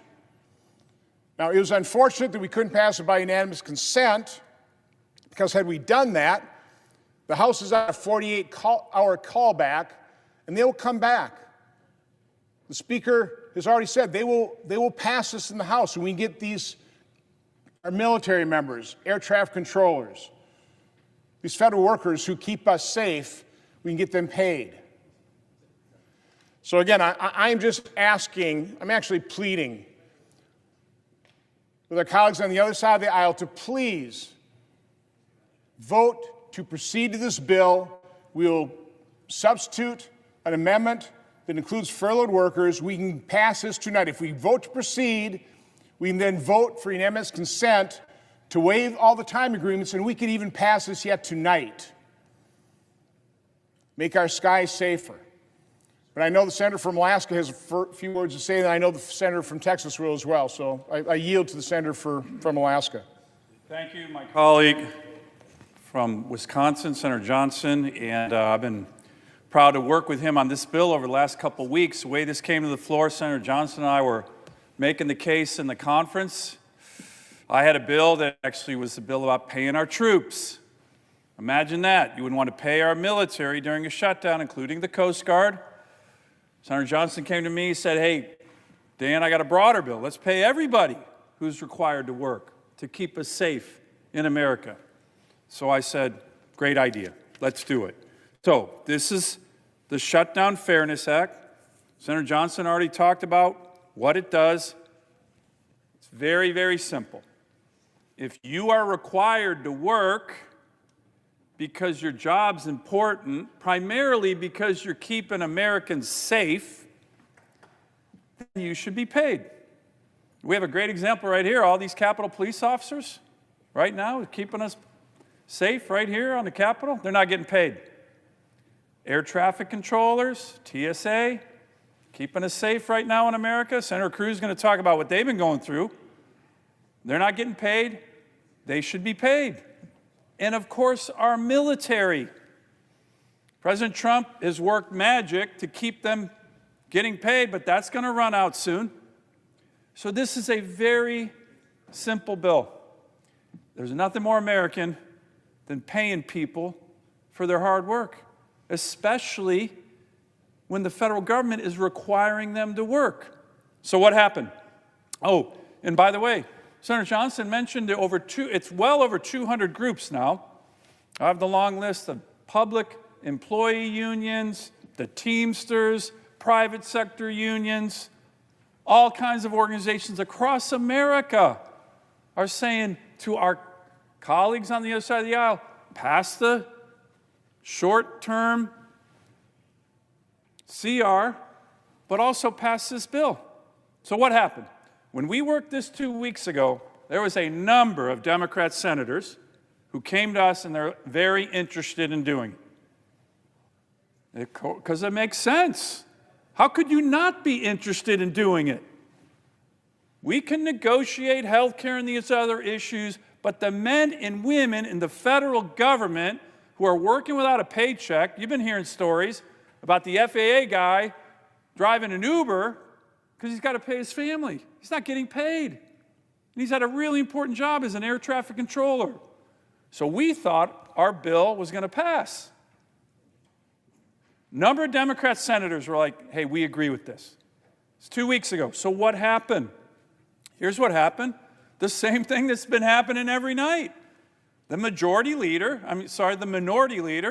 Senator Schumer, and the Democratic leadership is pressuring the other Democrat senators, don't do it. Don't do it. The pressure comes on them. It's happening right now. The pressure comes on. Don't do it. We got to make sure the left wing of the party's happy. You heard Senator Schumer recently that we're, quote, winning. We are winning the shutdown.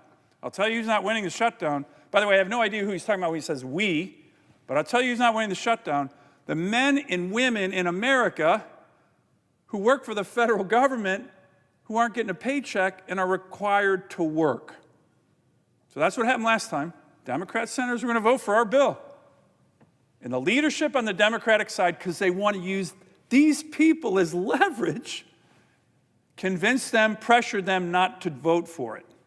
So I hope my Democrat colleagues, at least 9 of you, actually it's 8 of you, have the courage to look at your leader and go, you know what, Chuck, sorry, I'm going to pay the Marines. I'm going to pay the Navy. I'm going to pay the FAA. I'm going to pay TSA. And we're certainly not going to use them, as Senator Johnson said, as pawns. Because right now they're being used as pawns. So here's the deal. To my Democratic colleagues, 2 weeks ago, a number of you were going to do this. We had discussions. And then you kind of got pressured to not. Show some courage. Walk up and vote with us to pay the men and women in America, federal workers who are keeping us safe and haven't gotten a paycheck. There's nothing more American than that. Have the courage to do it. I yield back to my colleague from Wisconsin. And I want to thank the Senator from Alaska. He has been so dedicated. He's been so tenacious in making sure the finest amongst the men and women of our military get paid. And then, signing on to my effort to broaden this to all federal employees. Again, as you said, they shouldn't have to go to food banks. They shouldn't have to drive DoorDash to pay their child's tuition or to feed their families. This is ridiculous. But we had a chilling report from the senator from Texas, the chairman of the Commerce Committee, in terms of what's happening with air traffic control in terms of our skies. But before we turn to the senator from Texas, we're going to go to the senator from Wyoming has a few words to speak on this bill. Thank you, Mr. President. And I want to thank Senator Johnson for his dedication to try to pry the federal workers who are being used in what is a political battle, and I want to excuse them from a partisan political battle that is not of their making, so they can go back to work and serve the American people. So what we have here is a political standoff between Democrats and Republicans in Congress. It has nothing to do with the air traffic controllers. Some of them are Democrats, some are Republicans. It has nothing to do with any other essential or furloughed federal worker. Some of them are Democrats and Republicans. Some of them probably agree that we should shut down the government so insurance companies can make billions more dollars off the American taxpayers under Obamacare. Some of them are Republicans and think that we should open the government and work out this healthcare mess after we open the government.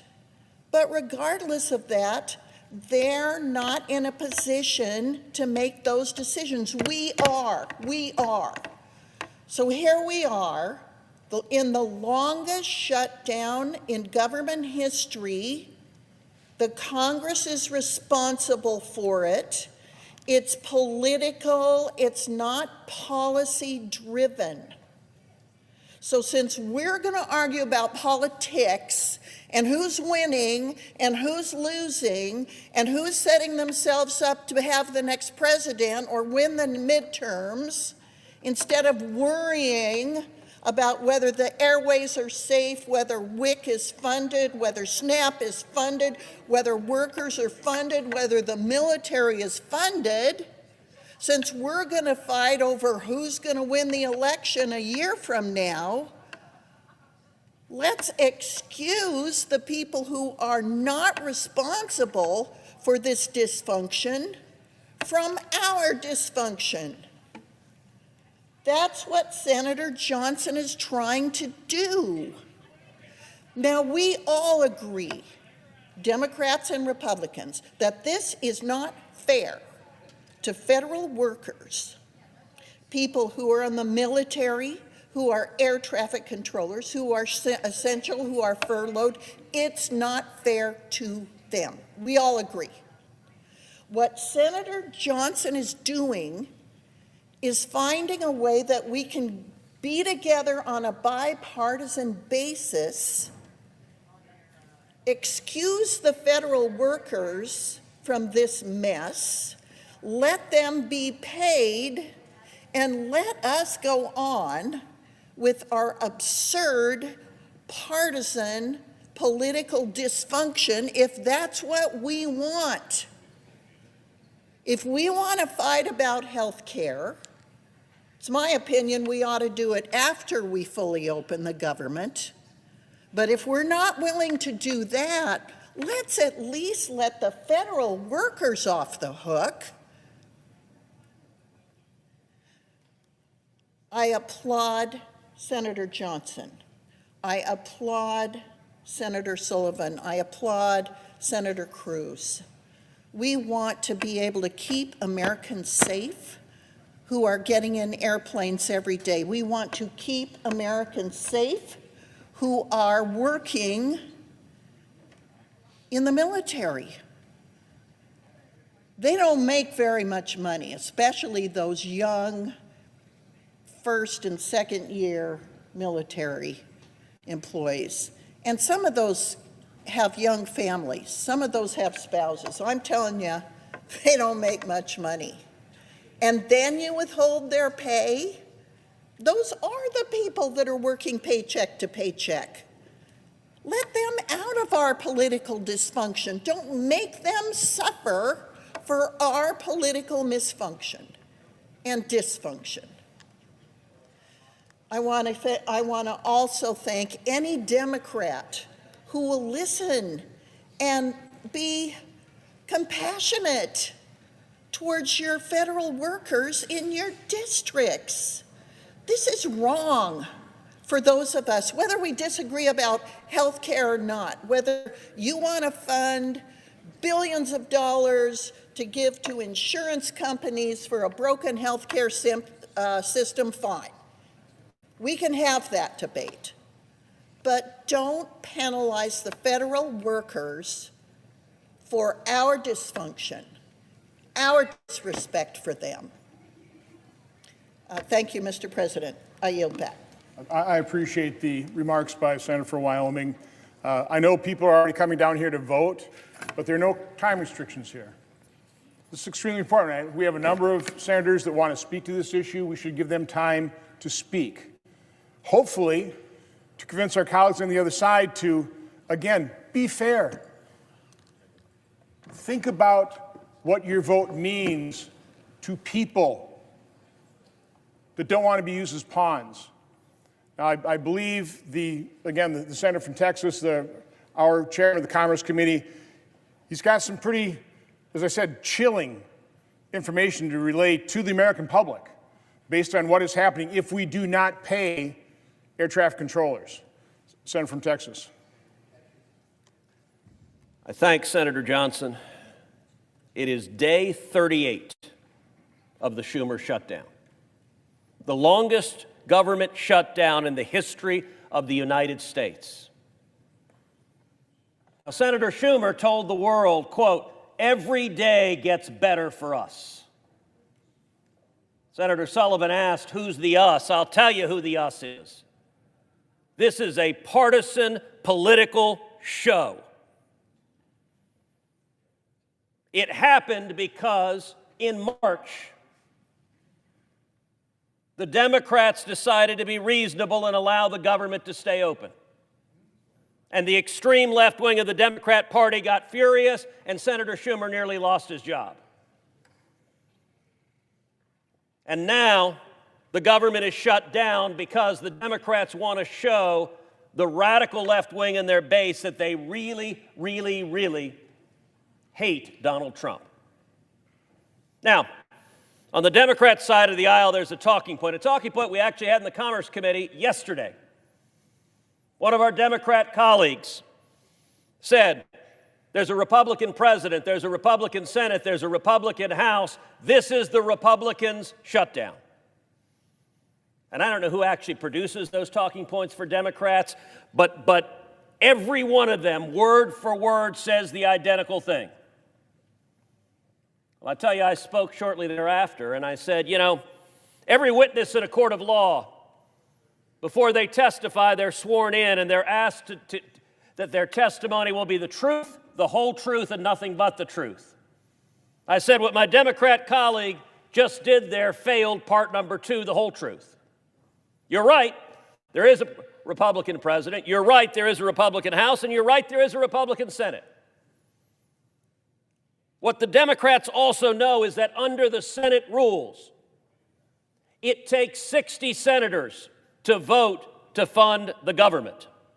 They all know that. That's not something they don't know, and it's not an accident that they don't mention it. Why do we have a shutdown? Well, let's count. There are 53 desks on this side of the Senate floor. There are 53 Republicans, which means the government cannot be funded until at least 7 Democrats decide we're going to fund the government. By the way, this is not a new development. When Joe Biden was president, 13 separate times, we passed a clean continuing resolution. What does that mean? We had a 60-vote threshold then, too. That means Republicans could have done this garbage any of the 13 times under Joe Biden, but we did not. They didn't have 60 votes. What was different when Joe Biden was president is Republicans voted with the Democrats to allow the government to stay open. And by the way, in March, the Democrats knew that was the responsible thing to do. It does not take much on the magic Google machine to get video of every one of these Democrats saying on TV, government shutdowns are reckless, they're irresponsible, they're wrong. They all know that. But you know what they're counting on? I look up and the press gallery is virtually empty. They're counting on ABC, NBC, and CBS lying to the American people. They're counting on CNN lying to the American people. They're counting on MSNBC lying to the American people. This is not complicated. 14 times the Republicans on this side of the floor have voted to open the government. And 14 times, Democrats have voted to keep the government closed. And then, after they vote to keep the government closed, The Democrats walk out to the reporters and say, gosh, I can't believe the Republicans closed the government. That's when a reporter is actually supposed to do something really radical. It's called report. The person telling me he or she is upset at the government shutdown, why did you vote 14 times to keep the government shut down? Now, there are lots of aspects of this that are painful, but there's one in particular that is impacting American families all over the country, which is any family that is traveling for work, traveling to visit a sick relative, traveling to go to a funeral in a family, traveling to go on a family vacation. There are right now over 50,000 TSA agents. Many of them are going to work. They're not getting paid. They miss their paycheck. There are right now more than 14,000 air traffic controllers. Many of them are going to work. None of them are getting paid. That means they're trying to figure out, their last paycheck didn't come, they're trying to figure out, how do I pay my mortgage? How do I pay my rent? How do I pay my food? How do I feed my kids? How do I take care of medical bills? You know what the answer from the Democrats is? Every day gets better for us. If you're hurting and not getting a paycheck, Senator Schumer's answer, I do appreciate his doing the Mr. Burns tent with his hands. I wish he'd started off with excellent. But that is, in fact, his quote, every day gets better for us. On Wednesday, there were over 15,000 flight delays. On Wednesday, there were over 600 canceled flights. Delta Airlines has called on the Democrats, vote to reopen the government. United Airlines has called on the Democrats, vote to reopen the government. Southwest Airlines has called on the Democrats, vote to reopen the government. American Airlines has called on the Democrats, vote to reopen the government. The National Air Traffic Controllers Association has called on the Democrats, vote to reopen the government. Yesterday, I had a conversation with the administrator of the FAA. It was chilling. As everyone knows, the FAA announced that it is putting in place a mandatory 10% reduction in flights in the 40 largest airports in America. What the administrator of the FAA told me yesterday on the phone was why. And here's what Administrator Bedford said. He said, last Friday, which was Halloween, half of the busiest 30 air traffic control facilities were short-staffed. That includes New York, Austin, Newark, Phoenix, Washington, Nashville, Dallas, and Denver. I want you to listen to this next statistic. Nearly 80% of the air traffic controllers in New York City called out. They did not show up to work. Nearly 80%. Senator Schumer represents New York City. Nearly 80% of the controllers called out on Halloween. There were rampant delays. The FAA said the aggregate data, the whole national airspace system, looked okay. But then they deaggregated the data, looking at the 40 biggest airports in particular. It painted a very different picture. Here's what the administrator of the FAA told me. Pilots filed more than 500 voluntary safety reports about air traffic control problems they were encountering. Air traffic controllers that were fatigued, that were tired, they were making mistakes. And what's the Democrats' views? Well, there's an old line that a gaffe is when someone in Washington accidentally tells the truth. You heard Chuck Schumer say every day gets better for us. Here's what one Democrat aide told CNN.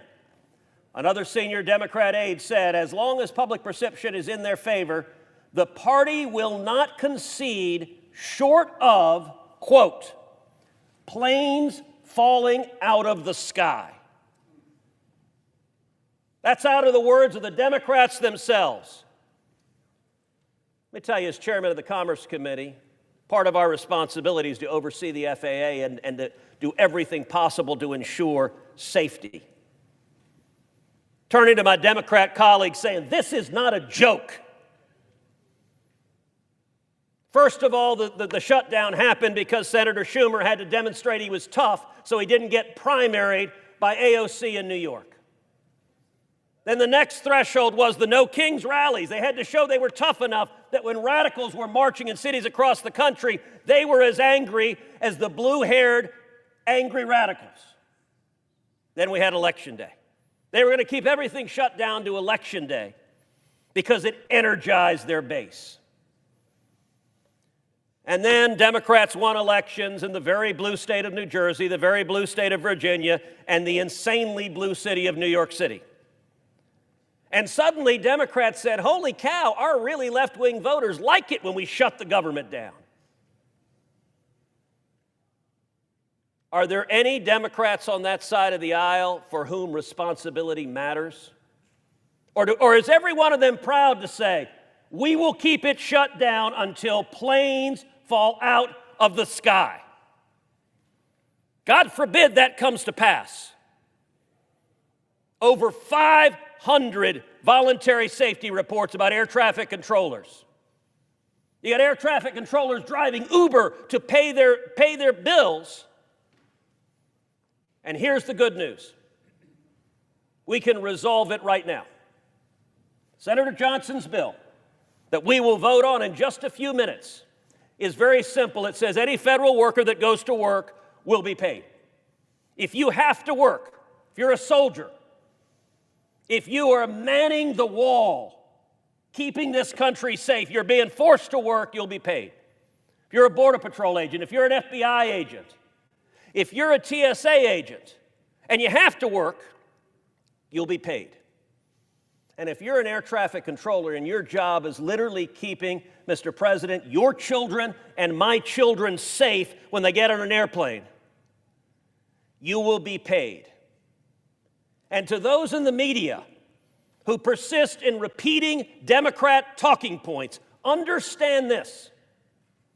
The vote right now, if we vote yes, the air traffic controllers will be paid.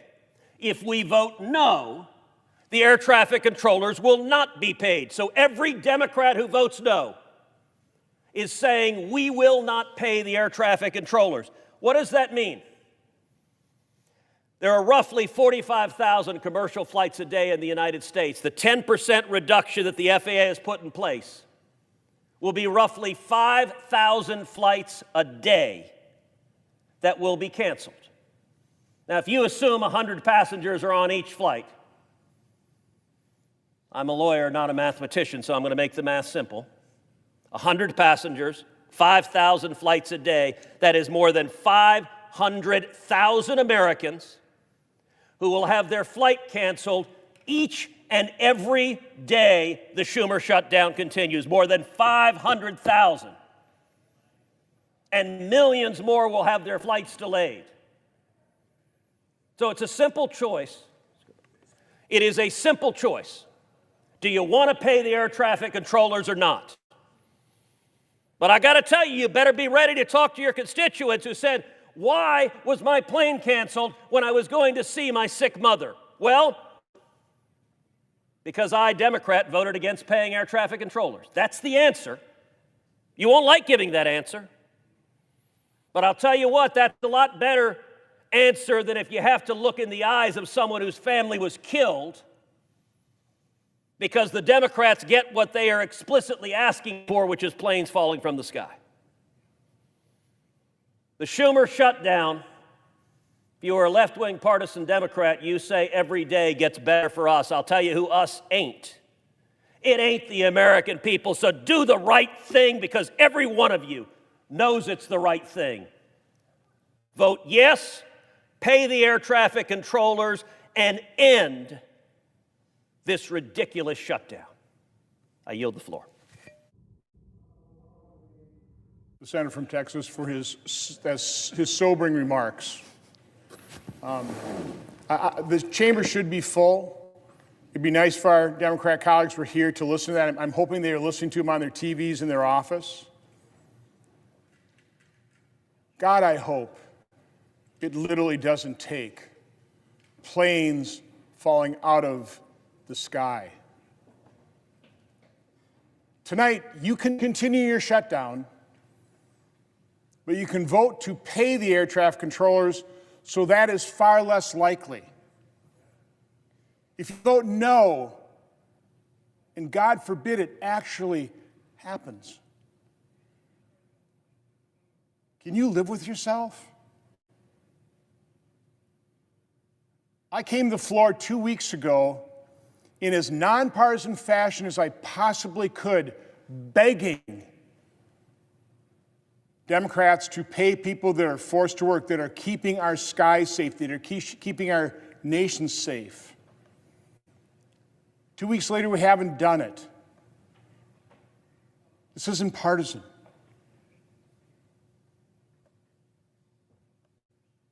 Search your conscience.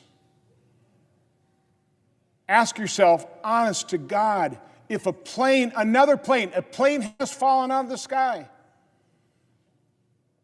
I'm not saying it's because of air traffic control, but you heard 500 safety instances. Our air traffic control system is already antiquated. Can you live with yourself if another plane falls out of the sky and more people needlessly die because we were short of air traffic controllers? I know Senator from Alaska has a couple more comments, then we'll turn it over to the Senator from Florida. Well, I just want to thank Senator Cruz, Senator Johnson, for coming to the floor and making this very strong case. And it's about safety, and it's about the American way. There's nothing more American than paying people for the work that they do. We all know that. Again, Senator Johnson's bill is a simple bill. It's about paying the federal workers who are required to work to keep us safe. All these jobs we're talking about are jobs that keep the American people safe. Of course, the military is a big part of this bill.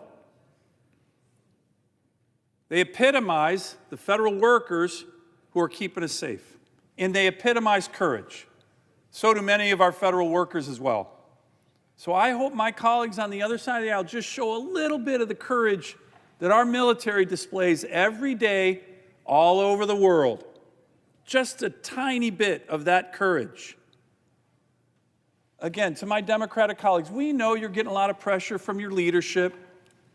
Senator Cruz did a great job of explaining the origins of that. By the way, it has nothing to do with health care, it has nothing to do with anything. It has everything to do with appeasing the far left of the Democratic Party, which is rising. So we get that you're under pressure. But you all know that voting for this bill is the right thing to do. I know my colleagues on the other side of the aisle. They're good people. As Senator Johnson just said, have a little bit of conscience and a little bit of courage, the kind of courage that our military displays every day, and vote for the Shutdown Fairness Act right now. Every one of you knows it's the right thing to do, and I hope you do it. I want to thank the Senator from Alaska. Yield now to the Senator from Florida. The Senator from Florida. Right. So, Mr. President, first thing I want to do, I want to thank all the senators that are speaking tonight. I can't imagine voting not to pay somebody. You know, in my state, here's what's happening. We have people that are not getting food. At church on Sunday, the pastor asked if we would actually bring in a whole bunch of food because they knew because of what the Democrats were doing, people would not get their food stamps. So all the food banks, they needed way more food. I was talking to a reporter today in Tampa, and he said the line is unbelievable at one of the food banks he was at in Tampa today. And when I think about these people that are not getting their food stamps, I think of my mom. So my mom was a mom of 5 kids. So we lived in public housing. I never met my dad, and she had to go to farm-to-market stores and ask for food. She never got food stamps, but she had to go ask for food. So just think about what's going on around our country. There's people right now worrying about if they're going to feed a 2-year-old little kid. Can you just imagine what that mom's doing? I mean, I just can't imagine how anybody ever could vote to shut down the food stamp program to not feed kids. Then let's think about all these people not getting paid. So I'll give you my experience. When I was 19 years old, I got married. I was an E2 in the Navy, and I was making $334 a month. So that same person today, and my wife and I, she was making $75 a week as a legal secretary. So those people, if something like that, I didn't have $25 in the bank. They wouldn't have said, oh, it's okay not to pay the rent. Any costs we had, no one would have said, oh, don't worry, you don't have to pay it now. And so that's what's going on with our military. They have mortgages, their kids have school costs, their kids want to play sports, they might have medical bills, and my Democrat colleagues are saying they don't care. It's just did they ever live that life? Did they ever live the life that they are worrying paycheck to paycheck how they're going to pay for food, for the rent, for a mortgage? Do you think all the lenders are going to say, "Oh yeah, we know the government shut down, so you don't have to pay your mortgage"? So I just don't know how you could not have a heart to open up government. I mean, we can have a policy disagreement every day, and we should.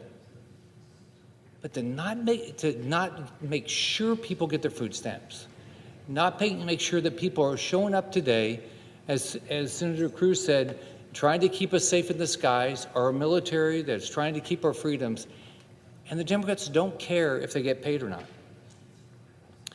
Now let's think about it. Since I got up here, this is my 7th year, I've had a bill that says no budget, no pay. Right? The Democrats have blocked it, including yesterday, because they want to get paid even though they are making the decision that other people don't get a paycheck. They're not willing to give up any of their pay because, like one of them said, he has a mortgage. Why would he be expected to give up his pay? Well, they're doing it every day to all of our federal workers. I just can't imagine doing that. So what I'd say to my Democrat colleagues, open the government. Pay our workers. Make sure people get food, have food on the table. Don't ever, ever, ever in your wildest dreams do that to people in our country. It's wrong to do what you're doing. Senator Schumer came out and said he had a proposal. It's a joke. It's a complete joke. And I'll tell you why. Let's think about what they want to do. For us to be able to make sure that we start paying people, they get food stamps, they want to make sure insurance companies continue to get rich. So their proposal doesn't do anything. So right now, people don't lose their Obamacare subsidies. It's people that make over 400%, that's over probably $128,000, $130,000 a year, get subsidies for their health care. You could be a millionaire. You get a subsidy. So you say he wants to make sure millionaires get a subsidy for people to possibly get any food. Then he knows that Republicans are not going to continue to support a program that pays health care for illegals. That's wrong. Has taxpayer paying for abortion. That's wrong. Has taxpayers paying for trans surgery. That's wrong. Making sure there's about supposedly 4 to 5 million people don't even know they have these subsidies because it's just going directly to an insurance company with no responsibility by a consumer. All you have to do to sign somebody up is know their name, their birth date, their address, sign them up, insurance companies get all the money. Why would we ever support something like that?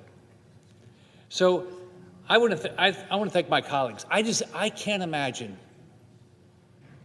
It's heartless to not make sure people have food. It's heartless to make sure people don't have money if they're working. And so if the Democrats vote against Senator Johnson's simple bill to pay people that are busting their butt to keep our freedoms, keep us safe, do all these things. I don't know how you can go home and feel good about what you're doing. I yield my time. I want to thank the senator from Florida. I see the senator from Michigan. I believe he wants to speak to this bill. We will have the last word, but if he wants to get ready, I don't know. Let the chair. I'll recognize the senator from Michigan, and then we can go back to the senator from Nebraska.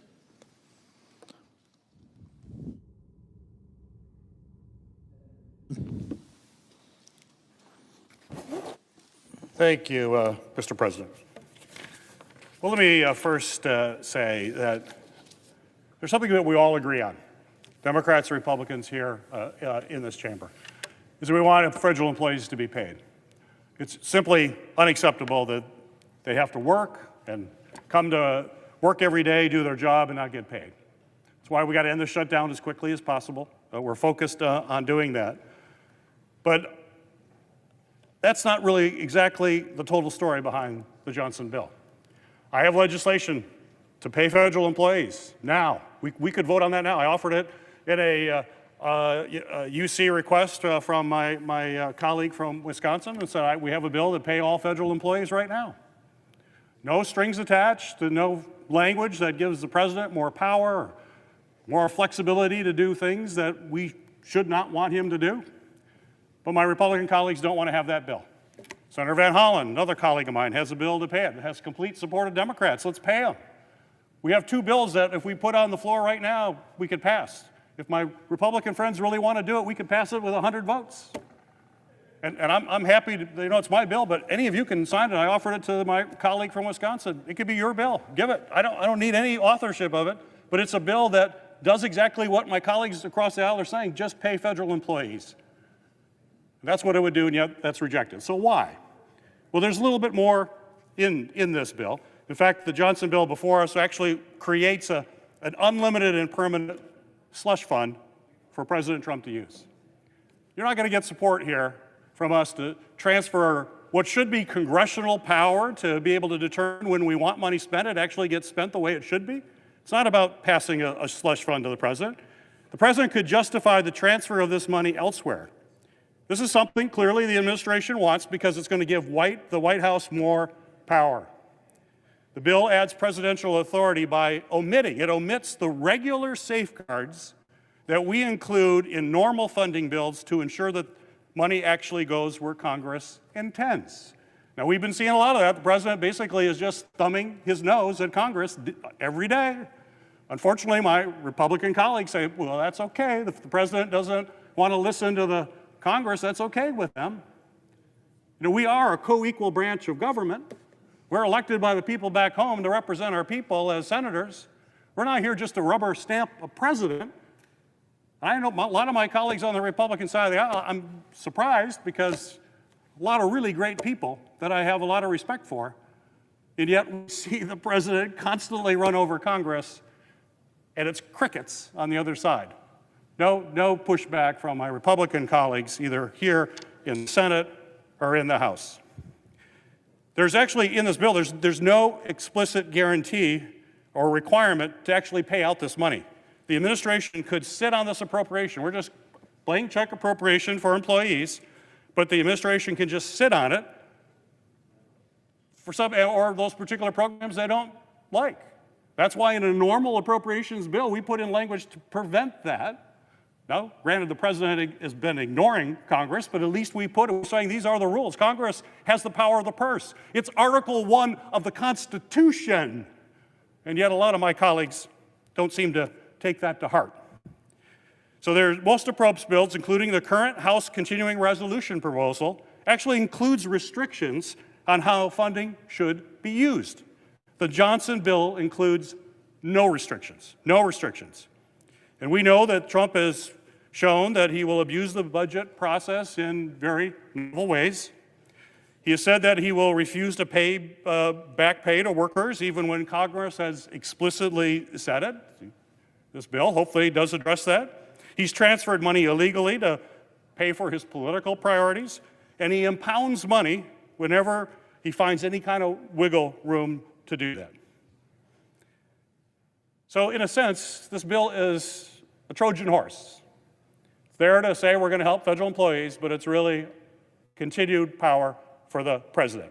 I've heard my colleagues say that, the federal employees are being used as pawns. That's what this bill does. It's using federal employees as pawns to give the OMB and the president a whole lot more power to use a slush fund of money in any way he chooses. We know the OMB director, Russ Vought, likes this bill. We know what Russ Vought's about. In fact, I think there was a leaked speech that Russ Vought had. We mentioned this in the committee, and my colleagues, I appreciate them saying how wonderful federal workers are. But this is what the OMB director, who says this is really a good bill, the Johnson bill is a really good bill. He said, we want the bureaucrats to be trauma. They have to be affected by trauma. When they wake up in the morning, we want them to not want to go to work because they are increasingly viewed as the villains. We want to put them in trauma. I hope my Republican colleagues called out Mr. Vought when he said that, because you care so much about our employees. I appreciate that. But when folks in the administration say things like this, please say that is wrong, that we really do care about you. Not when you're trying to put a bill forward that's going to give the president an unlimited slush fund. Let's be real. If you want to pay employees, which I hope you do, if you want to move forward, then take a bill that we know has the kind of guardrails that our appropriation bills normally do to make sure the money is actually spent as we intend in Congress, which is the way it's supposed to work under Article 1 of the Constitution. I still believe in the Constitution. I still believe that we are a co-equal branch of government. We are not simply a rubber stamp for the president. And if we don't change that way, that's how you lose the checks and balances that our founders cared so deeply about. As our founders were debating the Constitution, they didn't trust any of us. They knew, they're politicians too. They knew you can't trust anybody. So they figure we're going to have three branches. We're going to have the judiciary check the Congress and the president. The Congress will check the presidential power. And Article 1 is the Congress. They thought the Congress was the most important one. But they kind of assumed that the Congress would actually exercise its power and check presidential power, not just hand more to them with a smile and then use false pretexts in order to give that money. So that's what this bill is about. And I've tried to work with Senator Johnson. I will always want to work with him. We've worked on a number of bills together. We have language. Again, the bills that we have that I've introduced, which is the Military and Federal Employees Protection Act, straight, clean bill. We talk about union support. Every union has supported my legislation. Every union has supported Senator Van Hollen's. And we're now getting unions. Unions are starting to read the fine print on this bill right now. So we have AFSCME that's now come out against it. We got the SEIU that has just come out against it. We have the AFL-CIO that has just come out against it. We have the IFPTE that just coming out. And our union friends are going to read the language of this bill and they're going to oh, we should have read the fine print. Yes, it's really important to read the fine print. So we can't support this bill. We can support a bill that pays all of our employees, but it's got to be one that has the types of protections that we have in every other appropriations bill that we try to pass out of this body. So I'm going to oppose this, but hopefully we can find a way to work together. We have two bills ready to go we can pass today, but with this bill, we are going to object to this one. Mr. President. Mr. President. Is the senator from Wisconsin? Thank you, Mr. President. I'm not quite sure what planet the senator from Michigan comes from, but here in planet Earth, when you read the actual language of the bill, none of these FANA provisions exist in there. But I will go through those point by point before we call for the final vote. Right now, I think Senator from Nebraska has a few points he wants to make. Senator from Nebraska. Right. Thank you, Mr. President. Earlier today, we heard about an offer from the minority leader. It shows just how unserious he and the Democrats are. That offer is full of horse hockey. It has things in it that Republicans cannot accept, and he knows it. And my colleague from Michigan, the Democrat from Michigan, was just talking about power, because this is what it's about. He mentioned power. A number of other folks have talked about leverage. They need to have this shutdown for leverage. A number of Democrats have said this. But what I'm here today is to talk about people, not leverage, not power, people, air traffic controllers. These are letters that I have received from air traffic controllers, handwritten letters that are talking about what they are going through right now because of the minority leader's shutdown. Let me just read you some of these. My wife suffers from a chronic autoimmune disease that without her medication would cripple her. Our monthly copay for her specialty medication is $2,800 a month. We have less than 2 weeks before her next round of medication is due. Our situation is not sustainable, even with pulling money from our savings. That from one of our air traffic controllers in Nebraska. Here's another one. Each shutdown gets harder than the last.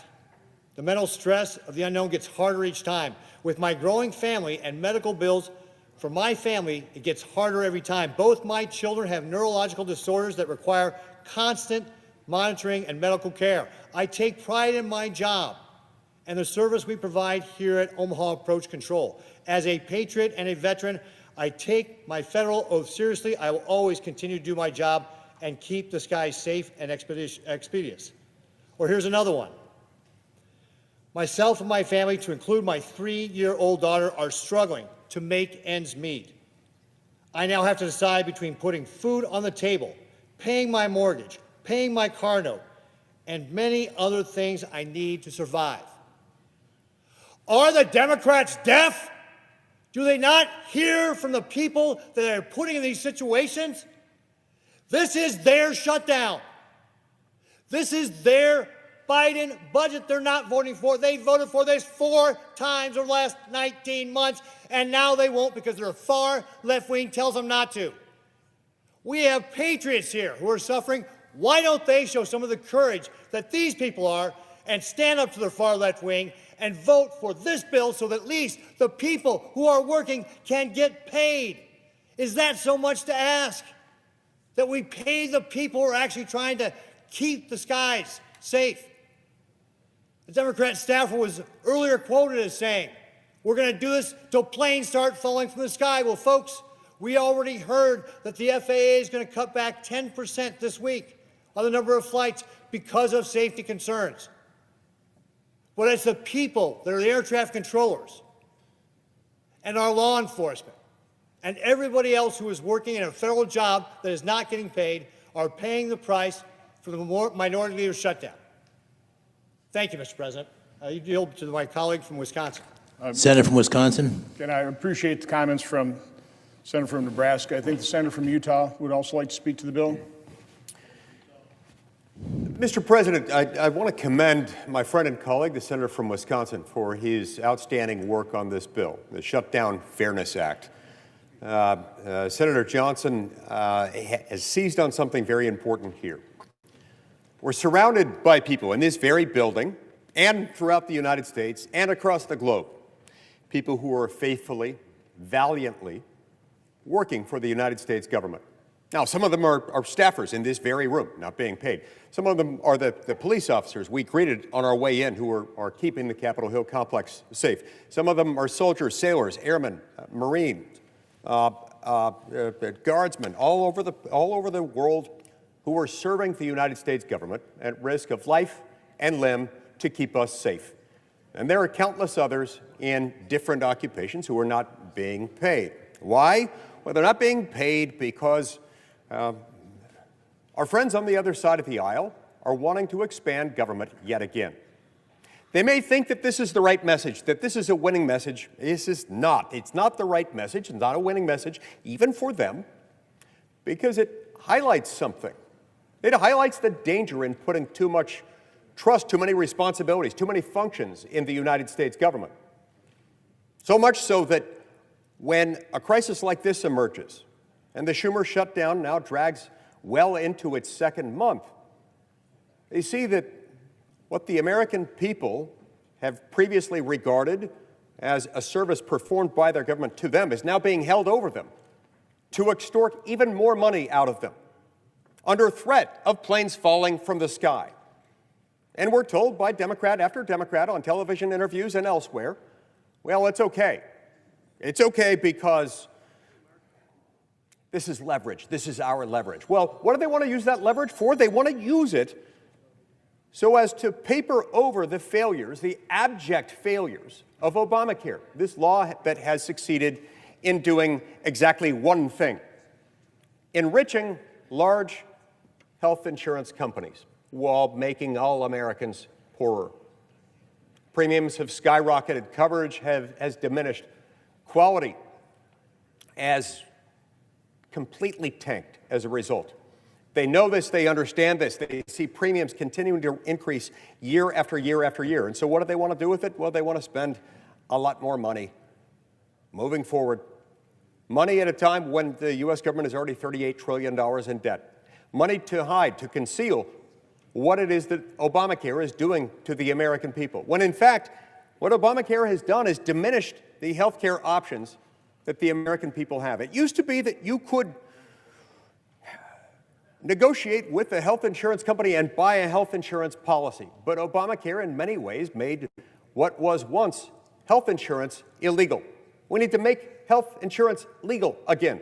We need to allow a willing customer to pay a willing insurer for a health insurance policy, rather than an Obamacare health plan, which very often, through its Byzantine labyrinth of federal regulations, just adds to the cost and adds to the profits, the bottom line of these huge healthcare companies. So yeah, they want to take this to extort the American people in their position of vulnerability at a time when we're told planes may start falling from the sky, at a time when people's airplane tickets are being rendered valueless because a lot of these flights are not going to be able to be made, and all kinds of other problems are happening, while at the same time, our federal workforce is not being paid. These are not the right people to punish for the failures of Obamacare. Don't let them carry that burden. Don't make them do it. They didn't do this to the American people. Obamacare did. Let's fix Obamacare. Let's make it legal again to have health insurance, actual health insurance, not that sort of bastardized form of health insurance that emerged from Obamacare's endless regulations that result in diminished quality, lower coverage, and endlessly higher premiums. Mr. President, this shutdown has gone on long enough. This shutdown should come to an end, and it should come to an end by the very generous offer made by Republicans time and time and time again to continue at spending levels that until just months ago were the Democrats' own spending levels. That's not enough for them. We've got to end the madness and end the shutdown. At the very least, even if we're not to end the shutdown, we should pass Senator Johnson's bill. We should do that tonight. We should do it right now. Because regardless of what you think we ought to do with Obamacare or any other aspect of government, these workers who have now gone for some time without a paycheck, they should not be required to make this sacrifice, especially when you consider what it's for. Hiding the true cost of Obamacare. That is shameful. Again, I thank and I commend Senator Johnson and his team for putting together this legislation. I'm proud to support it. I wholeheartedly endorse it, and I plead with my colleagues to vote for it, and let's get these workers paid. They deserve nothing less. Thank you. And I want to thank the Senator from Utah for his remarks. Senator from Wisconsin. Mr. President, I don't want to spend all the time refuting all the misrepresentations from the Senator from Michigan in terms of what phantom provisions he claims are in my bill. There's no slush fund. It is completely silent on presidential authority. I know some people want to reduce authority, but that's a bill that won't be signed. If you want to pay the federal workers, if you want to stop punishing them for our dysfunction, if you want to stop using them as pawns in this political game, that's a demand you have to drop. The money appropriated in this bill will go to pay workers. That also is a false argument. But if you're not quite satisfied with the language, it's been out there and we've been trying to work and get feedback for 2 weeks, and we've gotten excellent feedback from leadership, from discussions on both sides of the aisle, from OMB, trying to perfect this thing. The solution is get on the bill. Get on the bill and offer amendment. Keep talking to us. Don't close it down. Now, we heard from a number of our Republican colleagues. We heard from Senator from Michigan. Yeah, obviously, passions are running high. There's a great deal of frustration, certainly on our side, when the other side simply won't take yes for an answer. But I came down here 2 weeks ago in as nonpartisan stance as I possibly could be. Because as Senator from Michigan stated, we all agree that these people ought to be paid. So the way to do that is not offer a bill on unanimous consent that has no chance of being signed into law. The way to do that is to vote to proceed tonight to this bill. If we could iron out differences, we could yield back time and get this thing passed. The Speaker of the House said he'll already come back and pass this. So we are so close. I realize they're going to be hard partisans. I know they're, liberal unions have now come out against this, but the bulk of the public sector unions are for it. They prefer my bill over anything else that they may also support it because this is permanent. This ends using federal workforce and, quite honestly, the American public as pawns in these partisan games for all time. Again, the American Federation of Government Employees, the Federal Managers Association, the Federal Law Enforcement Officers Association, National Air Traffic Controller Association. And again, I hope our Democrat colleagues listen to Senator Cruz's chilling and sobering remarks just a few minutes ago, the International Association of Firefighters and the Association of Flight Attendants. This bill has support because it makes so much sense. It is fair. So we had 3 Democrats join us 2 weeks ago. There are 2 other Democrats who have voted for the House CR. That brings us up to a total of 58. Now, they vote against this because we didn't have furloughed workers. We've added furloughed workers. So hopefully those 2 will join us. I have talked to enough Democrat senators trying to get their input, trying to get this passed. I know there are Democrat senators that want to vote for this bill, that can vote for this bill.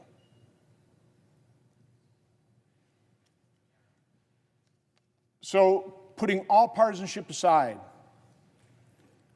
again, I want to appeal to your better angels. Search your conscience.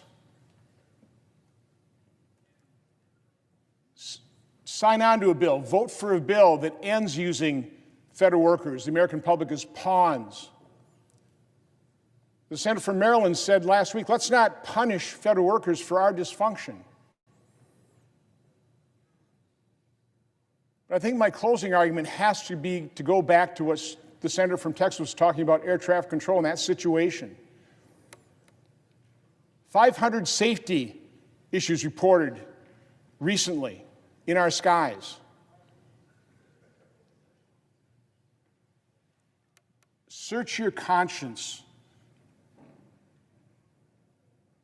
Can you imagine? I mean, honestly, think about it. Imagine what the one Democrat staffer said, that we're going to cling to this until planes fall out of the sky. Think about how you would feel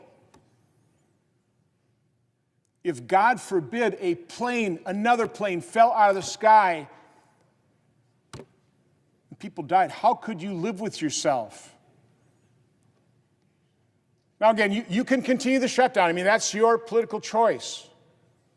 You can continue to vote against the very reasonable House continuing resolution. But you can still vote to pay federal workers. You can vote to make sure that air traffic controllers get back to their stations and keep our skies as safe as possible. You can vote to dramatically reduce the chance the plane will fall out of the sky. We just need 2 more of you. Two more of our colleagues on the other side of the aisle who are working with, quite honestly, folks on this side trying to end the shutdown. Just 2 of those that I spoke to that I thought would vote for this. I'm begging you, 2 more. Let's get on this bill. Let's pay federal workers. Let's make our nation safer. Let's do the fair thing. Let's do the right thing. Let's vote to proceed to this bill and get it passed. With that, Mr. President, I yield the floor. Mr. President. Majority Whip. Mr. President, I withdraw my motion to proceed. The senator has that right. Motion is withdrawn. Mr. President. Majority Leader. Mr. President, I move to proceed to the motion to reconsider the vote on cloture on the motion to proceed S3012. Questions in the motion? All in favor say aye. Aye. All those opposed say no. The ayes appear to have it. The ayes do have it. Motion's agreed to. Mr. President, I move to reconsider the vote on cloture on the motion to proceed S3012. Questions on the motion? All in favor say aye. Aye. All opposed say no. The ayes appear to have it. The ayes do have it. Motion's agreed to. The clerk will report the motion to invoke cloture. Cloture motion. We, the undersigned senators, in accordance with the provisions of Rule 22 of the Standing Rules of the Senate, do hereby move to bring to a close debate on the motion to proceed to calendar number 191 S3012, a bill to appropriate funds for pay and allowances of accepted federal employees for periods of work performed during a lapse in appropriations and for other purposes, signed by 17 senators. Under the previous order, the mandatory quorum call under Rule 22 has been waived. The question is it the sense of the Senate that debate on the motion to proceed to S3012 to appropriate funds for pay and allowances of accepted federal employees for periods of work performed during a lapse in appropriations and for other purposes shall be brought to a close upon reconsideration? The yeas and the nays are mandatory under the rule. The clerk will call the roll. Ms. Alsobrooks, Ms. Baldwin, Mr. Banks, Mr. Barrasso.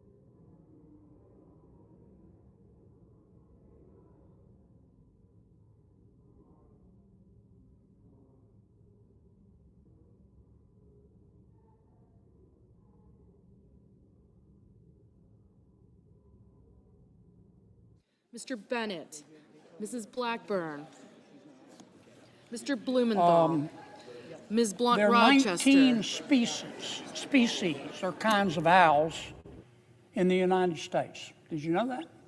19. I want to talk about 2 of them. The spotted owl and the barred owl. That's barred, B-A-R-R-E-D. Both of them are God's creatures. Mr. Booker, Mr. Bozeman. Also want Mrs. to talk Britt, today, Mr. President, Budd, Ms. and you'll Cantwell, understand what I mean Mrs. in a Capito, moment, Ms. Cassidy, about Ms. the Collins, federal government's proclivity, Mr. Coons, repeated Mr. proclivity, Cornyn, Ms. Cortez to do the Masto, dumbest thing possible that Mr. won't Cotton, work.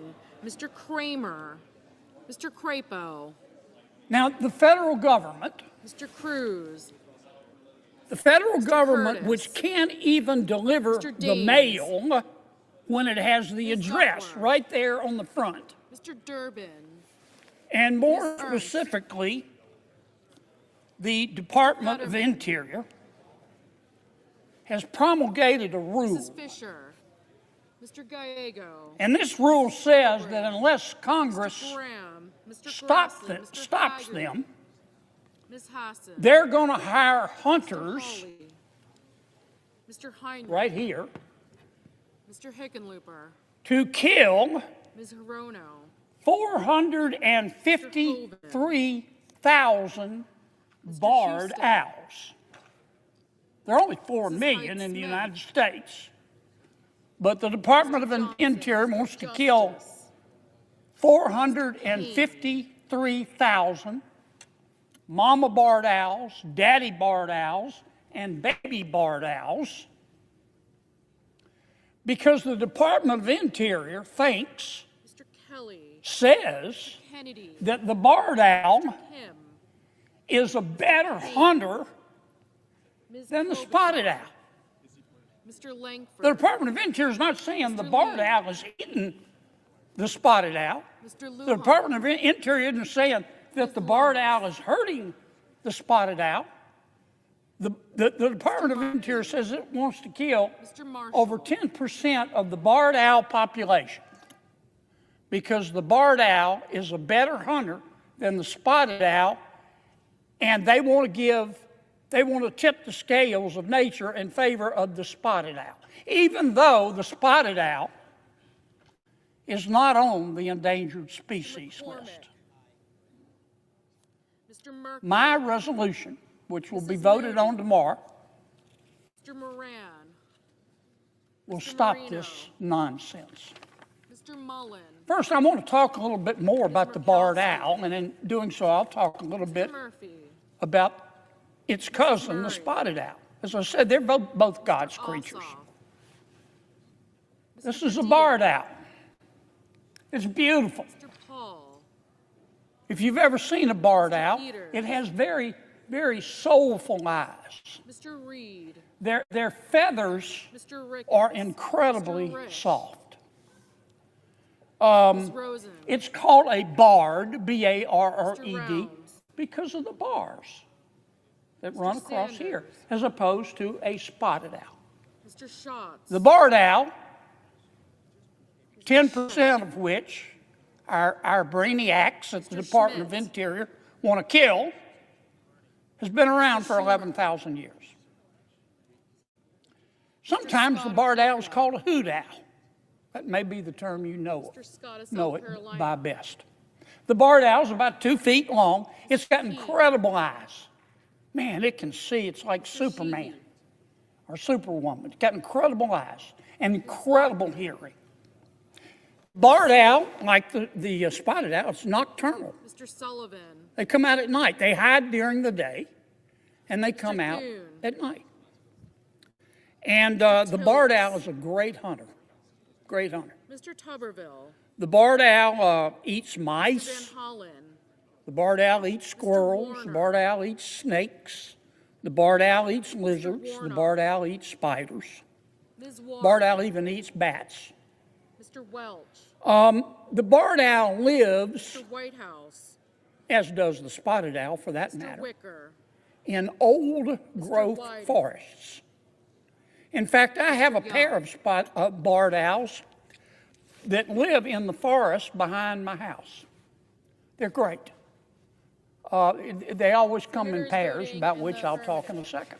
Barrasso, In fact, you can attract barred owls. Britt, Many people do by building what's called a nest box. Cruz, Curtis, And you can have barred owls come and live if you live near a forest. If you want to know how, if you're not handy like me and you want to want to know how to build a nest box, just go to YouTube. Langford, Lee, Lummis, Barred owls Marshall, marry for life. McConnell, McCormick, They mate for life. Moody, Marino, And when a male barred owl is courting a female barred owl, I've seen videos, it's really cool. Thune, and The male barred owl courts a female by bowing. The male barred owl bows and it opens its wings up a little bit. Doesn't want to be intimidating to the female, not full blast, but it opens its legs up a little bit. And the barred owl wobbles its head back and forth, side to side.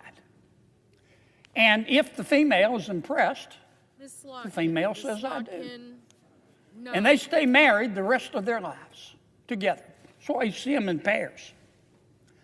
They have babies once a year, generally 2 to 5 babies. I can't go there. These are two of the babies that the Department of Interior wants to kill. They're going to pay the same price, by the way, to the hunter to kill the babies as they are to kill the mama. They don't care. They just want to kill them all. When the babies are little bitty when they're born, they're not covered in feathers. Little babies are covered in soft white down. They don't start getting feathers until about 2 weeks. And the mama barred owl stays with the babies for the first few weeks. Sometimes the babies, like senators, fall out of the nest as they start exploring around, and the mama or the daddy barred owl, unless the daddy's out hunting for food, has to get them back into the nest. The babies learn to fly after about 10 weeks.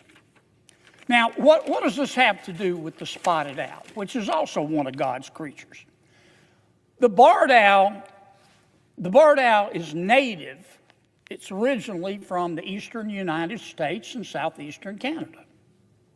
It's existed there 11,000 years. But over the past 100 years, 100 years is just the blink of an eye in time. Over the past 100 years, the Northeast has gotten more and more crowded.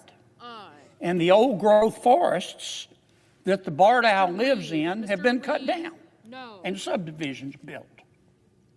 So the barred owl, as happens all the time in nature, has started moving west. And it's moving west. And it's moving west. And now the barred owl is entering Washington State, Oregon, Northern California, and British Columbia, and Canada. Ms. Blunt-Rochester. Well, that's where the spotted owl lives. Cantwell, no. The spotted owl also lives in old growth forest, but not exactly in the old growth forest in the west is the same place as the barred owl is. The spotted owl prefers an old growth forest at a higher elevation. Mr. Warnock, aye. The barred owl is a better hunter. It's slightly bigger than a spotted owl. The barred owl is a better hunter than the spotted owl. Mr. Scott, Now, let me say it again, because there's been a lot of confusion about this. The barred owl doesn't hunt the spotted owl. In fact, many times a barred owl and a spotted owl will get married. I know they're cousins, but that doesn't matter. They're distant cousins, and sometimes they get married, and they interbreed. So this isn't a question of one animal killing another. The Department of Interior is mad at the barred owl because the barred owl is a better hunter. No. Mr. The barred owl is just a better hunter. That's just the way it is. You know, just like the Senate president is better looking than me, I accept that. That's the way God made us. God just made the barred owl a better hunter. And the Department of Interior is all up in arms. They say this is threatening the spotted owl. Now, the spotted owl isn't on the endangered species list, but they say this isn't fair. The barred owl is a better hunter than the spotted owl, and that's causing the spotted owl's population to decrease. So the Department of Interior in its infinite wisdom, has come up with DEI for owls. They've come up with quotas for owls.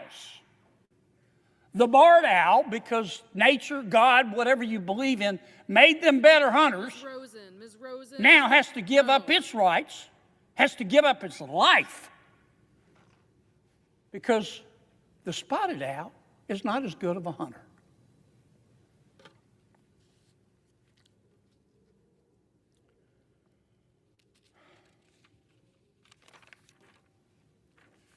Now, as I mentioned, the spotted owl and the barred owl don't always live in the same place. Out west, the spotted owl prefers higher elevations than the barred owl, but they do, it's undeniable, they compete for food and they both live in old growth forests. Let me tell you something. The Department of Interior doesn't like to admit this, Mr. President. The spotted owl population was declining even before the barred owl decided to move. You know why? It had nothing to do with food. It had nothing to do with the barred owl. It had to do with the same thing happening on the West Coast that has happened on the East Coast. Many of the old growth forests have been cut down to make way for more people. And you might have noticed we've had a few forest fires. And they have been causing the population of the spotted owl to be reduced. Not to the point of endangered. The Interior Department just says they're threatened. That's the problem with the spotted owl. It's not the barred owl. Now, this regulation that I'm trying to overturn was promulgated under President Biden's Department of Interior. Okay? But the Department of Interior, I want to make this clear, under President Trump, has embraced this rule. They think this is the greatest rule, this is the greatest idea they've ever heard of. They think it tastes like pumpkin pie to them. Mrs. Capito, In fact, I got a call from Secretary Bergen, who I love and respect. He was mad as a mama wasp. No. Pull down that regulation. He accused me of slandering the Trump administration. I'm not slandering the Trump administration. This was a President Biden regulation. Mr. Cassidy. Now, I was polite with the secretary, but I told him he was confused. He needed to call somebody. He had the wrong person on line. The secretary needed to call somebody who cared what he thought. Because I think he's wrong. I think he's wrong. I think he and the other members of the administrative state of the Department of Interior decided to play God. And they're wrong for at least 5 reasons. Number one, their plan, their brainiac plan, which looks like it was designed by a heroin addict with a socket wrench, won't work. It won't work. Now, let me tell you what they're going to do. They want to hire hunters. They want to hire Elmer here to go out at night with a flashlight and shoot the barred owls. Now, this is night, okay? Ms. Hirono. The barred owl lives about 40 feet up off the ground in a tree. You know what else lives about 40 feet up off the ground in a tree? The spotted owl.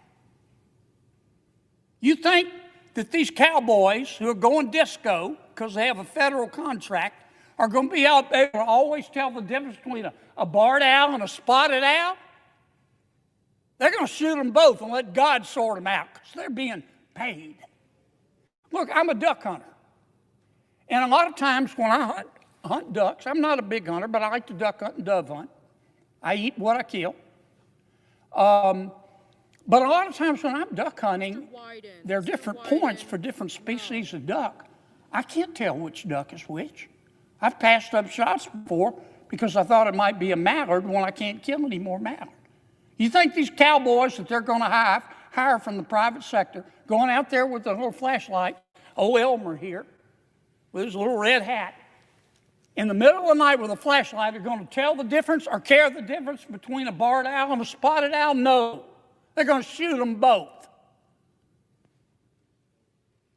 Number two, The other reason it won't work is the spotted owls are not stupid.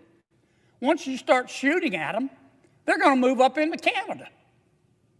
Doesn't have, the Canadians aren't dumb enough to do something like this. They're going to move up into Canada, and they're going to wait until the shooting stops. And then they're going to come back down. So what have we accomplished? Have we done anything for the spotted owl? No. Number 3, I've been through this reg stem to stern. I can't find where this regulation prohibits Elmer Fudd from going out there and using lead shot. Now, when we hunt ducks, you can't use lead shot, you use steel shot. You know why? Because a lot of times other birds and other animals will eat the lead shot and they die from it. So these cowboys are going to go out, if they're not prohibited from using lead shot, yeah, they're going to kill some barred owls and spotted owls. They're going to end up killing eagles and hawks and other wildlife using their lead shot. The second reason this won't work, let me say it again. The barred owls aren't the problem. The problem is that we're losing old growth forest in the west, which is the habitat of the spotted owl.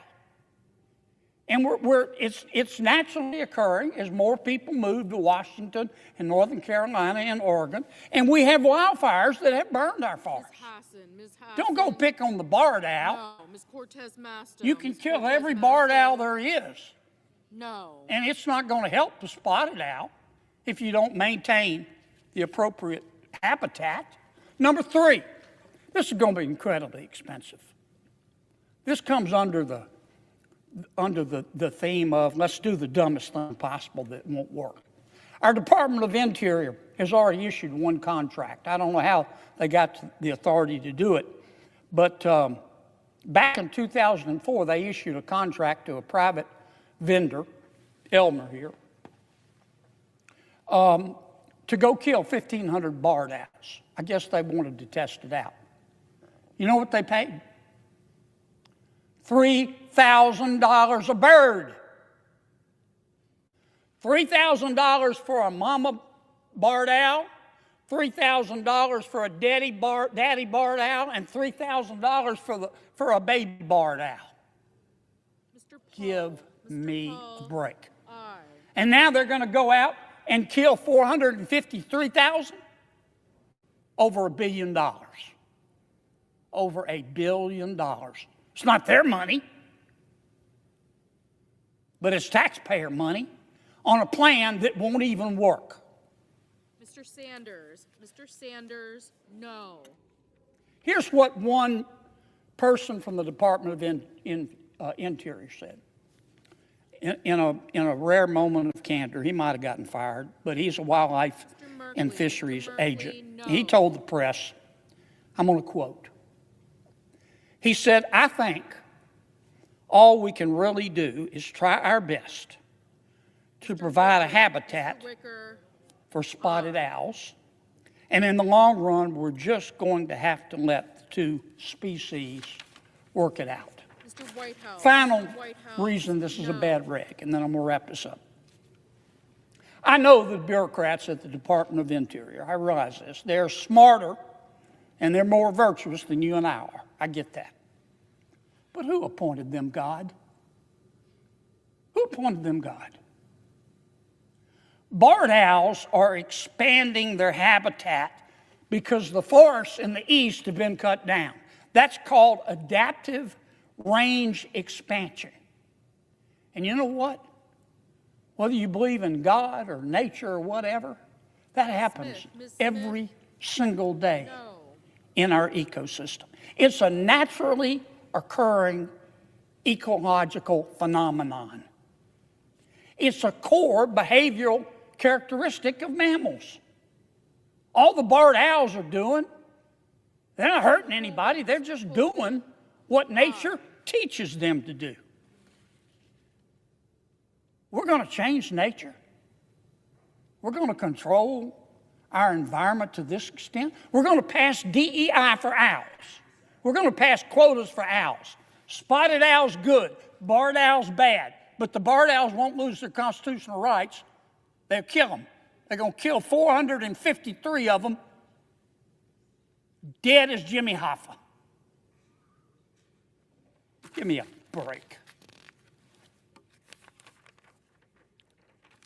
I cannot think. This attempt, this is foolish, this is reckless, this is expensive, it's unsupported by evidence, it's unnecessary, and it won't work. And I cannot think of a better example of the arrogance, the hubris of the federal administrative state. This ranks right up there. If we let them go through with this will rank right up there with those $10,000 Department of Defense toilet seats.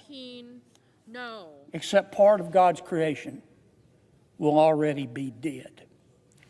Ecosystems are like markets. They regulate themselves. Trying to change nature is like trying to have a federal government direct a free enterprise system. It won't work. It never has, and it never will. I don't mean any disrespect to anybody. I don't. No. I'm not. Haggerty, I'm not. Haggerty. Well, I guess I am calling somebody Elmer Fudd. I don't know who they're going to hire, but I know they hired a bunch of Elmers and gave them $3,000 a bird, and it didn't work. But this to me is just bone deep, down to the marrow, stupid. I have rocks in my driveway that are smarter than this. I do.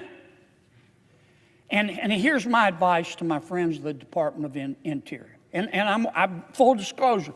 This thing's supported by President Biden's people, and it is supported by President Trump's people. Secretary Bergen loves this thing. He loves this idea like the devil loves sin, and he has the right to his opinion.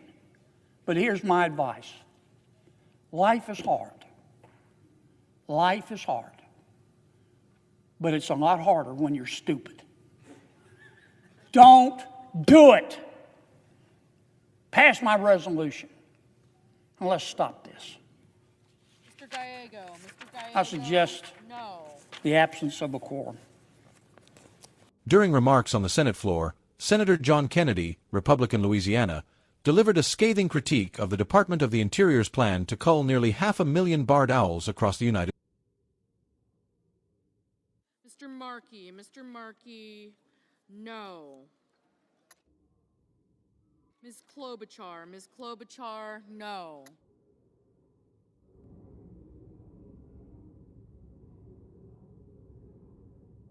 Mr. Ossoff, aye.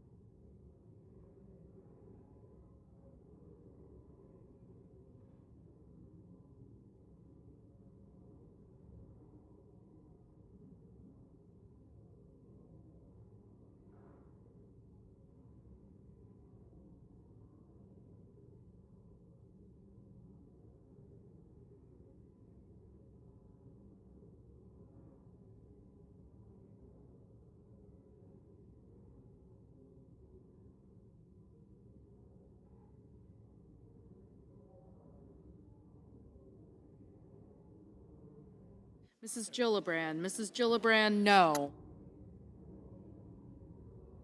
Mr. Kelly, No.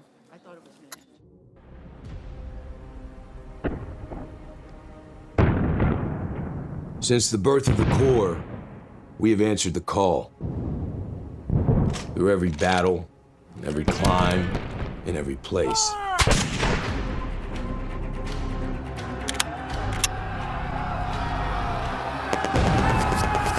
No matter the odds, no matter the obstacle. We adapt, we overcome, and close with and destroy the enemy. We know the future will not be the same, but the one thing we know will always remain is the Marine.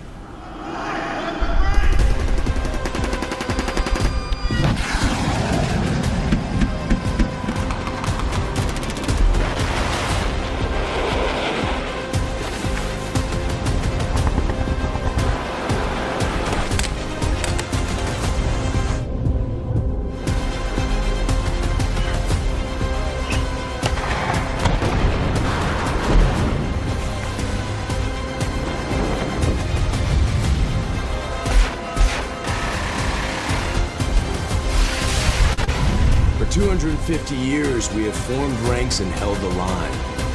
And we will for the next 250. Marine Corps is a far-flung organization. Detachments of Marines are serving in every Navy yard, naval station, and guarding every naval activity everywhere in the world. I visited a great many of those places. Everywhere I heard expressions of goodwill towards the Marines. Everywhere I observed the friendly relations existing between the people and the Marines. For 2.5 centuries, we have shouldered the responsibility of freedom on behalf of our nation. Every battle fought and every sacrifice made has been etched into our legacy. We're Marines. We always find a way to work things out. No matter what happens anywhere, we can make something happen that'll turn the tide of battle. We are that adaptable to whatever the situation is. We trust our corporals with more responsibility, our lieutenants with more responsibility, our lieutenant colonels with more responsibility than any other branch of service, because we do more with less. There's no other branch that can do that. It's by far the greatest institution still in my mind on the face of the planet, because not everybody can be a Marine. You have to earn the Eagle, Globe, and Anchor. And I think that's what attracts the type of people that the Marine Corps has.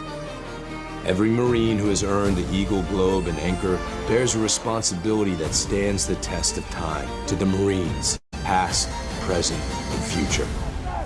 We don't join the Marine Corps. We are the Marine Corps. Core of our being is that we're convinced we're the best fighting force in the world, and the truth is, we are. I believe the immediate bond between Marines is so strong just because of the way we're trained. We have a very specific niche culture of, greatness, our heritage, our warrior ethos. I think all those things, separate us, and we find them in each other. You may have a reason why you join, but there's a reason why you stay. You stay because of everything you're learning about how to be a warrior, how to maintain those warrior ethics, so that when that bomb goes off, you're ready to do your part. As Marines, our warrior mindset is something that can never be defeated. For 250 years, the Marine Corps has been successful because that's the only option. Success is all we know. The character of war has and will continue to change. We have adapted, evolved, and innovated, but our warrior spirit remains consistent. The nature of war is taking something that somebody else has that you want, and it's never changed, probably never will change. The character of war, however, has changed a lot. World War II, we used ships, planes, bombs. All the way to today, we use, as you can tell by the news, we use ships, planes, bombs. We just have a lot better technology. I don't know that one battlefield's ever been the same for any generation. The types of war, the ways of war, all that is constantly going to be changing. What's going to decide our next and our future wars is not going to be the technology, it's not going to be money, it's going to be the level of the belief of our people, of what they believe in, and the standards that they hold themselves to. We are more lethal, more capable, and more ready than ever, while grounded in the traditions that made us who we are. We will not win the next fight on platforms alone. It is the Marine who will break the will of the enemy. As Marines, I believe the most powerful aspect of our training and such an important part of who we are, holding on to that history that came before us. The Marine Corps is lethal because of our willingness and our eagerness to take the fight to the enemy in any climb or place and win those battles, sometimes at any cost. Our history is not only a story of battles won, it is a story of people, of commitment, of family. An unbreakable bond that transcends ranks and lasts a lifetime. I think the only way to honor them is to live a life that's worthy of their sacrifices. And the only way that you can do that is by going out and being the best that you can be, by going out and by still upholding those standards as a Marine, by celebrating them, by telling their stories and giving the next generation some legacy to live up to. Cream rises to the top. And that's what we have in the Marine Corps today. The Marine Corps is the operational Marine Corps. But there's another aspect of the Marine Corps. It's the former Marines or former active duty who are out there in all walks of life. It's amazing when you think of it. Being in service was a privilege. It was the best time of our lives, but it was a sacrifice. And your family is part of that sacrifice. And Marine wives or Marine spouses, they deserve a lot of credit as well. The kids being uprooted, moving, it's a sacrifice to serve our country. Without the support of their loved ones and their immediate family, it's hard for them to complete their job. So again, it's so important for military families and Marine Corps families to understand that their role and the role that they play in supporting their loved one while serving is just as important. For 250 years, we have proven there is no better friend and no worse enemy than a U.S. Marine. For those people who wish evil upon the greater good, David Bellavia said it best, somebody else will raise your children. To the enemies of our nation, don't get comfortable. Whether you're in the air, at sea, or on the ground, we adapt. We always have, and we always will. If it comes down to one-on-one, mano a mano, and you turn us loose, I can promise you this, you're not going to survive.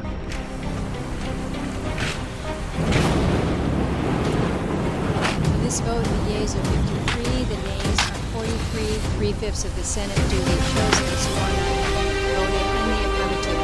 The motion upon reconsideration is not. From our first amphibious landing at Nassau to the black sands of Iwo Jima to urban combat and pollution, our Corps has come a long way since Samuel Nichols first took command of 2 battalions at Tun Tavern.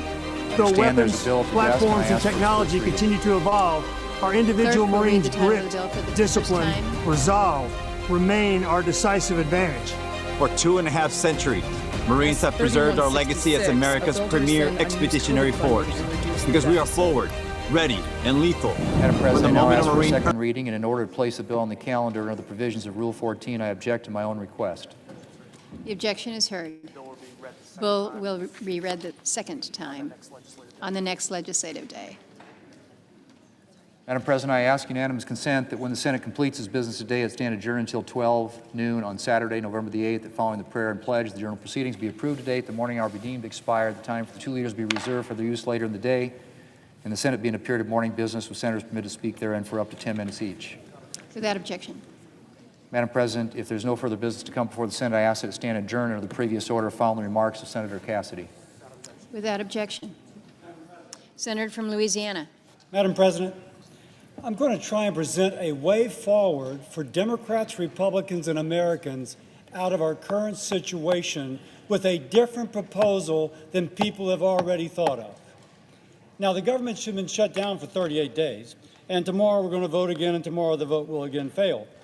But in Americans, Congress is frustrated. We need to open the government. So, if to open the government we need to talk about health care, let's talk about health care. Let's have a conversation in the family. We have an affordability crisis, and health insurance is part of it. Now, this is personal to me. I'm a doctor, practiced in a hospital for the uninsured and the poorly insured for 20 years. And many of those people that came to see me were middle-income Americans who could not afford their medical bills and could not afford insurance. I want to see this solved.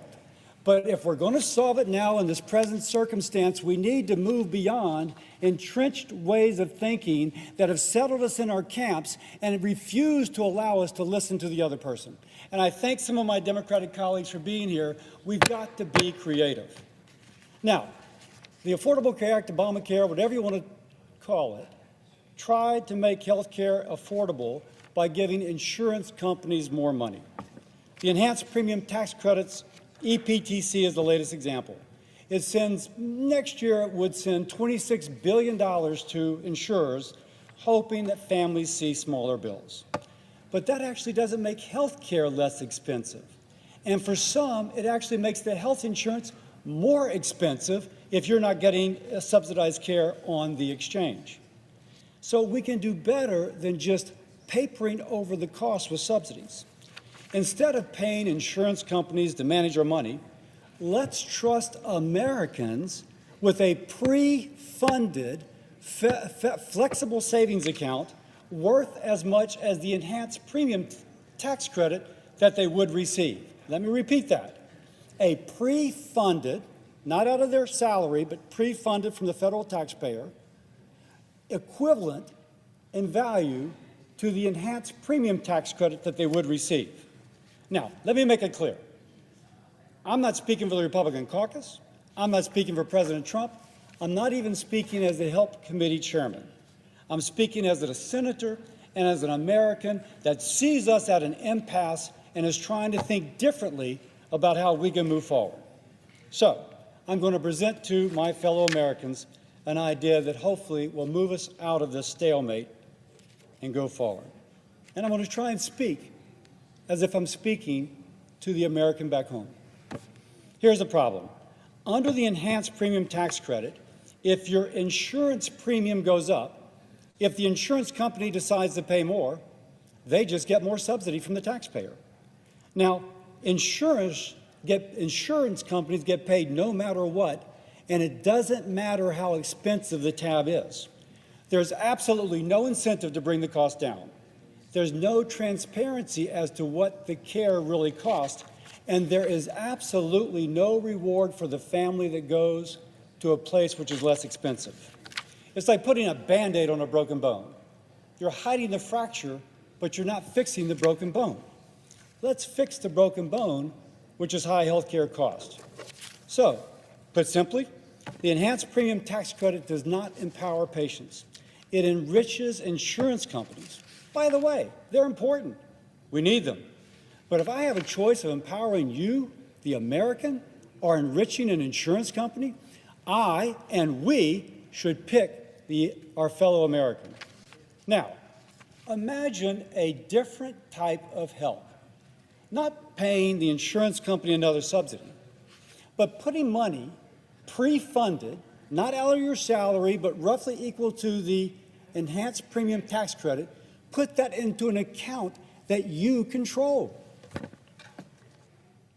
Every eligible American citizen on the exchange would receive this federally pre-funded flexible spending account.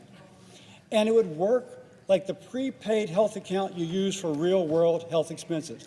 It would actually have more flexibility than your current insurance proposal. You go to the dentist, it can pay for dental care. You go to the orthodontist, it can pay for your orthodontal care. It can pay for eyeglasses, which typically insurance does not pay for. Prescription drugs, medical supplies, your deductible, your copay, it can pay for it all. Now, it wouldn't pay for insurance premiums. This is about you spending directly for your health care costs, not about enriching insurance companies. It would pay for the care that families actually use. That's what a pre-funded flexible spending account actually does. I keep emphasizing pre, because I mention this to people, and they say, wait a second, this has to come out of my salary. No, this would be the money that would go to an enhanced premium tax credit, and instead it goes into this account that you control. Now, it seems complicated for some. I go and I mention it to them. I say, oh, boy, this is something different, Bill. This is a great idea, but, it's kind of like, just too different. 72% of Americans getting their health care through some government entity are offered flexible savings accounts. 47% of people getting insurance through their employer are offered FSAs. This is something that is used by millions of Americans already. So what I'm proposing is just to give this option to people on the exchanges. And by the way, the federal government already offers flexible savings accounts to people on these small business exchanges. Members of Congress, we are on the Obamacare Small Business Exchange. We have the option of choosing an FSA. My family has one.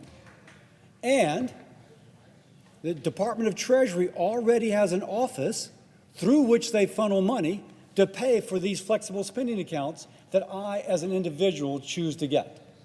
So what we're speaking of is just offering to people on the exchanges, that on the individual exchange, that which is already offered to people on the small business exchange, and paying for it by the same mechanism in which it's already done through that exchange. Now, still, there's going to be some bureaucracy involved. But if there's any president that can overcome the inertia of the bureaucracy to make it happen by January 1, 2026, is Donald J. Trump. Donald Trump is the man who, when it was told it would take 18 years, 10 years, 18 months to come up with a vaccine and a program to prevent COVID transmission, he did it in 10 to 11 months.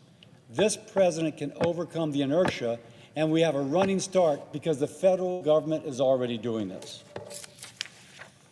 Now, let me make clear the key differences between enhanced premium tax credits and federally funded flexible spending accounts. First, who gets the money? Under the enhanced premium tax credit, insurance companies. Under this, it is patients and families. What can it be used for? Here, the premium tax credits go for insurance premiums. Period, stop, full stop, boom, it goes to the insurance company. Here, real care. Your doctor visit, your deductible, your copay, your dentist, your glasses, your prescriptions, that sort of thing. Who makes the decision? The insurance company. Just wait and fight with them about a pre-authorization. Under the flexible spending account, you make the decision. You have the power. And lastly, does it lower cost? No. It is pretty clear if we continue to fund insurance companies no matter what they pay, it drives up the cost. In contrast, if you empower the patient, that mother is going to find the most affordable option. It's been studied. If you give people something that they perceive as their own money, they hunt for that bargain.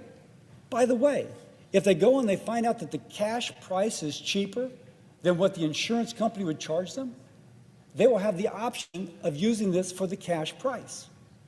So we have reforms in here that give the patient even more power. The good thing about that, as the patient saves money, so does the taxpayer, and that's a good thing. So the pre-funded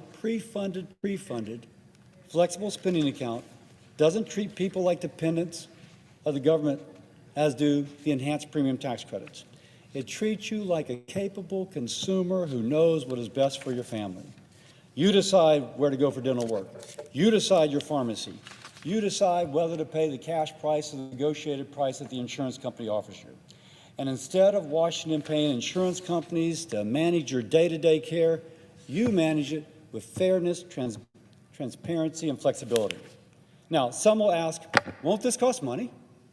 Of course.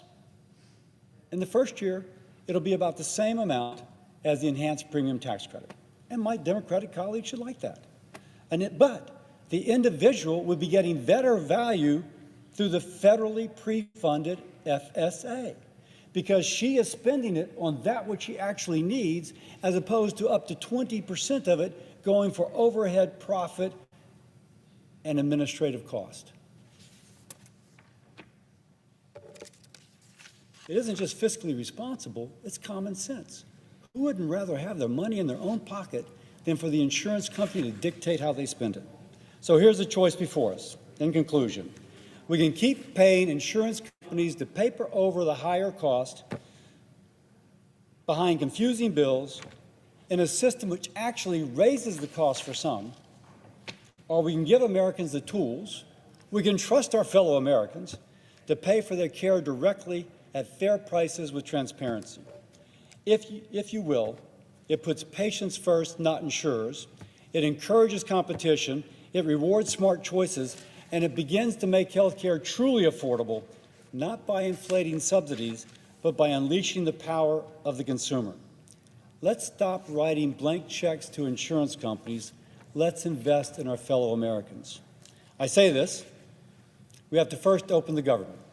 This takes writing some legislation. We have to open the government. But we have to be willing to take a risk to solve a problem and not be afraid to do something different. I have seen in our chamber right now a hunkering down. We've not been able to solve it, so we're not going to try anything different. We're just going to wear the other side down until they wave the white flag. Now is the time to be creative. I'm a rock rib Republican, but I will say what I just offered is not a Republican solution. It is not a Democratic solution. It is an American solution. Let's open the government. Let's work together. Let's fix health care by giving the American more power, not the insurance company. Thank you. Senator. A question From Washington. Without objection. Thank you. Will my colleague yield for a question? Thank you. I noticed in your proposal, you're talking about something that you would hope to affect January of next year. Is that correct? That is the goal, to have this ready for next year. What is the senator from Louisiana's interpretation of how the market controls the? You're trying to create a market mechanism where you're giving the consumer the same amount of money you would give them in the tax credits to make the insurance more affordable only through a health savings account. But how do you know once you gave that in the health savings account, the market is going to not still have an increase above that amount? So how do you think this affects the market? Wonderful question. First, this is a flexible savings account, not a health savings account. There is a legal distinction. I want to make that. When the enhanced premium tax credits are not renewed, we know the insurance companies have already set up their rates. And so the consumer, our fellow American, will be choosing from the offerings that have been made by the insurance company for them to choose from. The difference would be, and they will see, by the way, that the policy for someone at 400% of federal poverty level costs about $2,500 more a year than it otherwise would have with the enhanced premium tax credit. This would be supplemental. We would say to that individual, you're at 400% of federal poverty level. Your policy is $2,500 more a year. You will get a flexible spending account pre-funded to help offset the cost of this.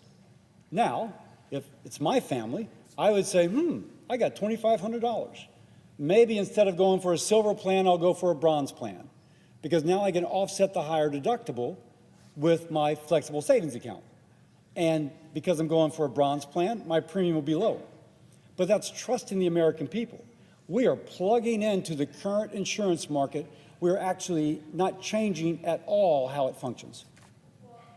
Would yield for another question. I'm assuming that you think affordability is the key. I certainly think affordability is the key. Nobody wants to subsidize expensive health insurance. We want to create market mechanisms to drive down the cost of health insurance, not just spend money to buy expensive insurance, whether you buy it through the tax credit or buy it through a health savings account. We want to create those mechanisms.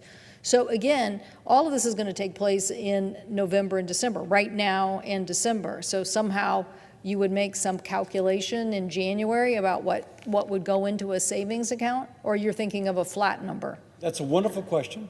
No. If somebody, the federal government knows, or put it this way, many states have calculated what would be the insurance rate with an enhanced premium tax credit, and what will the insurance rate be without the enhanced premium tax credit. It has been calculated for our fellow Americans what the value of an enhanced premium tax credit would be if they signed up for a certain policy in their state, given their age and their health condition. They know that. The question is whether they get the credit or not. Well, they're not going to get it, so the policy is going to be higher. And this, under the plan, if we can agree to it, they would then get the FSA in an amount equivalent to that which they did not receive as a payment to the insurance company. Instead, it would be a payment to the flexible savings account they would have, and that they would then use it for these services. If the senator would continue to yield, the issue is that, you know, so much of this is already set up, and I think you're trying to be creative in a way to, instead of the Alexander Murray cost revenue sharing, I think you're trying to figure out something that would get people the same amount of money to make them whole over the next year or two. Is that correct? That is correct. So I would say what we're trying to do is make people, as the market is out there, whole over the next year or two. That's exactly what we're trying to do. We're happy to debate how we make health insurance more affordable after that. That has been a goal of our side of the aisle for decades. We want to make it more affordable. Now, we all get to be measured about how successful we've been on that, but I think that we're going to continue to strive to make it more affordable, and really are proud that we drove down the uninsured rate with the Affordable Care Act, because we covered more people, thereby lowering costs because not having so much uncompensated care.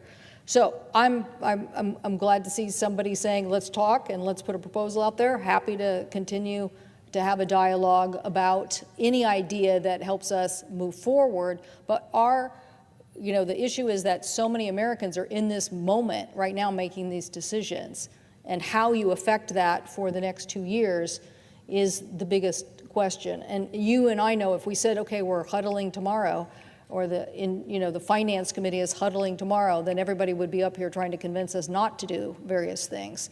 So the question is, how can we protect the marketplace for the next year or two in the simplest way, and then get about us going back to business, talking to each other, trying to work out what are the best creative ideas for lowering health insurance costs. I don't know why we haven't done a PBM bill.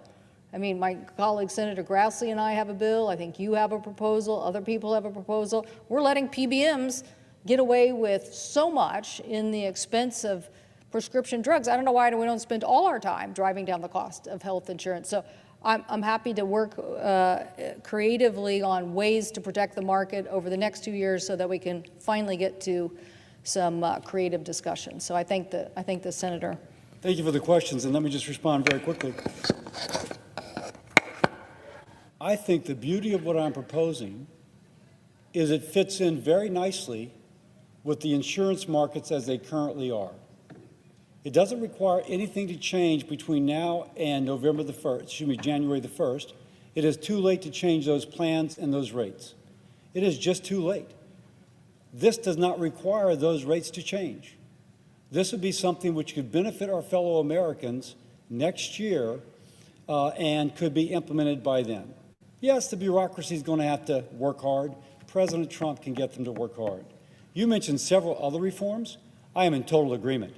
We should be working, again, Democrats, Republicans, that's what we need to do to get something done, in order to come together for a set of proposals that will lower health care costs. And both as a member of the committee, we both serve on Senate Finance, as well as the chairman of the Health Committee, it is my intent to do that. We've got to do that.